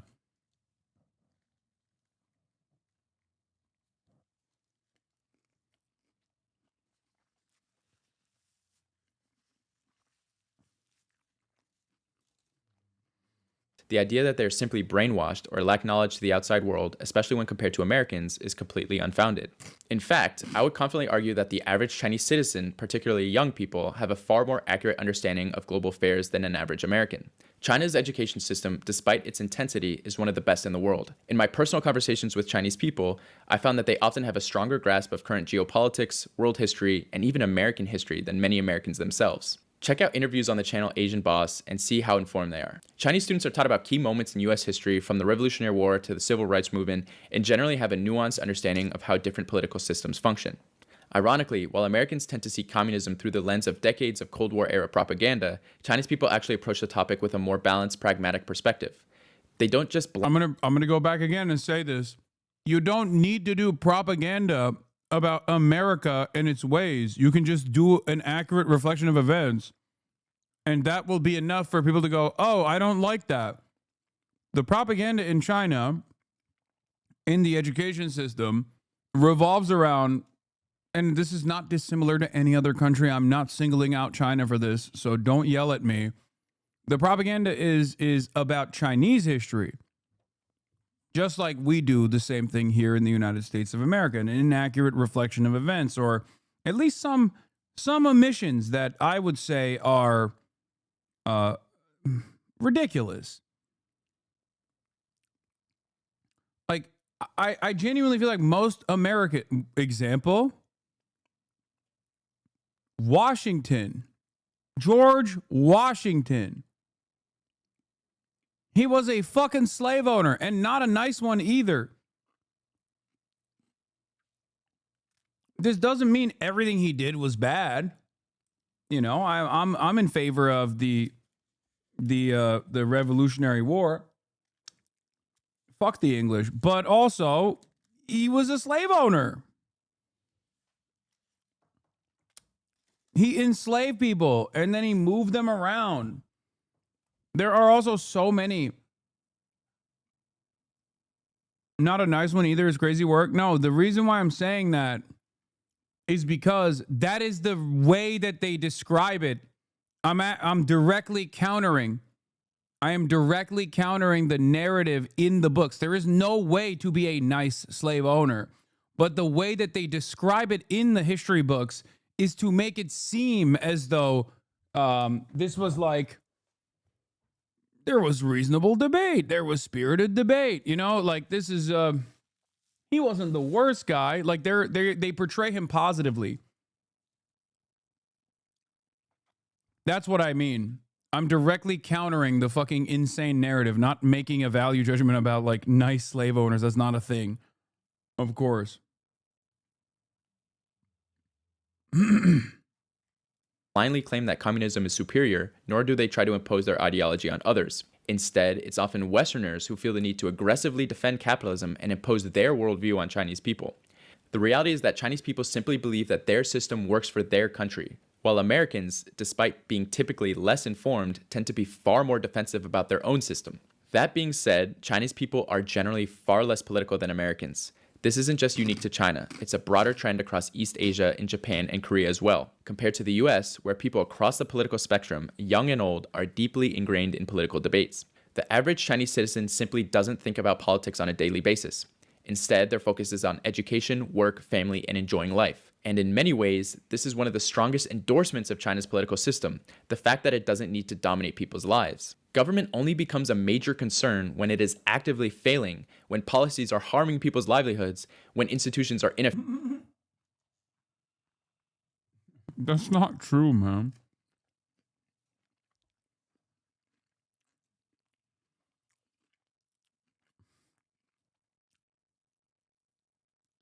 Because they can't participate in politics is just not true. I mean, he's glazing too.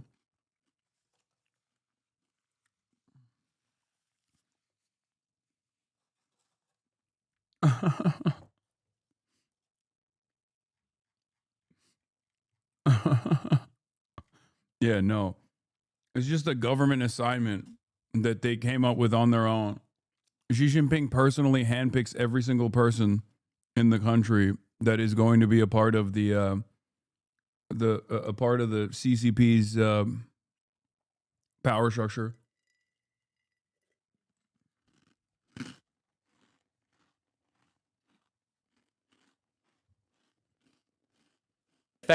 Or when systematic issues create widespread frustration. In China, the fact that most people don't feel the need to engage in constant political discourse is in itself evidence of a functional and effective system. They don't have to fight for basic necessities or worry about whether their government will provide stability, it simply does. As a result, there's a baseline level of trust that allows people to focus on their personal ambitions rather than constantly questioning whether their government is working for them. Contrast that with the United States, where politics is inescapable because so many people feel personally impacted. Whether through stagnant wages...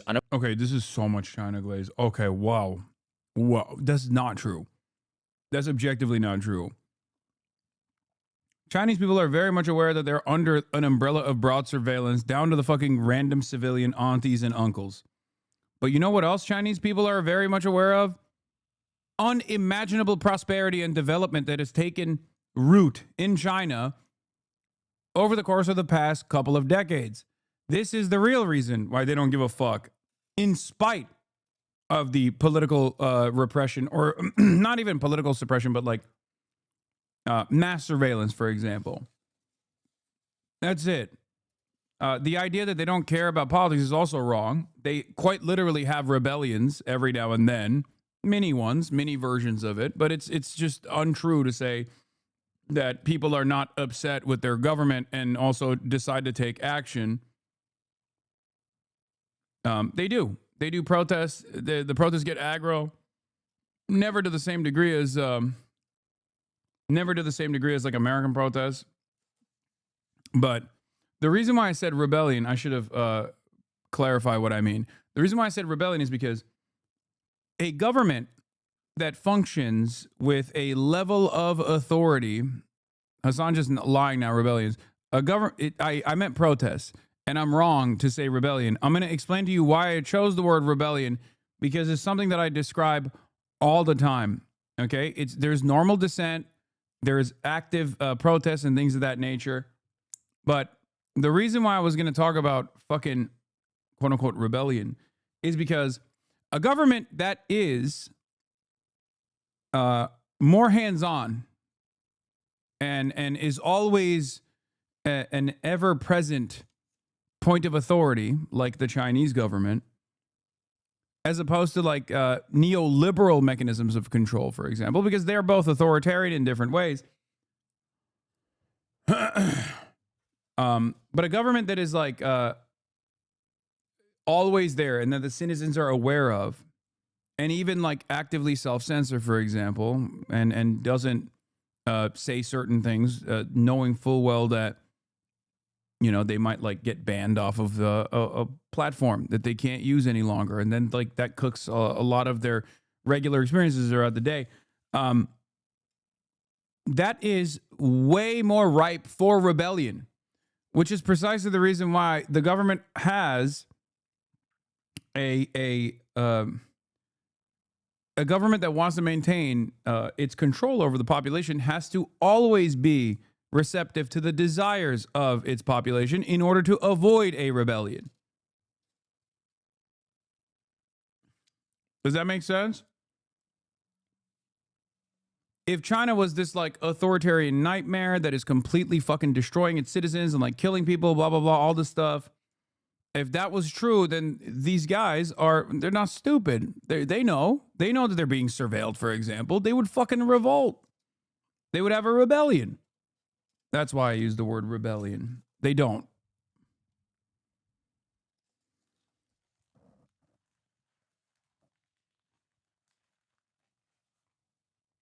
Affordable healthcare, rising cost of living, or a political system that often seems more focused on culture wars than solving real problems. Do you really think Americans would be this obsessed with elections or hyperfixated on every new political controversy if they actually trusted their government to function properly? Of course not. The intensity of political engagement in the US isn't a sign of a healthy democracy. It's a symptom of a system that repeatedly fails its people. Meanwhile, in China, the vast majority of people, politics is simply not a priority because it doesn't have to be. Okay, so Chinese people have their own internet ecosystem, they're highly educated, and they travel the world. But what about censorship? When it comes to censorship, Chinese people are very aware of what they can and can't post online. The government is very clear about what's off limits: sedition against the government, racism, pornography, and all the other things mentioned in the beginning. It's straightforward, and the rules are well known. The difference is that in China, censorship is explicit and people understand it as part of the broader structure. In the West, however, censorship is often arbitrary and used to reinforce the dominant narratives pushed by powerful elites. Over the past few years, we've witnessed the unraveling of Western ideals of free speech and a free internet. The most recent example of this have been the systematic suppression of pro-Palestinian content, as well as cover-ups of war crimes in Gaza. For years, Western media outlets like the New York Times and platforms like Meta have controlled the narrative by limiting access to certain information and shaping public perception. But one platform that couldn't be fully controlled was TikTok, which... What? Why does your argument not reply to Russia? Honestly curious. Because the average improvement on the material realities of like a regular working class person in China over the course of the past 30 years has been incredible, as opposed to Russia. And also Russia is, I would say, more authoritarian and less democratic than even China is. Because at least in China, there's like local governance that is incredibly fucking hands-on. I would say even more hands-on than like American local governance. And that ultimately they bring all of the concerns that the citizens have to the local government all the way up to the fucking party infrastructure, even though there's like technically, oh, it's just the CCP. There's like dissidents as well, but it doesn't really matter. It's marginal. It's irrelevant. But the real politics, the real domestic politics is happening at the point of local policymakers, local legislators, local regulators. Russia does not have a version of that. It's just fake. Like Russia is an open oligarchy. Unless you personally believe that like what 90%, 98% of Russians voted for Vladimir Putin or something.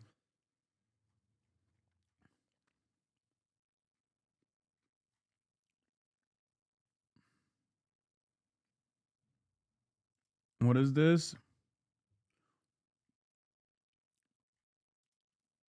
This could have applied to the USSR in the 50s, not anymore.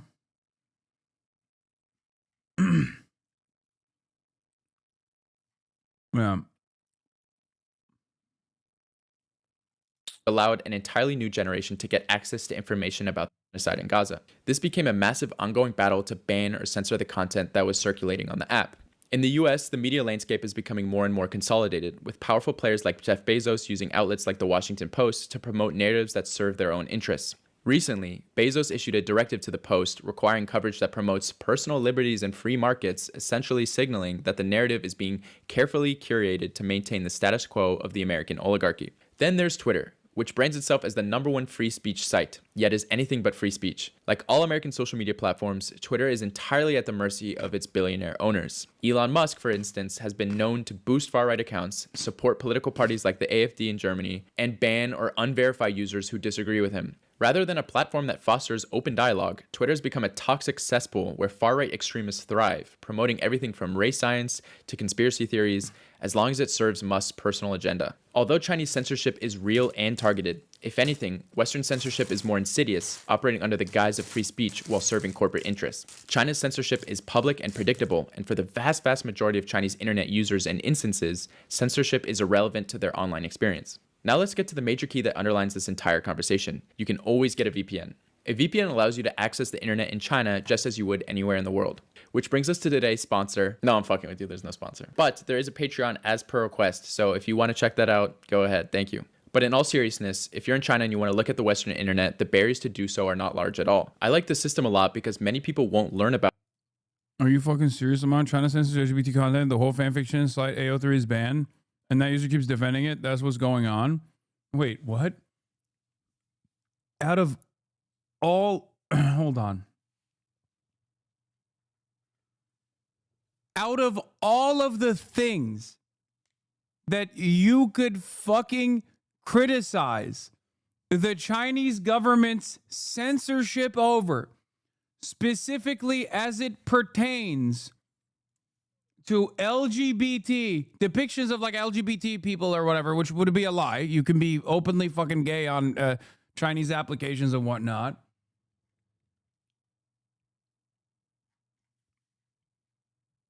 You chose AO3?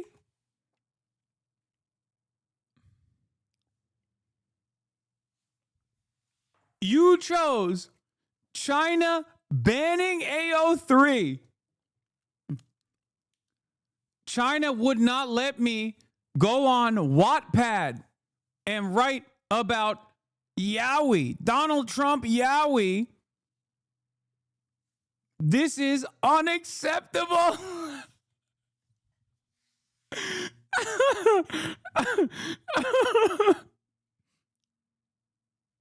You're being girly pop phobic? Okay, I'm sorry. Oh, that's funny. What about my Mao X dang toxic Yowie?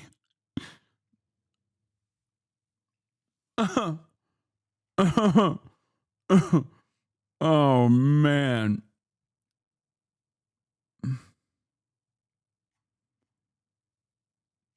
All right. Haas, you don't understand. I need my cyber mommy. And then install a VPN until college when they are much more mature and able to approach the Western internet in a much better way. The default internet is so much better as a general internet for society. Even if you have no problem with pornography or violence being so accessible, I think we can all agree that it's not good for people at such young ages to be. I will say this. I think American internet has gotten to such a fucking degree of instability and like unrestricted, unlimited Nazi shit that like low-key, the fucking firewall might be a preferable alternative for children, especially as they're developing. Okay?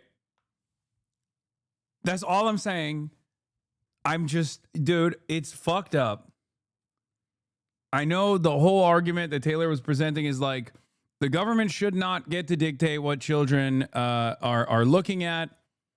The problem is, I trust the Chinese government to make that decision more than I trust the American government. And this is not me China glazing. This is me just feeling so sad about the state of affairs in this fucking country. It is actually wild. It's actually wild how bad the situation is online for American children in general. Yeah, Grok and Meta will protect our kids. Yeah, Meta. Here, I'll give you an example. Recently, it came out that Meta was implementing chatbots with no restrictions as it pertains to flirting with children. Okay? Flirting with children. Now, Grok, obviously, you know, is Mecha Hitler. So there's that. But like, think about that. That's who we have to. That's unlimited, unrestricted access to that. I mean, that's crazy.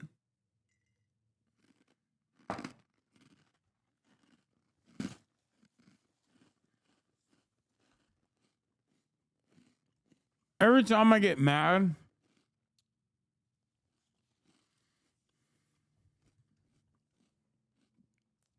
every time I get fucking mad at like Google for doing some fuck shit or Twitter for doing some fuck shit, Facebook comes out of nowhere, Meta comes out of nowhere and is like, nah, we are the real evil here. Trust. It's like they're on an active, they're in an active competition with one another on who gets to be the bigger Nazi pedophile platform. It doesn't make any sense.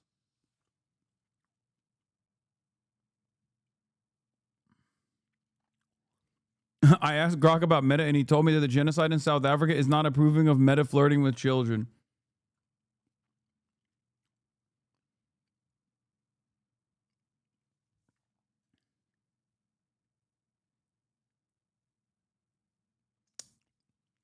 Yeah, their ethics officers signed off on their rules. Their whole job is ethics. We're cooked.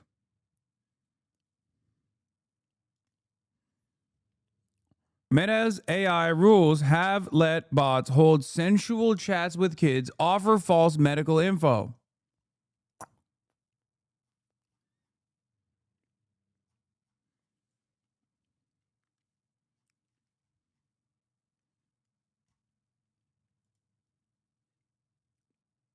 I mean, seriously, like, I don't think the Chinese methods are the best. Okay, I don't.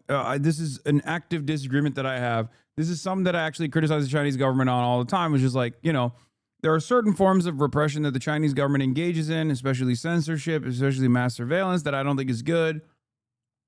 But like, is it better than this? I don't know. It might be better than this.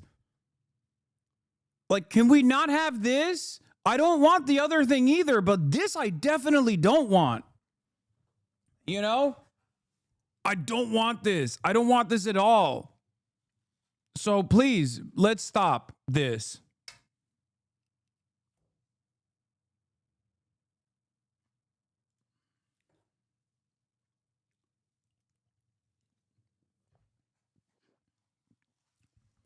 It's doubly fucked because we don't even do anything that the Chinese government does that's good, and we basically do things that we either ascribe to the Chinese government or the things that the Chinese government are doing that are bad. We literally look at a million different policies implemented by the Chinese government that are objectively good, and we should do it here, okay? And we say, nah, that is woke and gay.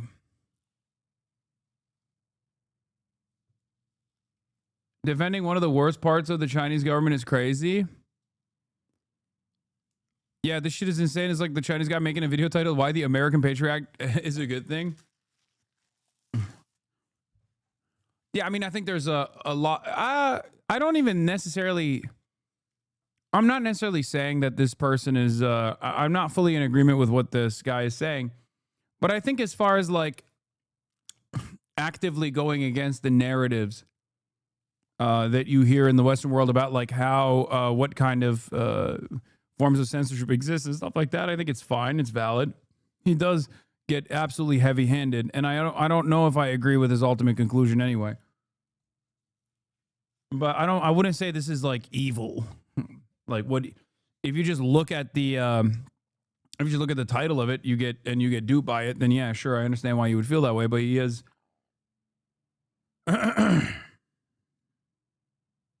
he's definitely going through and detailing like what people get wrong. Accessing that type of content. I know that I certainly would have benefited from not seeing pornography and executions from literally the age of 7 years old. The VPN is always accessible for those who want to use the Western internet, but I think it's great that the default internet is the way that it is. Now for the question I know you've all been thinking. Like some kind of restriction for minors online, I think is good. I don't even think it's like fucked up or evil. I think it's good. Okay? I don't even think it's like gray area shit. It's just that I don't think that the appropriate mechanisms is to literally make sure that everyone has an ID on them at all times. And then the ID is like stored somewhere. You know what I mean? Like, that is crazy.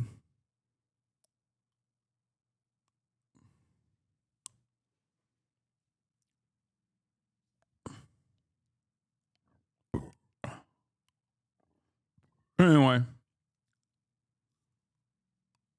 What about Tiananmen Square? The event itself is a topic that deserves its own video, which will come, but let's address it briefly since I know it's likely on your mind. Despite this event being censored on the Chinese internet, many Chinese people, especially older generations, are still aware of what happened. But let's take a step back and look at how Tiananmen Square is used in the narrative against China today. If you look at the comment section of any video that talks positively about China, chances are one of the top comments will be, "What about Tiananmen Square?"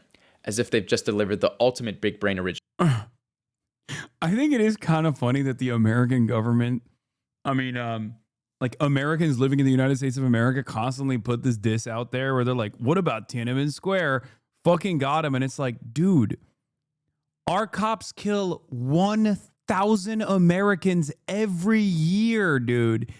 Every fucking year. Like, this isn't to glaze China when they fuck up, okay?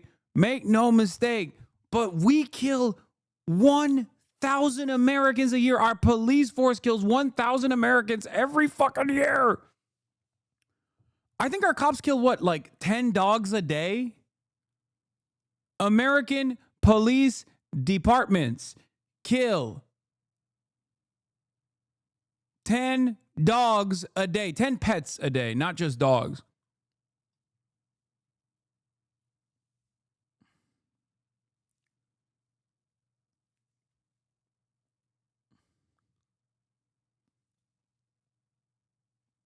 Anyway, so the idea, like, where they're like, hey, remember that historic event of government suppression is just funny to fucking point to when we live in America, man. We live in America. What do you mean? I went to the fucking protest. I went to the goddamn protest this fucking a couple months ago.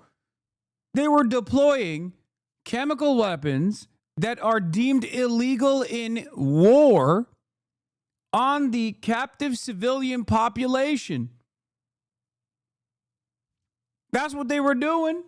They were using techniques that they learned from the IDF, kettling and corralling against civilians who were like, don't fucking kidnap my neighbor, bro.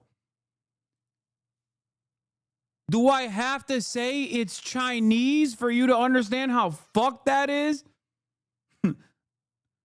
Oh, dude, it's fine when we do it here. It's crazy when it's Chinese, though. Like, it's cool when we do it here. I just don't want it to be like Chinese style. That was my fault. I'm just racist.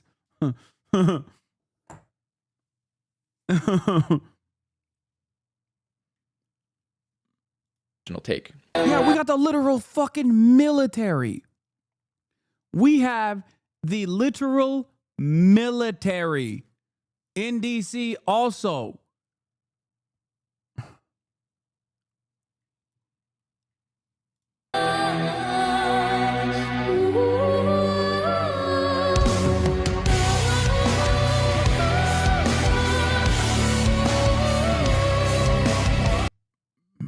This is my favorite quote.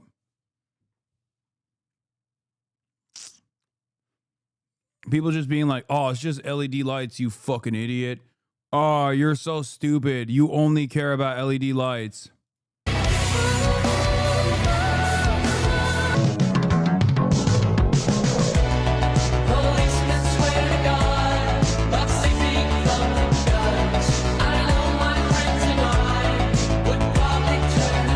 Although it was a tragedy, let's be real. This single event, which took place nearly 40 years ago, is used to discredit every Chinese achievement, bolster the narrative of Western superiority. Yeah. It's funny. Yeah, we did the move bombing, bro. Look at us.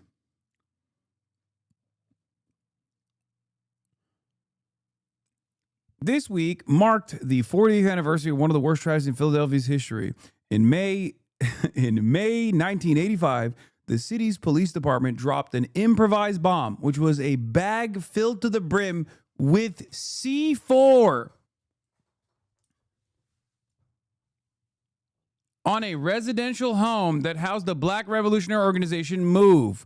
The bomb and ensuing fire killed 11 people, including 5 children, and destroyed more than 60 nearby homes. But if you think that was the most insane shit, hold on, it gets worse. I think it was Princeton. I don't want to get the Institute of Higher Learning, the name incorrectly. They took the remains and kept it. There was an American college that kept the remains of the Africa family after the fucking government shredded the family. They stole the bones, brother. It was Penn. Okay, it wasn't Princeton. Sorry. Yes. Yes. That's not from like slave times, dude. That's like 1985. That's 6 years before I was born. Only recently did they actually release the bones. I'll tell you one step. I'll take it one step further. Police chief at the time goes, was it police chief or the fire chief at the time when the bombing happened and the fires were fucking raging? Okay. And they were like, yo, we got to go in. We got to go in. This is like, the fires are getting out of control. He said, let it burn.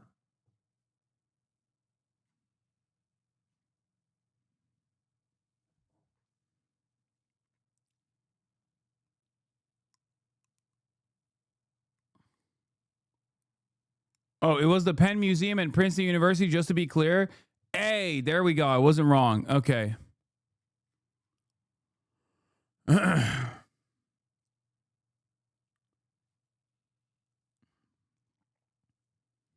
So, like, just because you didn't learn about this or all of the existing current forms of police brutality and the defense of that doesn't change the reality. You know what I mean? It's like, it's just cope. Like, it's cope. It's cope. It's cope. It's pure cope. We're like, oh, dude, remember Tiananmen Square? It's like, I do. I know. Do you know anything that happens in America with regular frequency? I'm not fucking Chinese, dog. I'm not in the business of defending Tiananmen Square or Xinjiang. I don't give a fuck, okay? As an American citizen, I'm telling you about America, like homegrown, whole-ass American versions of what you are ascribing to China, okay? What you're saying China is doing, we're fucking doing here. And you're in the process of telling me it's okay because China's doing the same shit, apparently.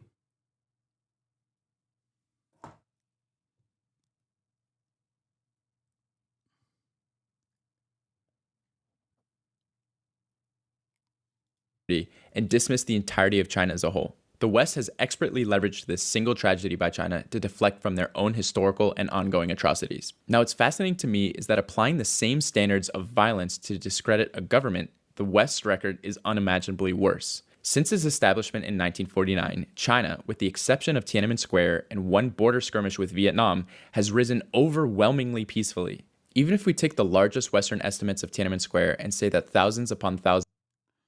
Can you describe how the leaders of Tiananmen Square protests ended up in the United States? You'd assume they were disappeared or killed, right? I can. It's called, well, I was just about to say Ashley Babbitt, but then I remembered Donald Trump released everyone that went to prison for January 6th. For a second, I was going to say, yeah, I mean, a similar thing happened in America.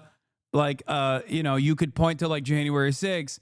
And then I realized, oh shit, those guys actually literally were released from prison. I don't mean this as a positive, okay? I'm not saying that this is a positive thing. I just mean that like similar incidents have taken place in the United States of America. And the one time when violence was totally permissible, they didn't do it. And not only did they not do it, but they became fucking prison abolitionists out of nowhere.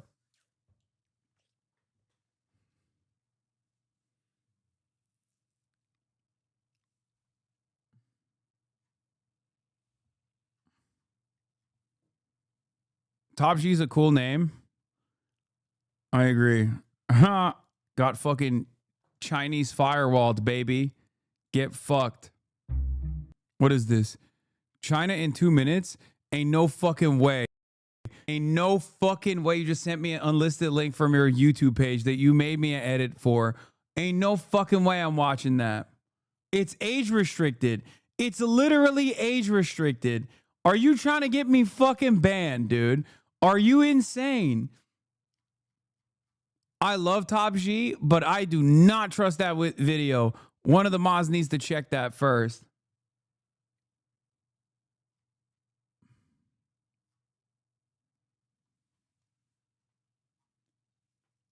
Died.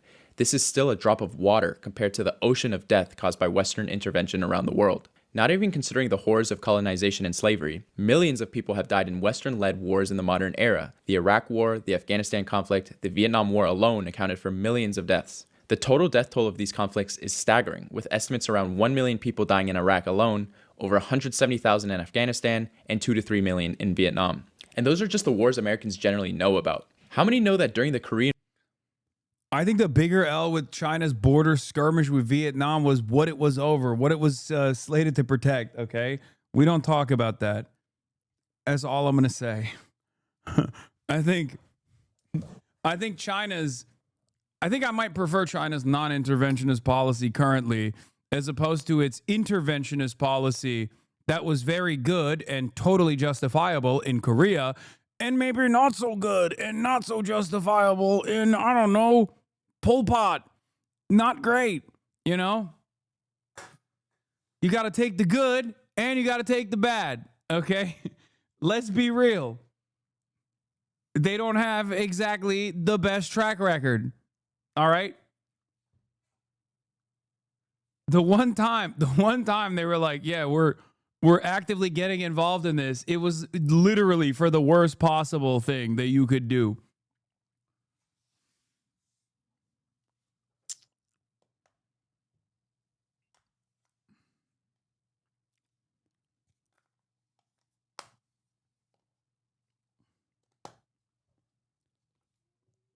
Chatter's vid is a timeline of China. 3D design is my passion edit, but nice. Wait, really? Is this the same Top G that always shits on me? Did he actually low-key made like a passion passion project and he's being nice? It has gore in it? Oh, you son of a bitch.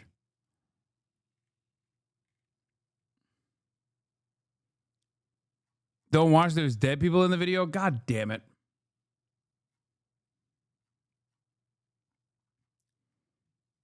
God damn it, Top G. Of course.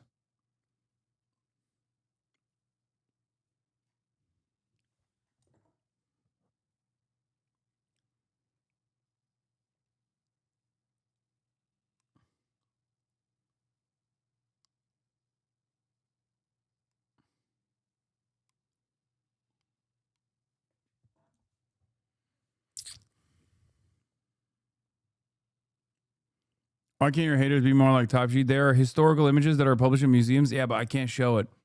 Or some of it, I don't think. Anyway, I'll look at it. I'll check it. I'll watch it afterwards. War, the US dropped more bombs and napalm on Korea than were used in the entire Pacific theater of World War II. In fact, 75% of North Korean towns... What about Winnie the Pooh stuff? Genuine question.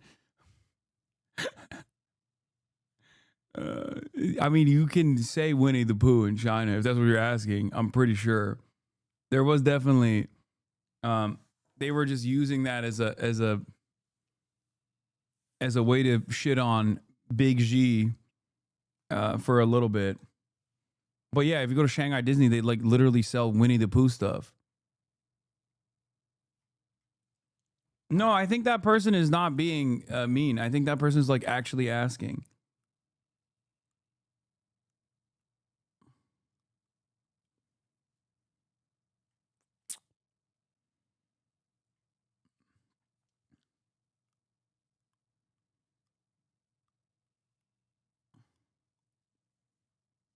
and cities were destroyed by US bombings, killing 2 to 3 million, with 70% of the deaths being civilians. How many young Americans are aware of the My Lai massacre, where 504 civilians, mostly women and children, were sexually assaulted and murdered by US Army soldiers? I just recently traveled to Laos. How many people know that American bombers dropped bombs on Laos for nearly a decade from 1964 to 1973, all the while keeping it completely secret from its own people? Big L for China was honestly collaborating at any capacity with the American government past the point of World War II.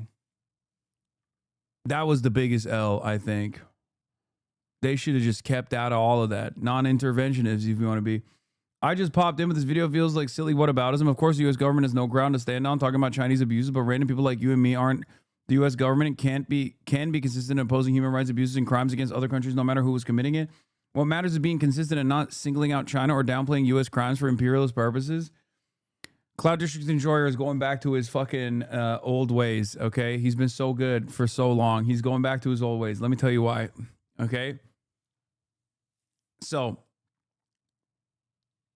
first of all, ironically enough, the people that say whataboutism are the ones who are usually engaging in whataboutism. And yes, while people can be morally consistent, I think Americans use the shit that the Chinese government has done, like mechanisms of oppression, forms of oppression, or even like outright violence that the Chinese government has engaged in, as a way to shelter Americans from the responsibility of bearing witness to our crimes, which are, and this is objectively true, magnitudes worse, right? I don't think anyone in this community, regardless of how much I shit on China or regardless of how much you shit on China, would ever fucking turn around and say America's crimes around the globe are not magnitudes worse than what China has done throughout its history. Like orders of magnitude, I would say. It's not even a question. Like there's no... Nah, our violence is patriotic. I mean, there's no country that comes close. Maybe England, actually. England is, I mean, the British Empire was pretty fucking bad. I would even go so far as to say the British Empire is low-key kind of, it brought about America. It's almost like a continuation of the British Empire.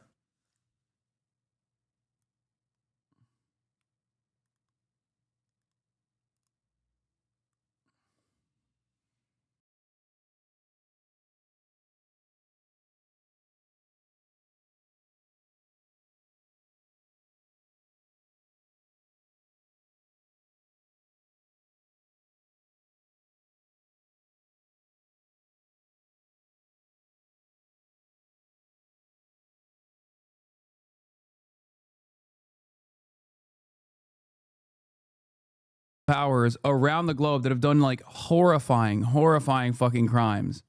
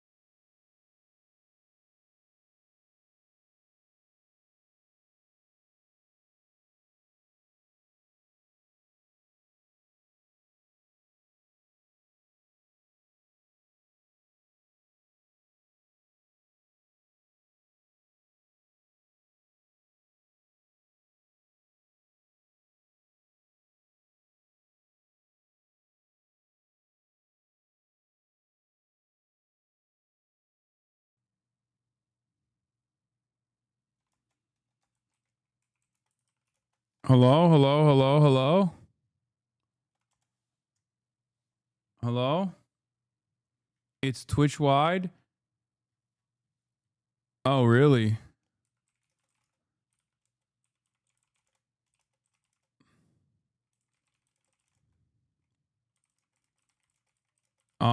Wait, what the fuck was that? Can you hear me? Hello? Type 3.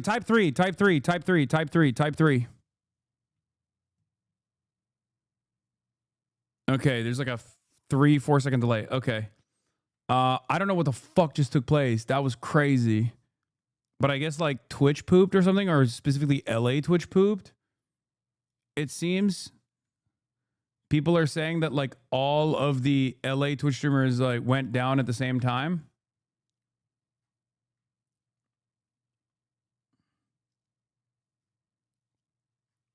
Ludwig was down too.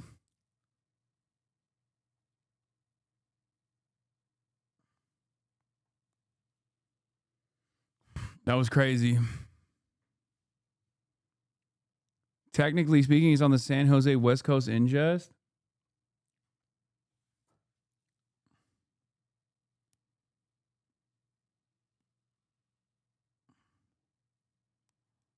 Yeah. I've been replaced by a clone.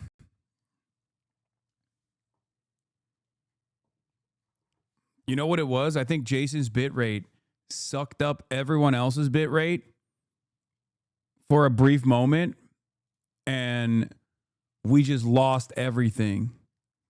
You know what I mean? Like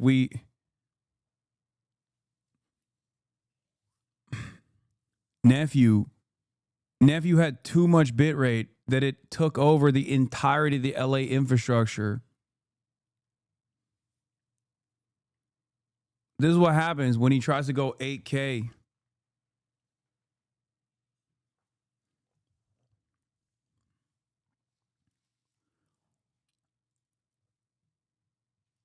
Anyway, the point I was making before I got fucking interrupted by the EMP bomb that exploded, the point I was trying to make was, it's kind of like when we talk about the Houthis, okay? When people say like, oh, well, the Houthis, they're bad. They have like on their own domestic governance, they're actually bad. They do like, they're homophobic, they're anti-women, this and that. And it's like, that has no basis. Like their internal governance is not up to me at all. Nobody's saying that. No, people use that as a way to try to fucking disparage their actions against Israel. The reason why I criticize China, for the record, is because I think their material conditions have developed to such a degree that I think it's understandable to be more critical of China as opposed to like the Houthis. You know, I just want to be clear that I do not hate China, and I think it has a lot of great aspects and contributions to its people and to the world. I think it's frustrating when good faith criticism of certain policies get lumped in with bad faith liberals who want to delegitimize and demonize China. Thanks for listening. I'm glad I get to offer my perspective sometimes.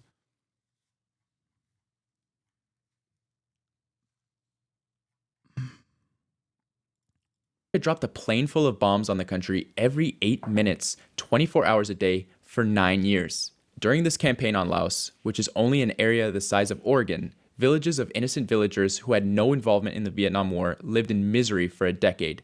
Bombers were simply ordered to go out and bomb without even having targets. As a result, Laos is the most bombed country per capita in history. Over 200 million unexploded bombs still litter the land, causing injuries and deaths to this day. This isn't just abroad too. How many Americans today know that the US dropped a bomb on a black neighborhood in Philadelphia, killing 11 people, 5 of whom children? Or the Kent State massacre of student protesters protesting the Vietnam War. This information is technically available, but how many Americans know about this or even care? How many even know what Laos is? Your average young Chinese person might not know about the hundreds of lives lost at Tiananmen Square in 1989. Your average American knows about a fraction of the millions of lives ended by his or her government, which has continued far past 1989 to the present day as I'm speaking these words. You tell me which is worse. And it's not just the US. Look at Japan's actions in World War II. They murdered up to 20 million Chinese civilians during the invasion of China. Yet we have very little historical remembrance of their crimes, especially compared to Nazi Germany, even when they killed millions more people. The Japanese government actively hides these atrocities from their citizens and still honors the soldiers responsible. This fact gets zero attention in the media because Japan remains subservient to the US. Ask yourselves, why don't you see destruction of Nanking as the top comment under the next travel video you see about Japan? Their youth are woefully unaware of this fact, and it's orders of magnitude worse than Tiananmen Square. This isn't simple whataboutism. Yeah, I mean, that's... Yeah, that, like, the Japanese war crimes are... It's just Holocaust, but Japanese style. Like, it's just not, there's no other way to put it. It's not, it is pretty crazy that they went the drama YouTuber method with that one, where they just were like, yeah, nothing happened there, let's move on. And they just like never took an L for it. And they just kind of moved on with it, and now nobody ever brings it up. Arguably worse, human experimentation? No, they did that in the Holocaust too. What do you mean? They definitely also did that in the Holocaust. So, yes. Like the countless Western atrocities, Tiananmen Square is used to discredit every single Chinese achievement and label the entire country with the same brush. We judge China by its worst mistake and America by... I think one of the craziest problems with that one too, one of the craziest reasons why people don't even fucking talk about that shit, is because the craziest reason why they got away with it is not because they just like swept it under the rug and was just like acted like that never happened, but also because America did not even offer adequate punishments for it, because they took all of the biological and chemical warfare data. That was the trade-off. The people that participated in those war crimes were not even punished because America was like, oh, we want the data. We want to use this shit. And they did. They did use that shit. They used it in Korea. It's not even just the nuking. No, it's not. It's not. The nuke probably played a role in this too, where everyone was like, oh shit, maybe America went a little too far, you know? Like, it was kind of like, oh, dude, what the fuck? Like, yeah, they're really bad guys, but come on now.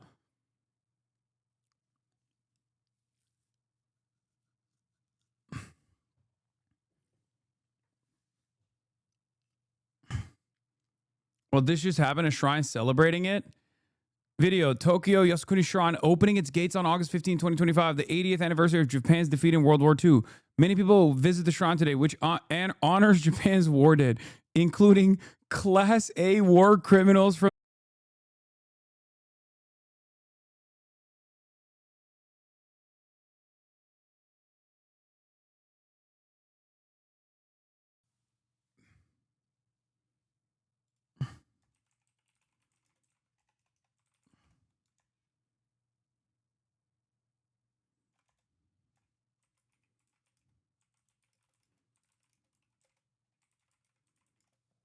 Is it back? Is it back? Hello, am I back? Okay, I'm back. Spam 5 if you see this. 1, 2, 3, 4, 5, 6. Okay, there's like a 5-second delay. That's crazy. Dude, I feel bad. I feel real fucking bad for Ludwig. That's gotta fucking suck when you put together this like massive event. That is ass, dude.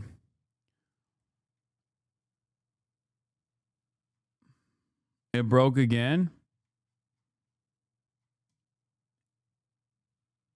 Is it cooking again? Maybe it's just me. No, we're good. Okay. All right. Hold on. I'm gonna.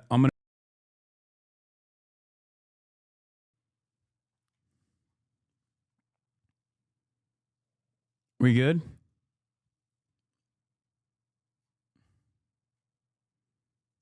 I just wanted to fix the delay.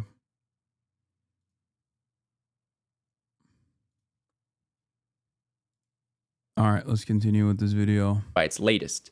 You could use the same logic in commenting Hiroshima and Nagasaki under any positive video of America. We hold utopian standards for China simply because it has a different economic system. The relatively much fewer mistakes that they have made in the past is used to discredit its governance system, never the other way around. Now let's debunk misconception number 2, that Chinese people have no ability to voice concerns, critique the government, or push for change. A major critique of China's firewall is that it removes the right to criticize the government.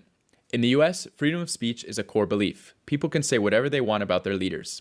But does this actually lead to change? Or are people just screaming into the void? If you're complaining about the government online, the assumption is that you want those issues addressed. Otherwise, you're just venting into empty space. And in the US, that's exactly what happens. Professors Martin Gillens from Princeton University and Benjamin... I think that is a mechanism of control. That like fake freedom that Americans feel they have plays a formative role in assuming that you have these freedoms. That's it. It's the treat economy. It's that. That's it. Ultimately, in America, capital controls the government. In China, the government controls capital. Okay? All initiatives that the government engages in is at the behest of profits over people. That's it. The Chinese government might be at odds with the people at times, and that's certainly a reality, right?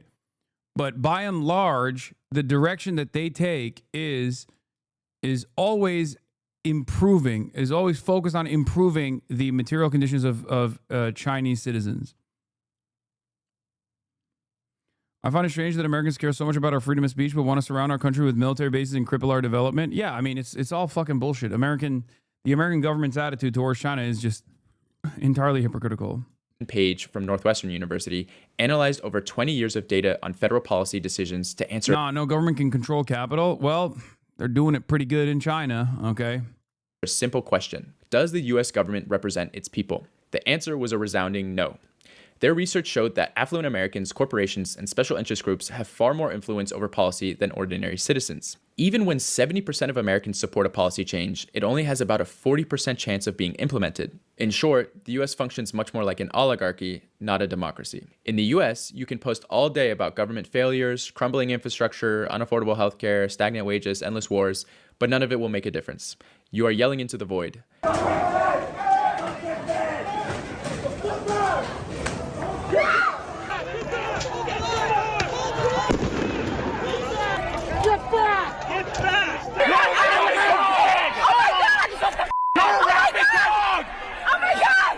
Give me some cops! Hit that tree. You just hit my head on the concrete! Oh my God! Oh my God!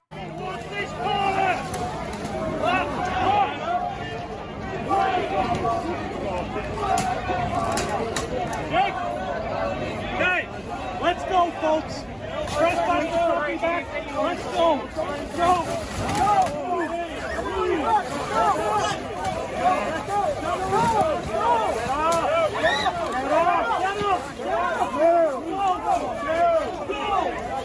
Extremely popular positions at the nationwide level, like ending the genocide in Gaza and a universal healthcare system, aren't even mainstream political discourse, despite massive demonstrations across every city. That's how far removed the government is from the needs of the people. In the UK, people have been jailed and had their homes raided simply for discussing protests over Zoom. In the US, demonstrations are met with violent crackdowns, and protesters risk losing their jobs or even their education for opposing government policies. Germany has outright banned certain forms of protest altogether. So while Westerners pride themselves... Yeah, as awful as the situation was in Hong Kong, and even though there was a lot of police brutality, it's remarkable that the Hong Kong police never actually kill someone despite being shot at with bows and arrows and rocks thrown. That was one of the funniest aspects of like the Hong Kong protests, which is that like at the end of the day, they're fucking like in America, the BLM protests had more kills. Like the BLM protests in America had far more people die in the process than in Hong Kong. And it's like everybody fucking talks about the Hong Kong protests. Everybody. It's crazy. America is so violent. We are so goddamn violent that like it wasn't even just the cops killing motherfuckers. It was motherfuckers killing other motherfuckers too. Like we have people being like, it's not enough that we are under the oppressive thumb of a brutal police state. I want to take matters into my own hands. I need to kill some of these people too. I am going to deputize myself. On freedom of speech, the reality is that speech without power is meaningless. It would be one thing if my argument was simply that neither America nor Chinese public sentiment affects policy, making it a wash. But that's not the case. Chinese governance is far more responsive to public needs than its Western counterparts. What many Chinese have problem with Western media is the stereotypes about China. If you are content with stereotypes, you miss so many things. If BBC broadcasts something, they are happy to always mention this communist dictatorship, this autocracy. No, actually, with this kind of label, you cannot understand this China as it is. But if you watch BBC or CNN or read Economist and try to understand China, it will be a failure. It's impossible. Multiple parties fight for political power. And I will say that is one of the biggest problems, I think, even from the perspective of no, I don't say I think that's a major issue.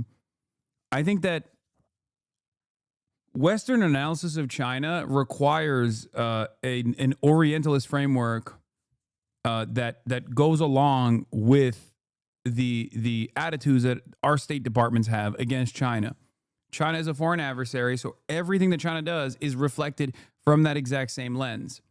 And the problem is that makes it so that a big chunk of the population is just completely and utterly blinded by what actually is going on in China. You just don't know. You don't know anything. I think that's a big problem. That's a big problem, even from the perspective of the foreign policy analysts too. They also have their own bias framework when they're analyzing China. Because I criticize China. I criticize China in the process of this video in terms of its social repression, in terms of its mass surveillance, right? Or we talked about its allegiance, its alliance with Pol Pot, which is not great. But ultimately,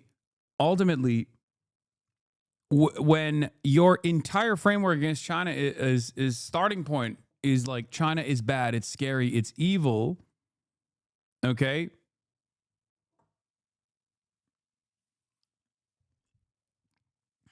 It's scary, it's bad, it's oppressive, it's evil, and everything that they're doing is to maximize on that evil.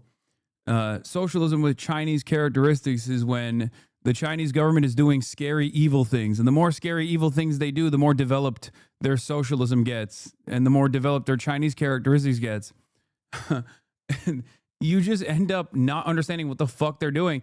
And I think that also plays a role in America taking L's on its own foreign policy. You've willingly blinded yourself instead of being somewhat intellectually honest and intellectually curious about what their attempts are. Taking some of the things that they're saying at face value instead of always constantly trying to approach it from a negative framework. I'll give you a drama-focused, baby-brained approach. It's as if I'm China and my hater slop tubers are America in this process, and everything that they analyze, they look through the worst possible angle. And sometimes when you are purposely contrarian because you want to take the opposing viewpoint of everything that I'm fucking engaging in, then you end up defending genocide unconditionally and vociferously for 22 fucking months of said genocide. And you tarnish what remains of your reputation. You look like a fool. That's what happens with American analysts as well. That's the reason why so many people who are always oh, dude, China is this secretive, monolithic, scary fucking country, will find themselves making the wrong policy decisions or the wrong analysis in general, ghost cities.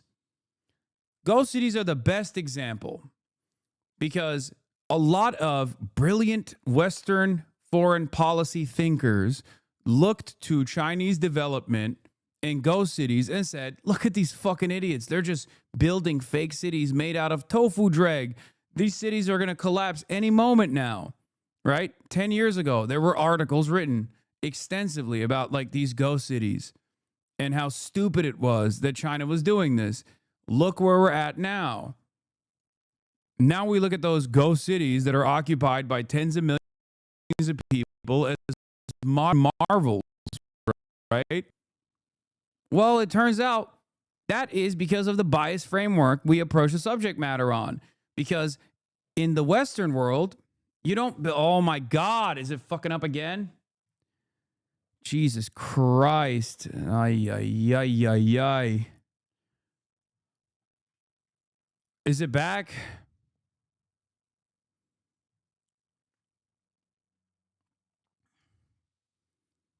Okay, the point I was trying to make is that it's just stuttered a second. Okay, for a second. The point I was trying to make is that if you look at Chinese central planning with American or with Western capitalist frameworks, you look at it and you're like, why the fuck are they building? Why are they building these cities? Homes are built for speculation as a speculative asset. They're not built for shelter. They're not built for like grand nation building and like city planning ahead of time. They're not built for like urbanization, rapid urbanization, and even development with like a future goal in mind. And that's how you find yourself duped.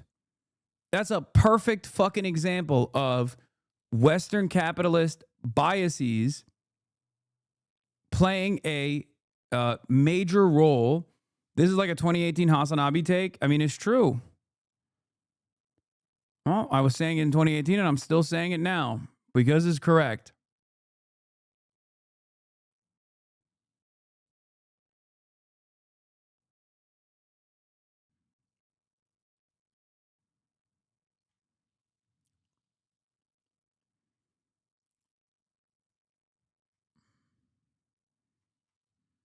Anyway, let's keep going. Everyone voting on them as the only path to salvation to the long-suffering. This is Eric Lee, a Shanghai entrepreneur, educated in America, and typical of a new, confident, outspoken political class. At the moment, the Chinese, the party state, has proven an extraordinary ability to change. I mean, I make the joke, in America, you can change political parties, but you can't change policies. In China, you cannot change the party, but you can change policies. So in the 65 or 66 years, China is being run by one single party, yet the political changes that have taken place in China in this past 66 years have been wider and broader and greater than probably any other major country in modern memory. So in that time, China ceased to be communist. Is that what you're saying? Well, China is a market economy, and it's a vibrant market economy, but it is not a capitalist country. Here's why. There's no way a group of billionaires could control the Politburo as billionaires control American policymaking. So in China, you have a vibrant market economy, but capital does not rise above political authority. Capital does not have enshrined rights. In America, capital, the interest of capital and capital itself has risen above the American nation. The political authority cannot check the power of capital. And that's why America is a capitalist country, but China is not. In China, you can't change the party, but the policies change all the time. The Chinese government is highly flexible and constantly adapts to public demands. According to Western research, trust and support for the Chinese government consistently hovers around 90%, an unheard of figure compared to most Western governments, which would be happy to get 40% approval ratings. You don't need a study to confirm this. If you're in the West, go outside and ask people how they feel about their government. Meanwhile, in China, the overwhelming majority support their government. This isn't due to repression. It's because people see tangible improvements in their lives. Why wouldn't they?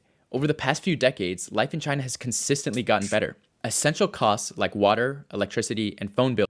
This part is also real, which is so interesting. That's the famous Harvard study that was conducted. And obviously, Harvard has no investment in making China or specifically Chinese government look good and popular.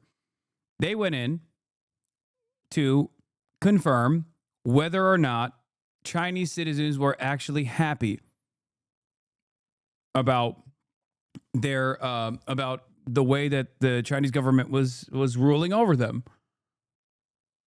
And they straight up could not believe the results. Like CCP is more popular in China than any fucking Western country is in their own respective nations. Western government is in their own respective nations.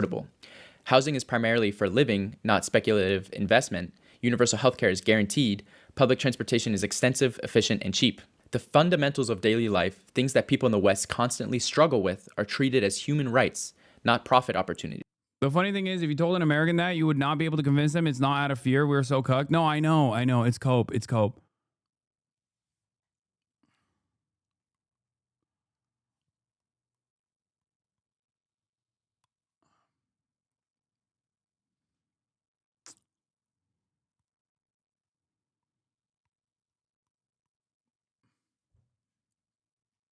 It's just cope. And the worst aspect of it is that, as I repeat over and over again, we don't do any of the good shit and we only adopt the bad. Where Americans scream into the void with no results, the Chinese government actively seeks opinion and implements changes based on real concerns.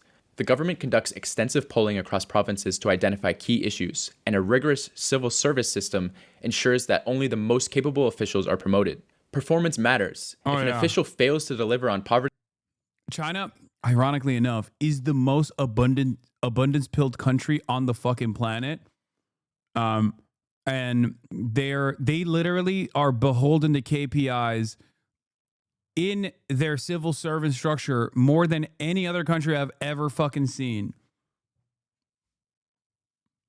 Your local minister that's like tasked with fucking fixing a pothole didn't immediately fix a pothole after a bunch of citizens went in and complained about it. You're gone.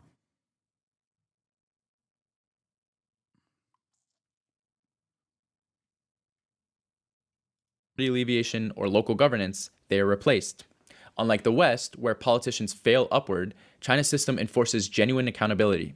Democratic participation in China exists in various forms, particularly at the local level. A prime example is the 12345 hotline, a 24/7 national complaint system where citizens can report concerns on everything from potholes to wage disputes. Every year, the system processes hundreds of millions of calls. It has a 96 resolution rate. The system ensures that problems are addressed swiftly, something unimaginable in most Western cities. In addition to elections at the local level, it's also common for local officials to give out their personal WeChat or phone numbers, allowing direct communication between citizens and government representatives.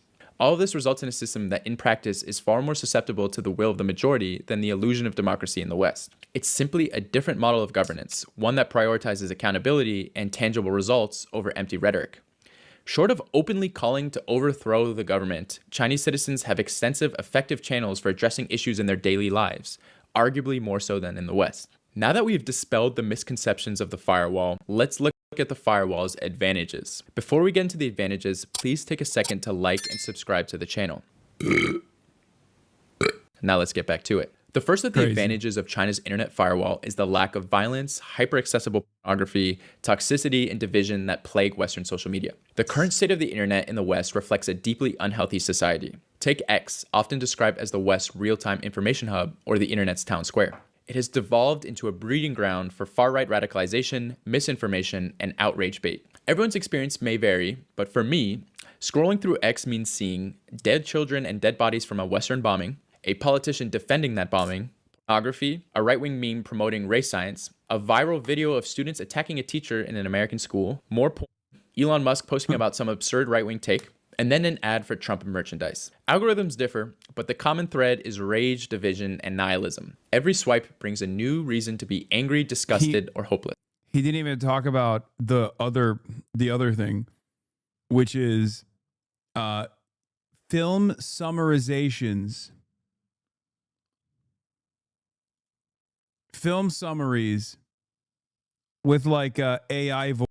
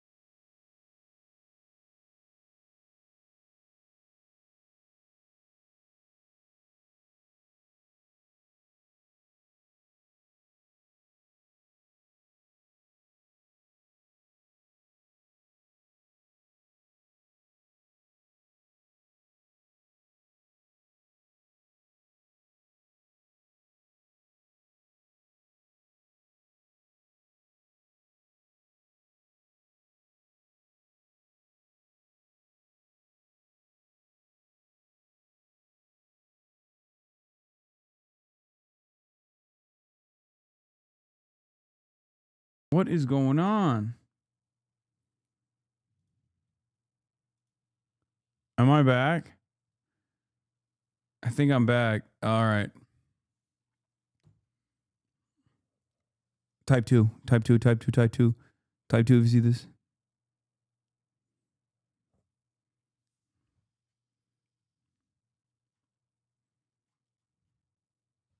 Okay. Good. I forgot the point I was making. I totally forgot the point I was fucking making.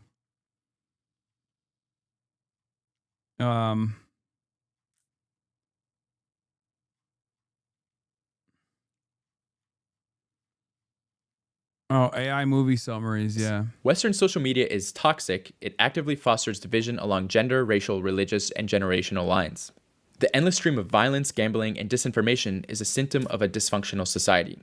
Now imagine trying to explain to a Chinese person that they're missing out on this. Why would anyone want their online space to be filled with outrage, hatred, and despair? In contrast, Chinese social media platforms offer a completely different experience, one that doesn't incentivize extremism, doom scrolling, or conflict. Again, if you're skeptical, I highly recommend downloading RedNote or looking at other Chinese social media apps and seeing for yourself. The second major advantage of China's internet firewall is the lack of disinformation poisoning society. In America, the sheer number of people disconnected from reality who are lost to conspiracy theories and ideological brain rot is staggering. It's honestly really depressing. It feels like every time I take an Uber or talk to someone above the age of 55, there's about a 50% chance that they'll start ranting about some ancient secret societies controlling the government or some other bizarre conspiracy. Kobe Bryant was assassinated by the Clintons. Which is why did the framework created by QAnon and Trump propaganda cause an innumerable amount of people to jump headfirst down the rabbit hole, endangering their safety, lives, and freedom. We will not accept socialism as our economic and political system. Communism is communism. We will not accept communism. Australia has returned to becoming a prison island all over again. It's now a new penal colony as a prison. There was no racism in the United States. There was no racism. There was none. These guys are so bored, man. Oh my God, we gotta fix white boredom. I've realized that's a big part of this puzzle.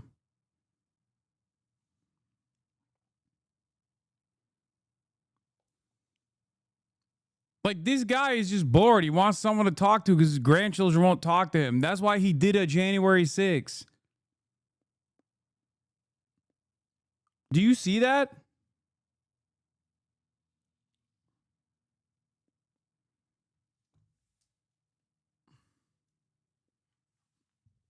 It's fucking nutty.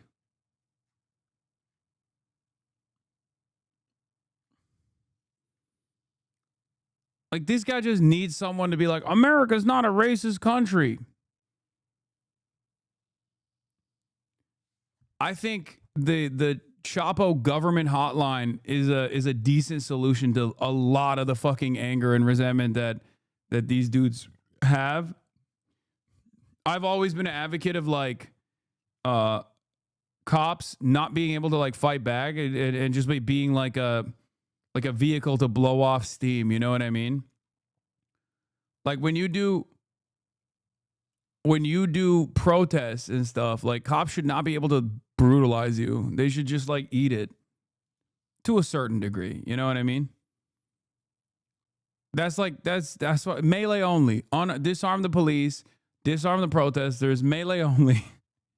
Duke it out. 1v1. Not even like 2v1, 3v1. I'm just saying, like, every now and then they bring out like one cop. He has to fight hand-to-hand combat, like a little bit of mutual combat. Isn't your fan from Turkey want to talk about that? Or cops should just eat it? Are you fucking insane? You're dumb. I mean, first of all, I'm making a joke. Okay? I'm not being sincere. Well, I am sincere when I say cops should not brutalize protesters. That's obvious. But mutual combat would be a joking theory solution to a lot of the fucking anger and resentment that these people have. Okay? You just have like one guy. You just have one guy that engages in like some kind of mutual combat. They blow off steam. Maybe they get their ass beat. You know, all of a sudden, problem solved. Also, isn't your fam from Turkey want to talk about that? I do. I talk about it all the time, dude. Literally all the fucking time. If you attack a cop, you're done. Yeah, unless you're one of these guys. Unless you're these guys. It's such a funny fucking stupid ass right when you're coming in here. Lo and behold, while we're watching January 6th footage to be like, if you attack a cop, you're done. Yeah, unless you're doing it at the behest of the president. And at which point they will release you from prison. And even advocate that you should stay a free man, even if you have child pornography on your fucking computer, if they found the CSAM in your computer hard drives in the process of the January 6th investigation. That's this administration, dumb fuck. Not going to take away our trophy bear. We will never let our country go to the globalists. George Soros, you can go to hell. Jesus is the king of this. He's our king, and Trump is our president. Yes, ma'am. Disinformation is widespread, and the internet in the West is designed to pit people against each other, with algorithms that amplify negativity and outrage. Society is fractured, and large segments of the population no longer live in a shared reality. Now compare this with Chinese social media, it's a completely different world. The content is overwhelmingly positive, and you simply don't see the unhinged conspiracy cults gaining traction. Why is this? Because the poor material conditions and lack of education that breed such radicalization don't exist nearly as much in China. In the West, people's lives are deteriorating, both materially and spiritually, so they turn to fantasy explanations for their suffering. They're told capitalism isn't the problem, so they invent magical scapegoats. In China, the basic needs are met, public services function, and the education system actually works. As a result, the psychological conditions that fuel mass delusion are virtually non-existent. Now let's get to the third benefit, the economic and strategic necessity of the firewall. Beyond public discourse, one of the most important benefits of China's internet firewall is the massive economic advantage it provides. Even if you have disagreed with everything I've said so far, the economic aspect alone is reason enough to have this firewall. Platforms like Google, Amazon, Facebook, YouTube, and Twitter are not just social media or search engines, they are critical infrastructure in the modern world. They dominate commerce, data collection, and digital services, siphoning productivity, revenue, talent, and sovereignty from every country that depends on them. For nations in Europe, Latin America, and Africa, the absence of domestic equivalents to these platforms has led to stagnation or non-existent tech sectors. The US controls these digital monopolies, meaning that the revenue generated in these foreign markets... Like, that's not even wrong. I didn't even really think about it like that. I am in favor of having, at least like giving countries sovereignty over YouTube and Google and shit like that. And I think YouTube, Google, like they do play ball with other nations at the end of the day. But like ultimately that is true. I never had actually thought about that, where it's like, a lot of the tech sector is here in my backyard, literally, because of this.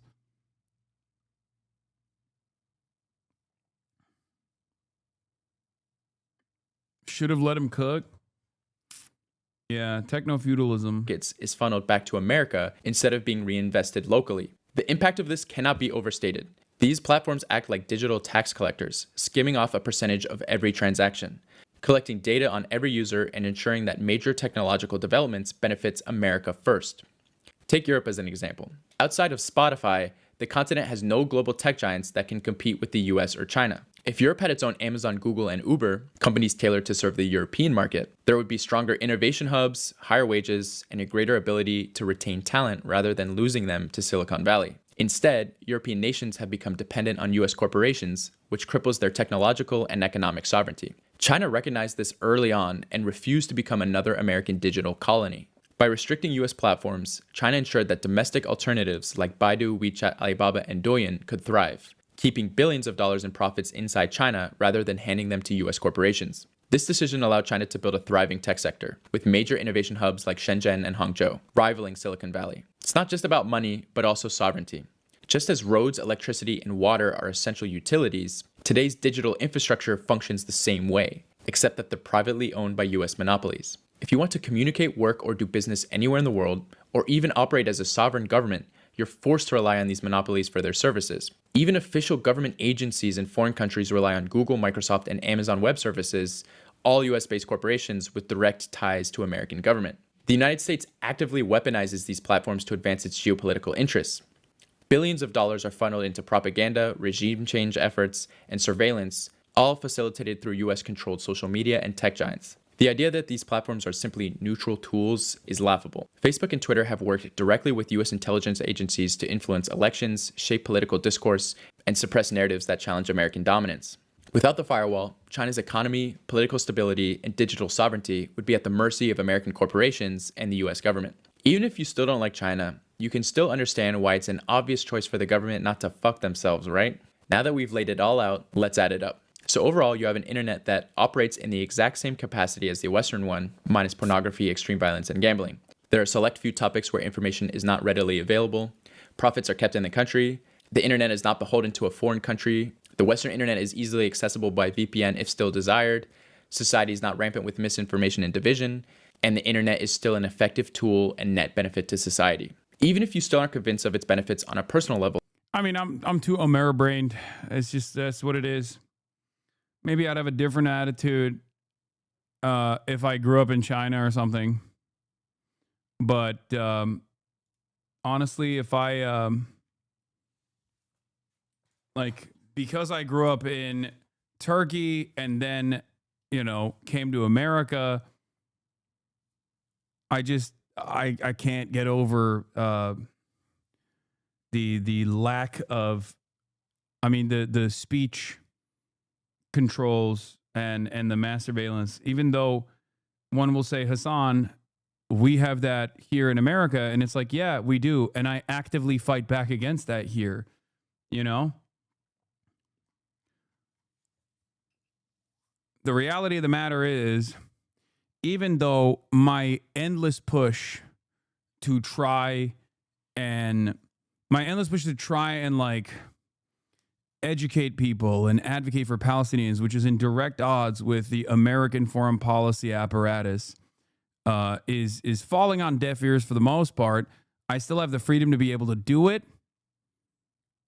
and I just would not be able to.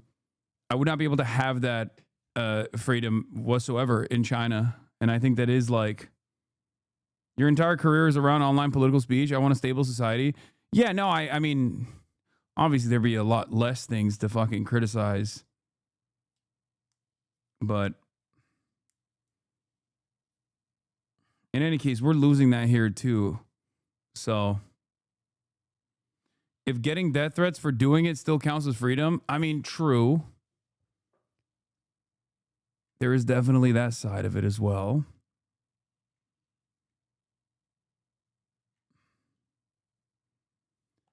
I just can't get over the notion of not being able to openly criticize stuff. You must admit, at the very least, it is a positive for the country's perspective. The financial aspect alone is a no-brainer. China is arguably the only country in the world. Name one thing you'd be able to say in China. China's mass surveillance initiative against the Uyghur Muslims in Xinjiang under the auspices of combating Islamic radical terror and separatist movements was entirely unacceptable and a litany of human rights violations. It was the most it was the closest China has gotten to being like the United States of America. That is not a thing that I'd be able to say in China. It's not. You may want to talk to Uyghurs before making claims, brother. Come on.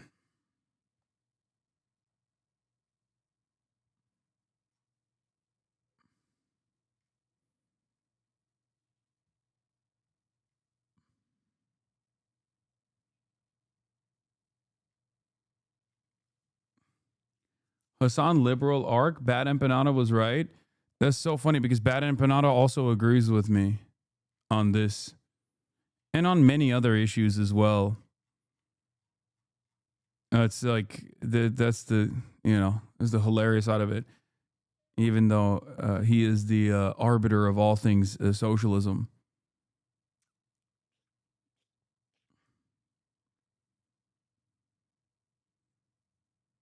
Every year, the bads about our Western system of internet freedom are getting worse and worse. I want to believe that material conditions will fix most of it, but the richest people in society are enabling worse slop. I agree.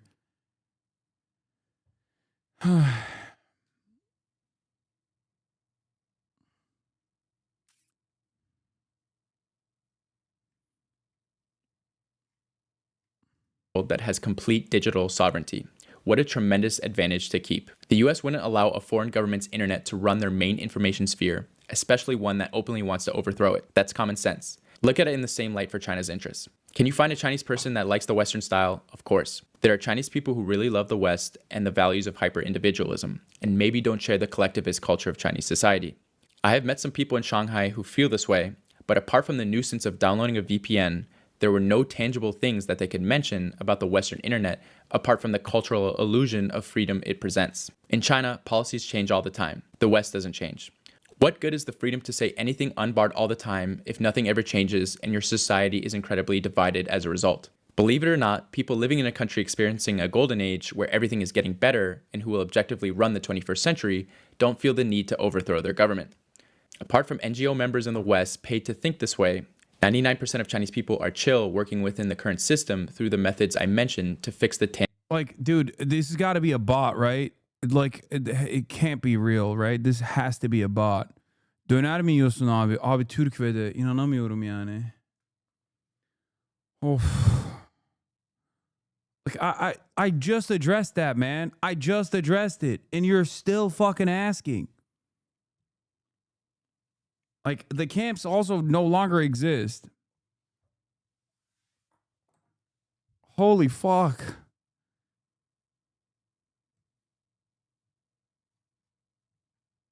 No, he just keeps spamming. What about the Uyghur camps in China? That's a big issue too. Uyghur camps, Uyghur camps, Uyghur camps, Uyghur camps. And then the last time he asked again is after I had just gotten done addressing tangible issues in their life. They are perfectly content with the Chinese ecosystem. For those people who want access to the Western style, getting a VPN is really not that hard, and it's really not a big barrier to access. Wait, what? This guy had the audacity to say that I praise Japan fascists and shit on Hasan liberal arc bad and banana was right. White socialism, you mean? Shit on China socialists while simping for Japan fascists? What? I have way more smoke for Japan than China. What the fuck are you talking about? There has never been a moment where I've pointed to Japanese governance as like what we should implement here. The fuck? What? Every fucking day of the goddamn week, I'm using China as a great example. This is ironically another. So many people just don't listen to fucking anything I say on this broadcast. It's crazy. Like, look at this link. This was me in the process of talking about China, criticizing Japan.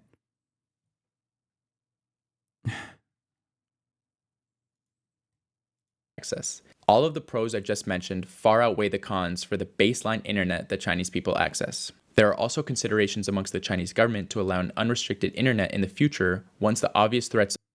I have way more smoke for Japan and China. Let me book another ticket to Tokyo. Oh my god, 7-Elevens are so good. Why the fuck are you still chirping? I'm literally coming to China. I'm coming to your country before the end of this year. I was supposed to go next month, and Will and Austin pushed it back. So we're going in November. What the hell? What the fucking heliante?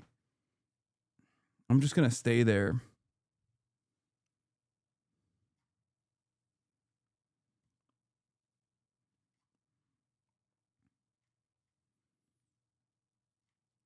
It's gonna be cold. Competition and negative foreign influence have died down.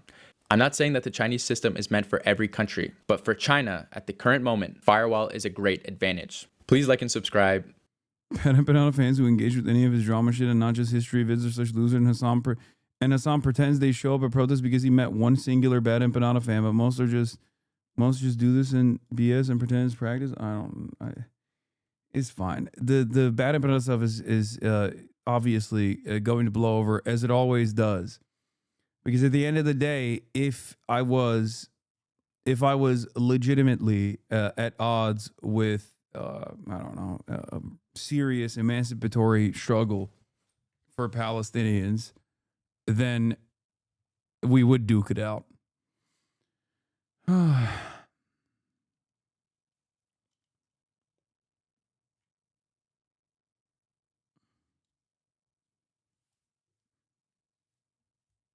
The Bad and Banana stuff, he gave legitimate criticism. This isn't a drama. Yeah, I'm sure in his video there was more legitimate criticism, but it's not legitimate criticism to say I'm a Zionist and all my fans are a Zionist. I think we're like, I don't know what the extent of his argument is beyond Hasan had Matt Duss on his broadcast and did not sufficiently address. He didn't say that. Yes, he did. He did on Twitter. He did. And that's what his fans have been saying as well, that are my fans as well. So to act like that's not a thing that he came out of the gate swinging as is literally wrong. He did say that. Why are you guys acting like he didn't say that?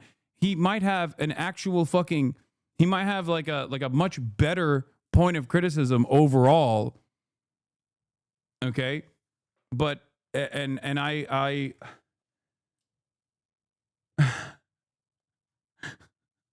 but like, by the time I had addressed his concerns, it was that I had Matt Duss on the broadcast. Check the comments on your video you posted about it. No one is on your side, buddy. I don't care. Okay, sure. I don't know why. You guys just want to extend it. That's my point. And every time I even touch it, it's going to only further extend because the cycle will move on. It already has moved on. It moved into Hasan is defending Matt Duss or his positions, which is not true. Okay? Most people didn't even fucking watch the back and forth that took place. Or when they were listening to it, they just like checked out from some of the statements that were being made or whatever I was saying as a counter. Okay? The reason why I had this conversation, platformed, by the way, platformed a person that is directly that directly has the ears of politicians. It's ridiculous. He's not a fucking podcaster. He is a foreign policy person. The reason why I had that conversation with him first and foremost was because I wanted to have a talk about Ukraine. Okay. Obviously, we mostly also covered Israel-Palestine. I was unfamiliar with a lot of what he had said in early 2023, but my position has always been that if someone is like actively saying that Israel's doing a genocide and Israel is engaging in war crimes and Israeli politicians are war criminals and American politicians are also engaging in war crimes, and they step out of the way and don't actively present themselves as a hurdle towards as a hurdle towards people who are advocating for even more radical things, then I will hear them out. Okay? Honest question, why don't people think Matt has changed? He hasn't said any of that awful stuff recently and has actively changed for the better. Hasan and Matt agreed on most things in the conversation. I feel like he's changed, but maybe I'm naive. It's because people understandably take everything that he's saying with a tremendous amount of skepticism. Okay? And that's perfectly valid. Okay? That's perfectly valid. But a lot of people also don't understand that, like, there is smoke that I have for people who are active genocidaires. There's smoke that I have for people who have spent every waking moment actively attempting to deplatform people who are speaking out for Palestinians and Palestinian emancipation. I saw a lot of the stuff that he had said. Or a lot of the stuff that he reacted to. It's completely fucking unacceptable. Okay? I totally agree with that. And I did not know. And before people say, well, why didn't you do your due diligence? He's a fucking foreign policy person. I'm not aware of like every single thing that he has said on the fucking Bill Maher show, for example. Okay? I'm aware of the things that he has said recently.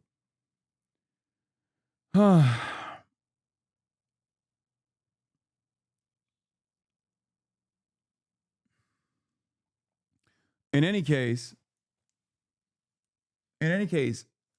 the goal that I had with understanding his position and also showcasing the position for my audience in particular was to ensure that we get a broad swath of different opinions, even ones that I disagree with, within the bounds of reason. Matt Duss is a person who I have disagreements on, at least on Zionism, and it seems a bunch of other things that he is. It seems like a bunch of other things that he said about Palestinian emancipatory movements in general. Okay, some of the things I did not know about. Having said that,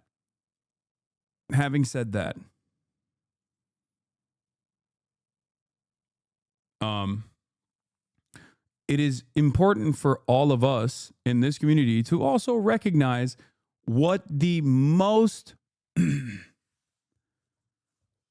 it's important for people to recognize is that that is the most fucking radical, quote unquote, position that someone who is firmly within the American foreign policy blob has. even if we understandably disagree, myself included. That is literally the most radical position. Matt Duss, a friend of mine, put it this way, is one of the few people that actually has the direct phone numbers of these people that he is like saying is a war criminal. Okay? No one, there's not that many people. So it's important to understand that the limitations of American foreign policy apparatus as well. Okay? The most radical foreign policy person with any momentum or any movement, any motion in this space, still thinks Zionism is good. Okay?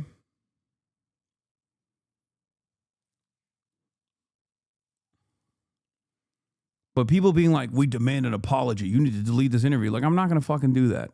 It's just, that's not a thing that I'm ever going to do.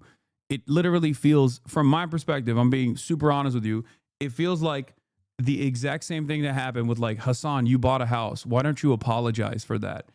And the reason why I feel that way is because you're discarding every other thing that I've done in the process and not even remotely trusting the initiative I'm taking here. Is not the same. Yeah, it's not the same because you don't agree with it, but you agree with this other thing. Amy Goodman and fucking Sam Cedar have Matt Duss on and are not even remotely contentious with him at any point when they have them on. I don't see this level of fucking smoke for any of those people, and they shouldn't. They shouldn't receive smoke. And nobody's out here being like Sam Cedar and Amy Goodman are agents of Zionism. Maybe Bad Empanada is. But I haven't heard a single fucking take from any number of people in my community against those guys, and they shouldn't. They shouldn't either. It's just fucking parasocial. It's because I'm literally accessible. That's it.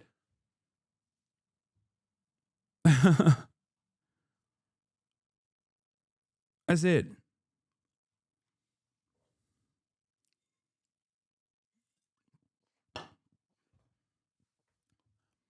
Any sort of additional cynical interpretation, beyond that like I'm doing this for some gain. I'm doing this because I was,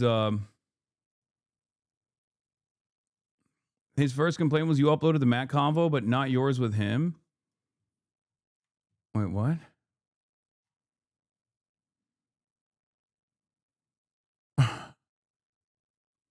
Anyway.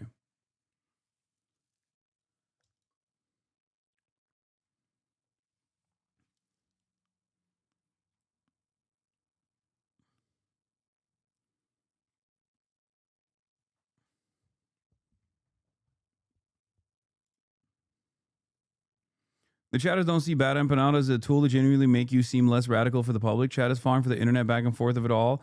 Every Bad Empanada video with you always ends up focusing on how Israeli propaganda works in liberal circles and never about how you're evil. It's like chat doesn't actually watch the videos. I'm sure they don't. That's what's fucking annoying about it. That's it.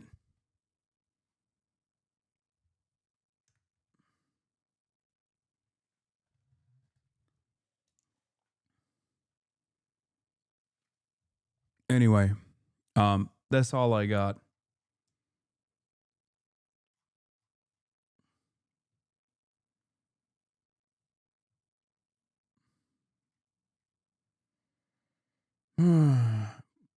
The idea that I'm like, getting paid to do a fucking Matt Duss interview is so funny. Yeah, definitely. Or I'm getting groomed by mainstream media to pacify the leftist movement. There is... Anyway.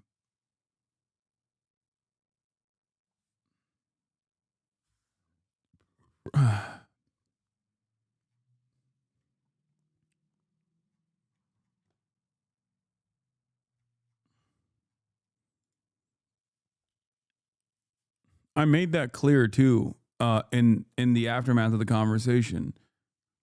And if people don't approach it with grace, please understand that there is real and valid critique if you look beyond the rabid people attacking you. No, I do. I understand. The valid critique is people saying, I should have been more combative. I should have pushed back even harder, or I should have been more skeptical, or I should have had the prior knowledge before having him on about like everything that he has written on the subject matter. That's the valid critique. And that's fair. You know, that's fair. Some of those criticisms are fair. I don't think that like you have to be inflammatory when having a conversation with him is not fair. I don't think that that's fair critique. But it's not like I agreed with him. I disagreed with him. The disagreements were just not aesthetically as aggressive as many people would want it to be. That's it. You wanted me to like have him on and ritualistically humiliate him. And I also even understand that as well. And to be fair, the most valid criticism is if you knew these tweets or if you knew the things that he had said and done in like 2023, I would have absolutely brought that up, especially because I was talking about like his own personal development of like when he decided that this was a genocide as opposed to before it was just war crimes. Do you know what I mean? Because I'm not here to like launder his reputation. I don't care to do that. I don't care to do that at all.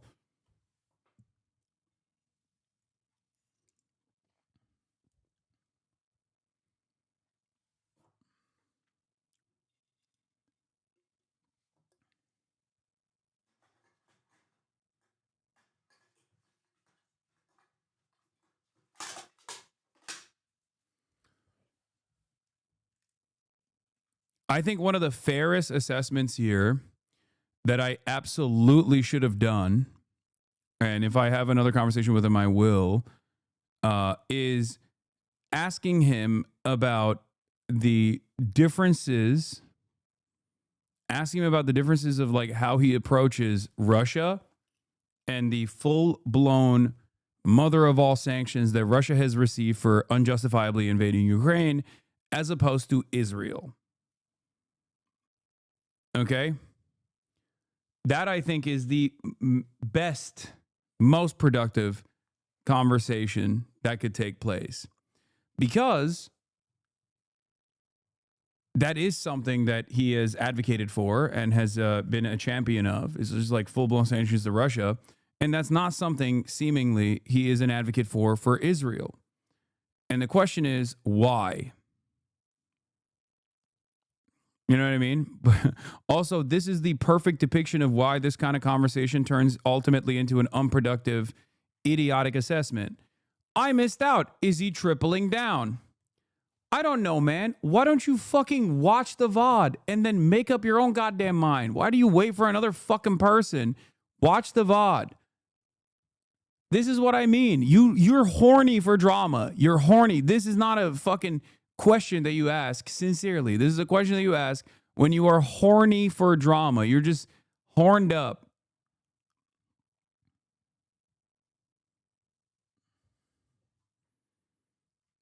That's it.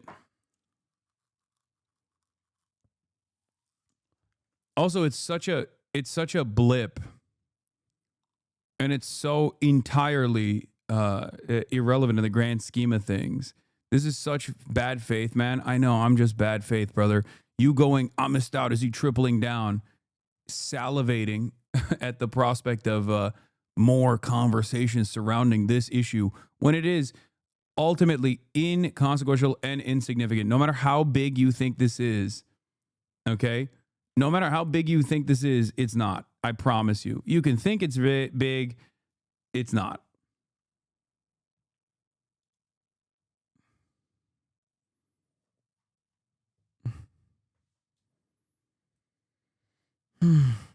Ermingerd.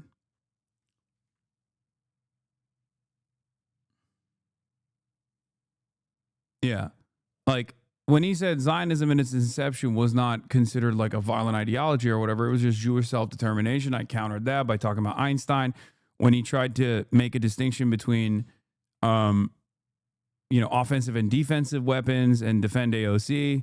I pushed back on that. I said, do you think that the Nazis would deserve anti-aircraft weapons? Do you think Russia deserves anti-aircraft defenses? We wouldn't even give them to Ukraine. Like, he conceded on that point. I don't know. I don't know what else to do in that situation. Should I just like fucking humiliate him and be like, I don't think you believe this? I didn't know enough about his background, and I have no reason to believe that he's being insincere. So yeah. That's it. Please answer. With Noam Sampson, you acknowledge that these people will grift away when Israel isn't popular to make media careers. A podcast like Matt is making. Dog, I don't think Matt Duss is invested in becoming a full-time podcaster. He is a foreign policy advisor for a fucking think tank. Okay? That's his job. It's like saying Jim Clyburn is grifting to become a podcaster.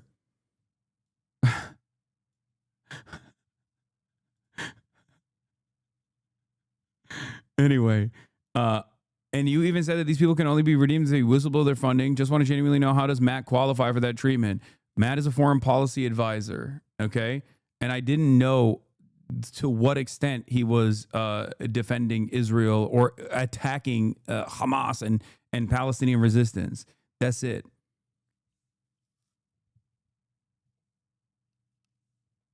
If I did, I would have absolutely brought more things up to specifically identify whether it is some cynical purpose that he has now changed his attitude, or if it's like a genuine difference, a genuine well thought out difference in opinion. But you should have known as a problem? No, I don't think it's ultimately that consequential. I mean, sure, it's fucked up. Here's Bad Empanada endorsing Bernie Sanders' foreign policy everyone. 5 years ago. Ruben. The rest of the world endorses Bernie Sanders for U.S. president. Yeah, it's ironic because the guy who wrote this policy that he is endorsing, which I suspect is like the Israel, this was written by Matt Duss. That was Matt Duss. He wrote that policy.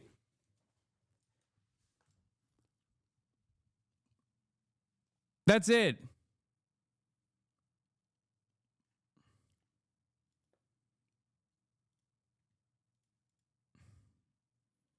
I think one of the, like, there's a difference. Some people, like myself, look to Bernie Sanders as a major disappointment on the issue of Israel because of all of the knowledge that he is supposed to have around this issue, considering that he was one of the lone voices in American politics that was actually the pioneer that played a formative role in advancing this conversation in the direction of justice with these kinds of attitudes, with this kind of push, partially with Matt Duss writing this policy for him. Okay? Understand?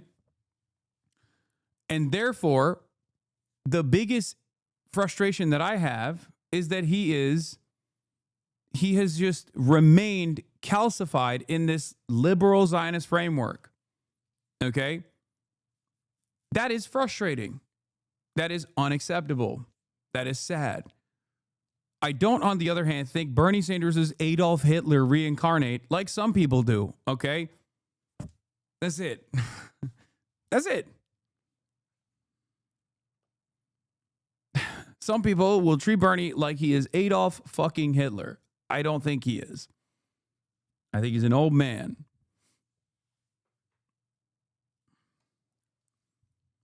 It's disappointing.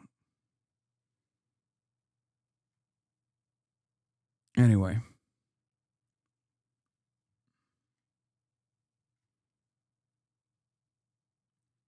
I know I'm an outlier with my opinion, but overall the interview was a net positive. It's not show that two people can have differing opinions, and a civil conversation still does show to a lot of people who are unsure of his politics what they are. Sure, we all have some criticism, but I think we need to be careful in the line of criticism because of projection of our own personal bias. I mean, I don't even think that it's like inappropriate to criticize Matt Duss for like Matt Duss for his former opinions. I think that's valid. Hasan is a bad representation for the left. I know.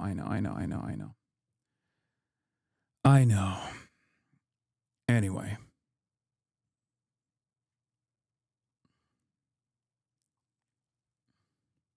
1 to 2 hours in like 60-hour week of coverage was almost 100% about Israel. People who think this is a big deal are either bad faith or entirely too caught up in the online vector of this issue. Yes, that is what it is. That's precisely what it is. Anyway, ultimately, no bad blood, as I've said. I don't give a fuck what a bad empanada says. I'm still going to keep doing what I'm doing. He's going to keep doing what he's doing. I think he's still ultimately, in spite of his behavior online, is a force for good. It's just a nuisance for the most part. It's a nuisance and it's annoying, but it is what it is. You know? And the same goes for even people who are like annoyed with this interview where they were like, you have to apologize. It's not going to happen. Like, I'm not going to apologize. It's not like I fucking had like people are comparing it to like Nelk Boys interviewing Benjamin Netanyahu. And before people say, oh, you just pick apart like the dumbest arguments and then hyper focus on them to make our positions seem silly and irrelevant. It's like, okay, well then don't make fucking dumb arguments. Because the overwhelming majority of comments are literally saying shit like that.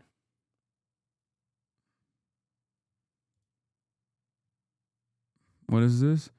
I swear to God, if Hassan doesn't ask me specifically for permission before talking to his next guest, someone with very bad opinions unearthed by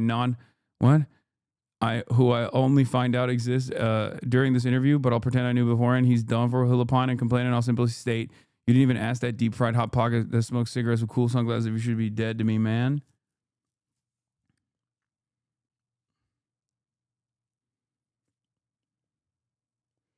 With you, I'm sorry, it's difficult to tell if it's just a smelly orbiter masking as a fan that's disappointed. No, I don't. I think that there are a lot of people in my own community that were mad while the interview was going on too, you know? And they were certainly genuinely mad when the interview was posted on my YouTube. It's not just like bad empanada coming from, it's not all bad empanada fans coming in to be like, you fucking piece of shit. You know? Yeah, the Nelk Boy comparison got thousands of upvotes on your YouTube video. Exactly. It's fucking psychotic.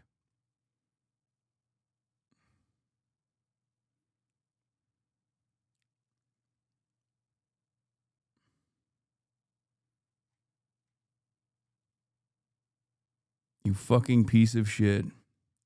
Anyway, I've betrayed the Palestinians, but I will of course continue to do my coverage as I always do, through thick and thin, no matter what. But if you think that like you know, I'm not allowed to interview this person or that person, you're fucking wrong. That's ridiculous.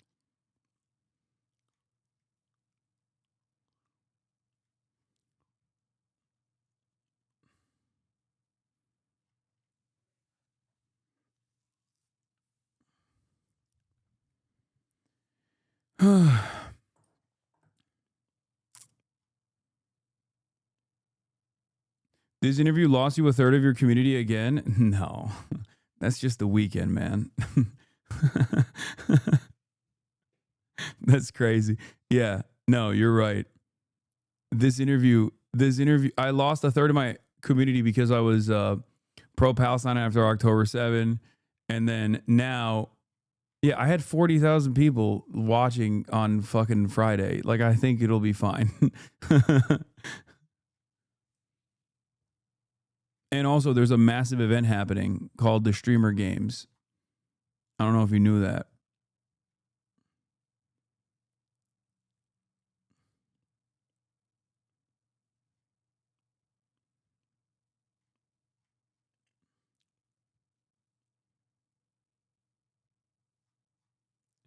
Also, people thought I was being sincere when I said I'm being canceled.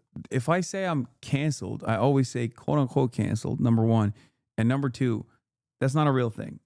Okay? That's not. Maybe one day, if I actually do something that is like, you know, truly fucked up. But that's not how this works.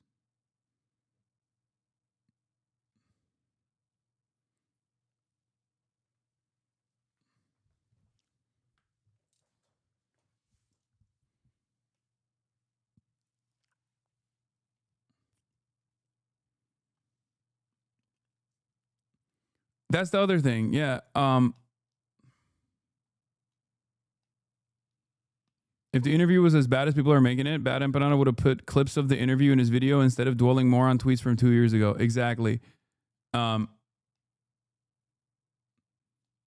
That's number one. And number two, I think some people in the community would have liked you to be more like Crystal Ball was with Slockin, but you didn't know the extent of his comments about Palestine. That's true. But also, Crystal Ball is not calling what Israel's doing a genocide. Crystal Ball is also, in that interview, said that she wouldn't even she wouldn't even vote for weapons transfers. So like Crystal Ball automatically, or not Crystal Ball, sorry, Slockin automatically is in a way more contentious position, not Crystal Ball. Yeah, if Matt Does came on and was like, I don't think Israel's doing a genocide, and I would never use the term genocide when talking about Israel, or I don't think we should stop weapons to Israel. Yeah, do you think I would have the same like, oh, okay, this is a reasonable disagreement? No, of course not. This is not the same situation. Yeah, Crystal Ball interviewed Matt Does. I assume everyone has interviewed Matt Does. Let's see. The very same chatters that are talking about that. So now we saw Good Empanada 5 years ago defending Matt Does's foreign policy acumen, talking about how Bernie Sanders is awesome. And chatters were bringing up Crystal Ball. And I already showed you like the fucking, where is it? This is from 5 years ago. Matt Does reacts to talking points on U.S. officials on Israel. Right. I think it's just Middle East Eye. Who keep repeating the same. It's like, how do you? Damn, that's crazy. Middle East Eye also platformed. Middle East Eye, also an agent of Zionism. Let's see. Has he been on Al Jazeera? Matthew Duss is Executive Vice President of the Center for International Policy. What the fuck's going on? This guy's everywhere, dude. This agent of Zionism is everywhere. It seems all of our outlets are compromised, with only one exception: Bad Empanada.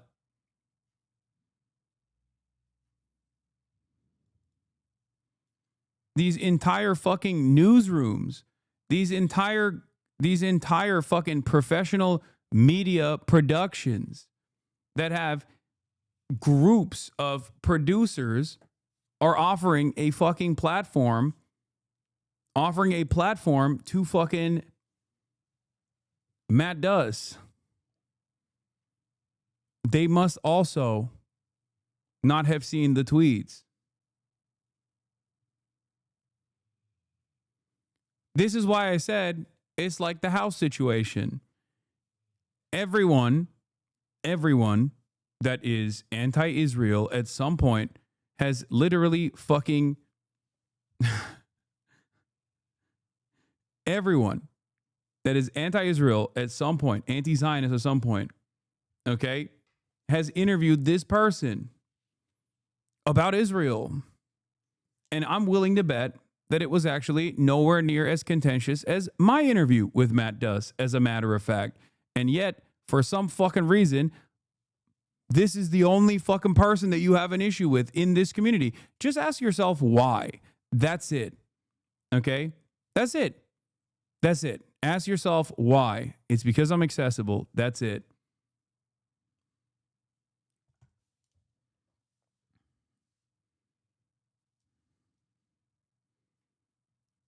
That's it.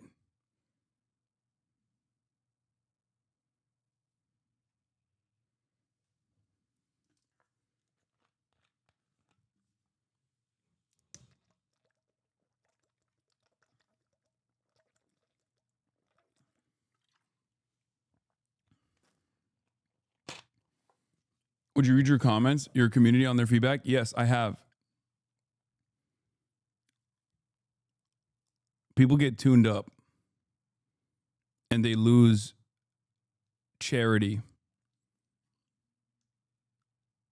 People get tuned up and they lose their charitability very quickly.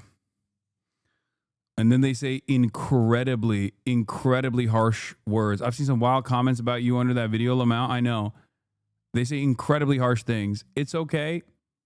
You know, I'm a leftist content creator. I'm a socialist, anti-imperialist content creator in the United States of America. I've been doing this for 10, 12 years at this point.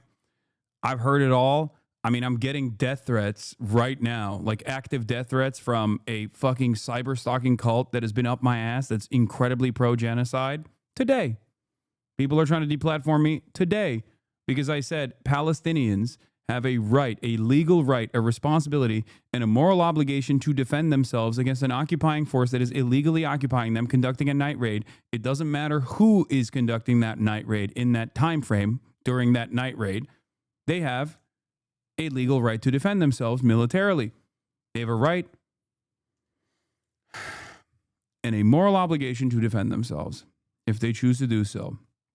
Doesn't matter who is wearing the IDF gear. And now people are trying to say that I'm advocating to I'm doing death threats to content creators right now. That's not the case at all. It's not. They're doing that because they want me deplatformed.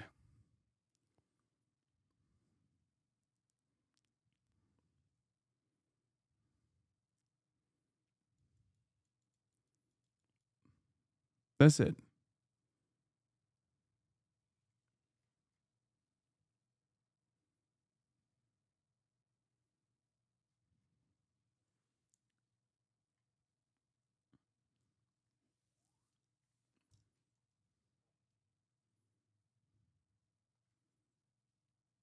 Brother Habibi, listen, I don't blame you for having that motherfucker on. I actually ever heard. Just don't let this turn into a price offer situation. Take some accountability. Yeah. Oh my God.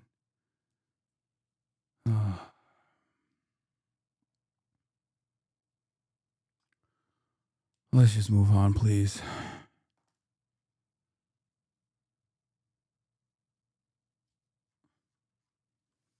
If you get deplatformed, will you keep streaming? Most likely.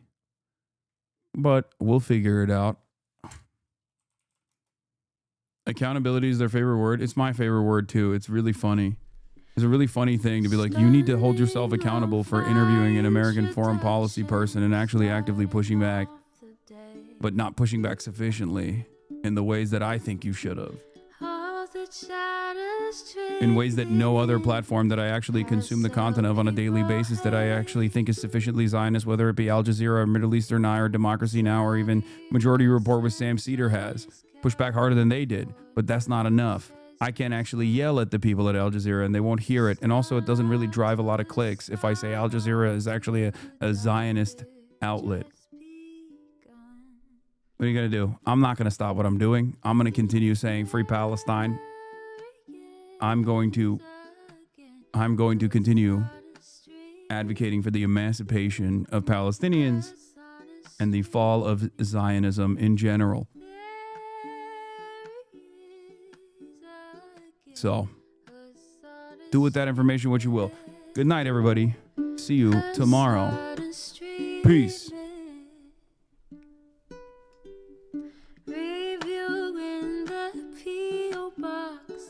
Uncle Uger's face. Sudden discord at your prop. Great names take embrace. Tiny Bernie Sanders, LGBTQ Air Force. The whole left at your fingertips. Ane at your door. H3 crowded debate, the Young Turks online show. 3 full fucking years of this, plenty more to go.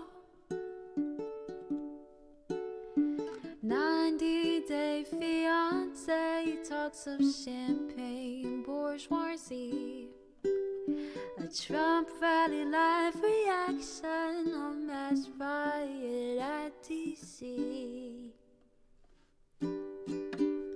There he is again, Hasan and streaming. sun is streaming. There he is again. The sun is streaming. The sun is streaming. Reading a live stream, fair comments, Austin show chat advice. And all the ways the right-wing pipeline can suck you in online. JCS react, Lord frame gets broken, cover blown. A full-blown mass pandemic monster streaming at your home. Total radicalization coming out to find. The system you were taught to trust in was broken the whole time. All these daily streams, whether big or whether small, have helped me and so many find the meaning through it all. There he is again, her sun is streaming, her sun is streaming. There he is again, her sun is streaming, her sun is streaming.